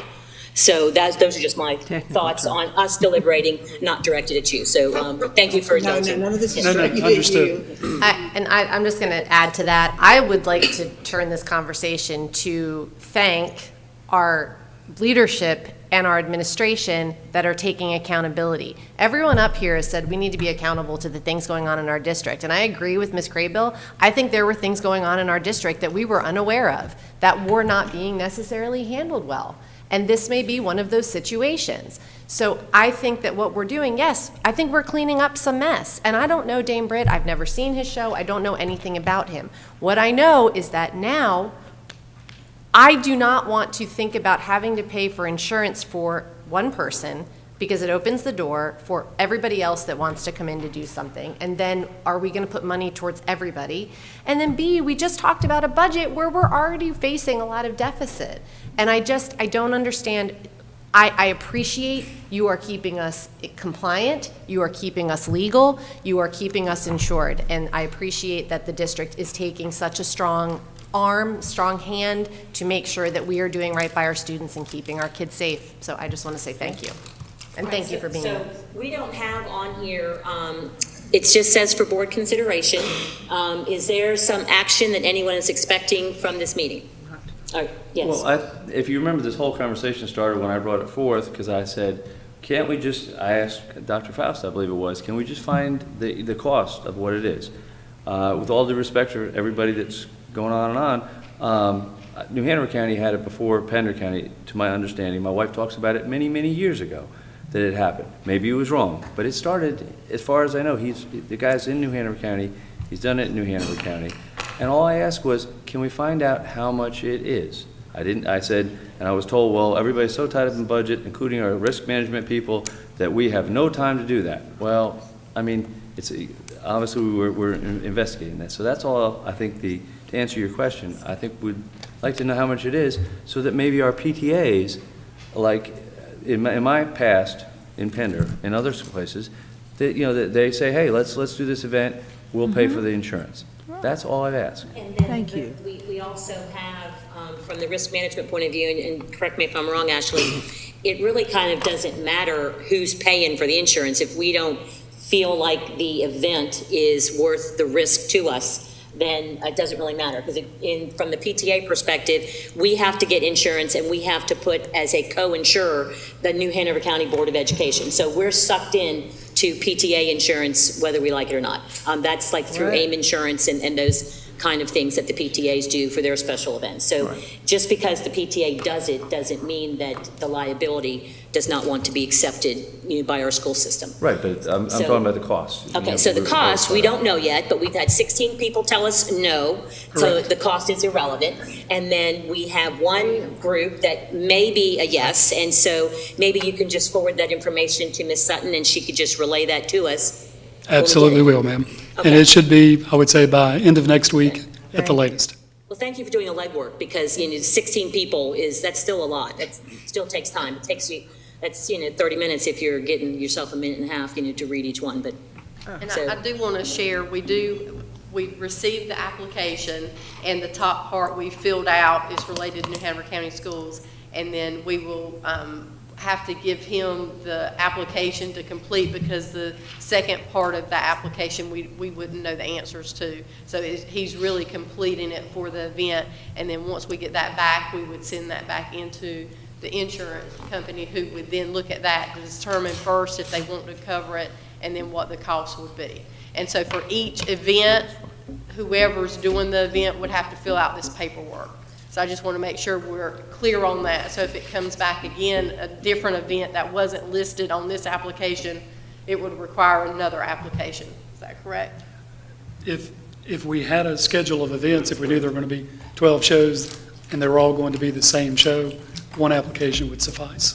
Thank you. Gotcha. Even if we didn't include the date of the event on the No, we would need application. dates and, So if we left off a date of an event, correct. If we just did an application for May 15th and there were no more shows this year, and then another one came up in September, we would have to reapply. But if we knew at the end of this week that we had May 15, August 28th, September 15th, we could do it all at one time. If we knew, if we had the foresight to know the dates. All righty, well, thank you for your time on that. So we will look forward to hearing back from our last man standing to give us some information. Thank you, Madam Chair. Thank you, Board. Thank you. Safe drive home. All right, so someone has asked for a bathroom break. We have a lot more to cover, so let's take a bathroom break, and then let's come back and revisit where we are. Well, Yes. okay, just take a bathroom break, then revisit what we're going to do. Yes, and this is like a 2-minuter, because the time is 10:59. You don't play well.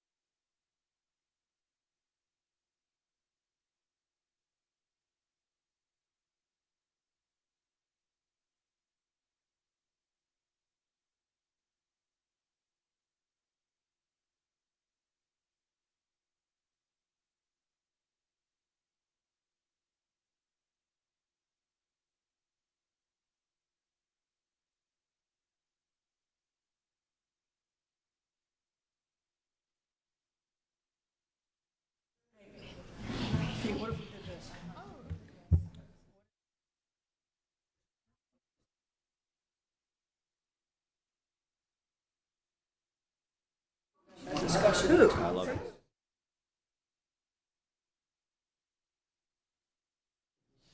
And then these amendments. I can do it if I want to.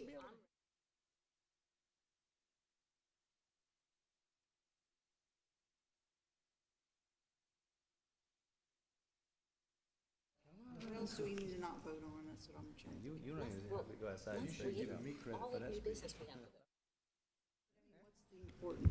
By the way, we have employees that got to work at 8 this morning. Hey folks, welcome back. So it is now 11:07. We have roughly an hour and a half of business if we stick to our time limits, which we have not been able to stick to any of our time limits because everybody goes, Judy, I see your hand and I'll call on you in a minute, please.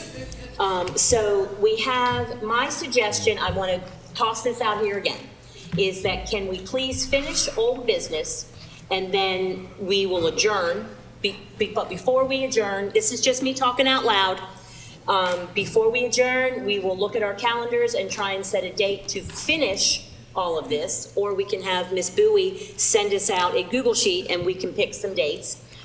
We do know that from here, Friday, 10 to 12, we've already committed to finish the budget. I think I saw an email that you've already noticed the meeting, so we are in, we are in for 10 to 12. So I would like to make that motion right now that we finish up old business, get a date, just finish up old business and then adjourn and pick another date to finish our stuff. I'll second that. Okay. All right, so we've got like 5 seconds. Is there any discussion? Great idea. Okay, all in favor say aye. Aye. Aye. Any opposed?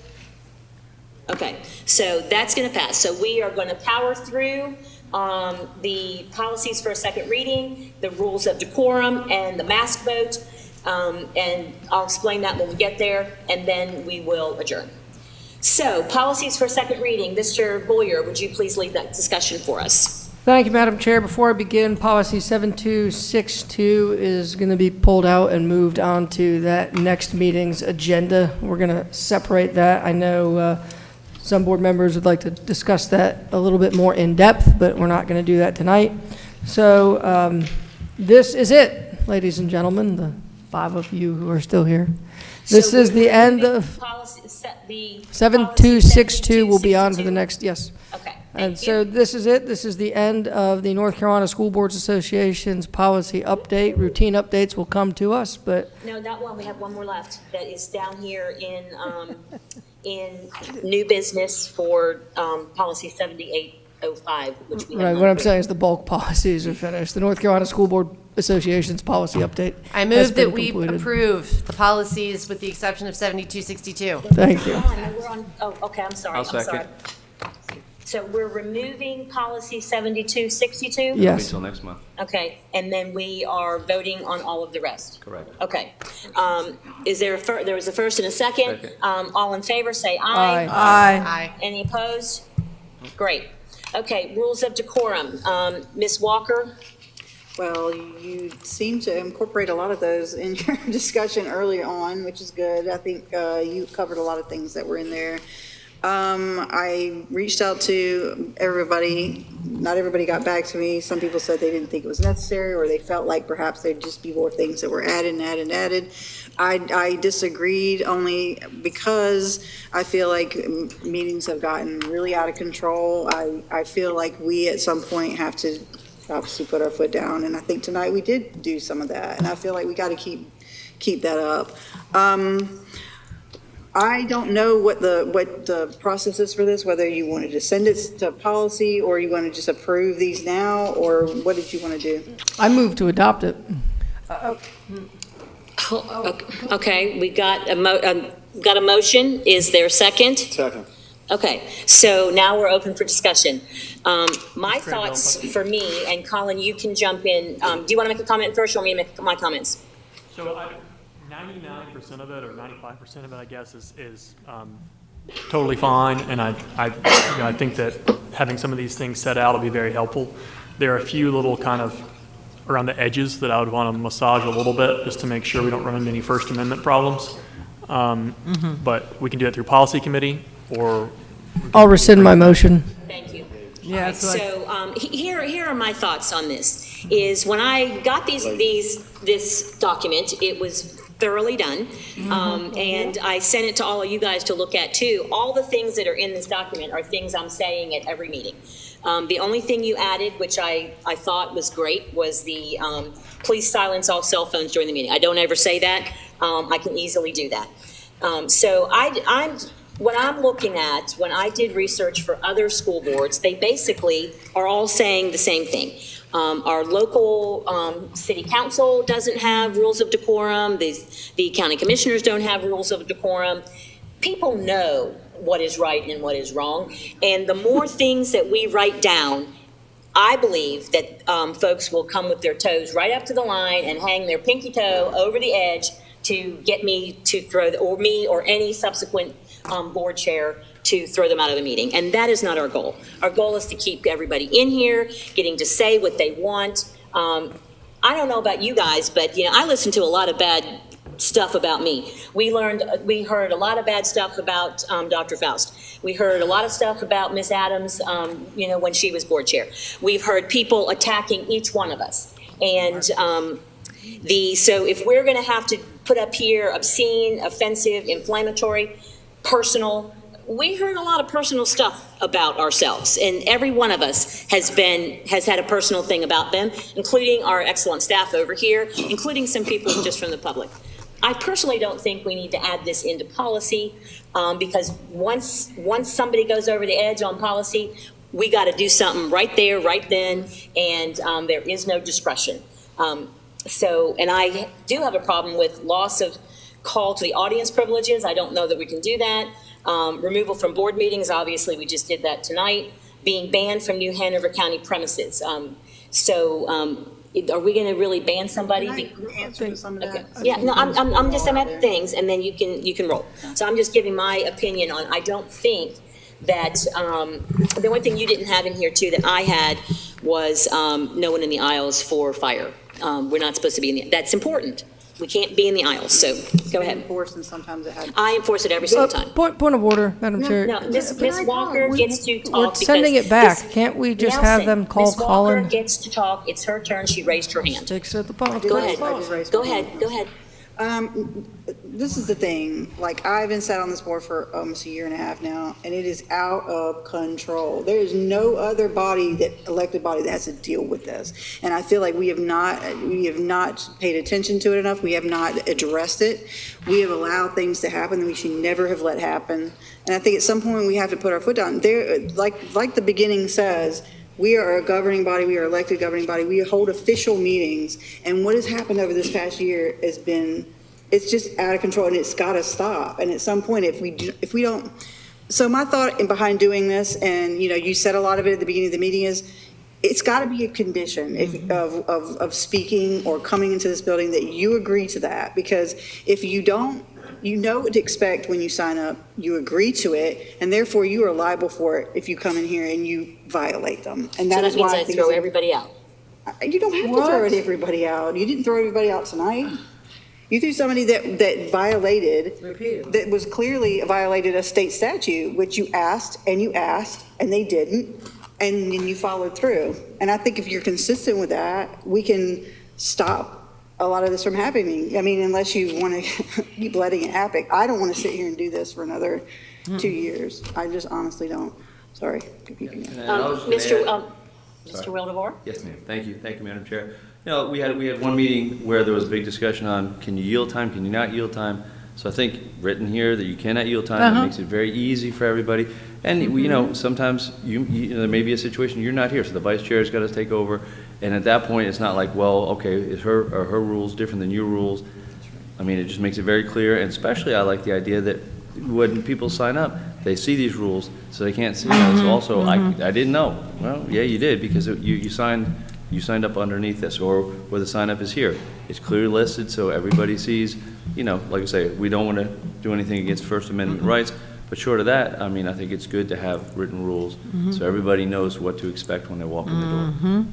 All right, so is it fair to say, or is it a fair thing for us to do, is to give Mr. Shive a chance to look this over and make sure that our wording is right, we're not duplicating, we look at the things, some of the things we're already doing, incorporate all of that, and then we can vote on that at our upcoming meeting?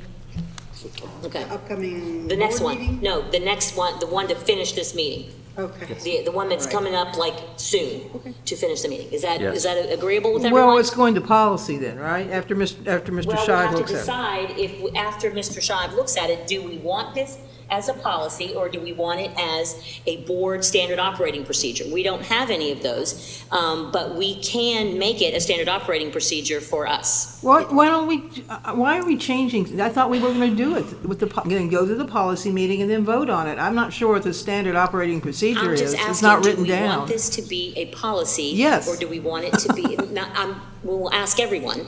Mr. McManus? That was decided. Ask Colin, which one would you recommend? Well, so some of this stuff is already included a little bit in policy 2310, public participation at board meetings, and some other districts have a little more in those policies. They set out some more of the rules, so we could fold this in there, and then in addition to having it in that policy, it could be a standalone document that the board, would have approved, that could be posted and handed out and, for speakers to see. So it could both be in policy, some of these rules could be in policy, and then also the standalone document could be out there for members of the public. Okay, so why don't we do this? Colin will look at it for us, and then at our next meeting, we'll decide how we want to do that, and then we will, if it's policy, we go to the policy committee, have that in there. I'm still gonna keep saying these things until we get something in writing, until we get whatever document we want. So is that okay? To let Colin look at it, we bring it back at the meeting, that it's a continuation of this meeting. Is that okay with you? Clarification on that. We will have already passed this item on the agenda, so will we have to add it? Because if we're doing a continuation of this agenda at the next meeting. Then let's table this. We will Okay. table it so that Okay. we can, right? Okay, we will table this item so that we just fold it right in. Okay. But we're not tabling 7262, correct? Right, correct. Okay. All right, that was easy. All right, so now the next thing up on our agenda that is, I know this sounds kind of out of place, but we still are required to vote for masks according to state statute. And if we look at, is that up on the board? Crystal, do you have, thank you. So we still, according to Senate Bill 654, Section X, we still have to vote on this at least once per month. We have forgotten to do that over the past 2 months. So do I hear a motion to keep our policy, or let me hear, somebody make a motion. I'd like to make a motion. I'd like to make a motion to keep our policy as it is, mask optional. Okay. Is there a second? Okay. Any discussion? All in favor, say aye. Oh, wait, can I say something? Aye. No. Any opposed? Well, No. Okay. We're voting on the mask. I just wanted to remark that I think that we are all very happy the way things have gone as far as Okay. yeah, that's all. It's great. Thank you. All right, so with that, meeting is adjourned. Boom. Mr. Shive said that I'm allowed to. Dr. Fowles invited everybody for breakfast. At his house. We're all going to his house. 1 a.m.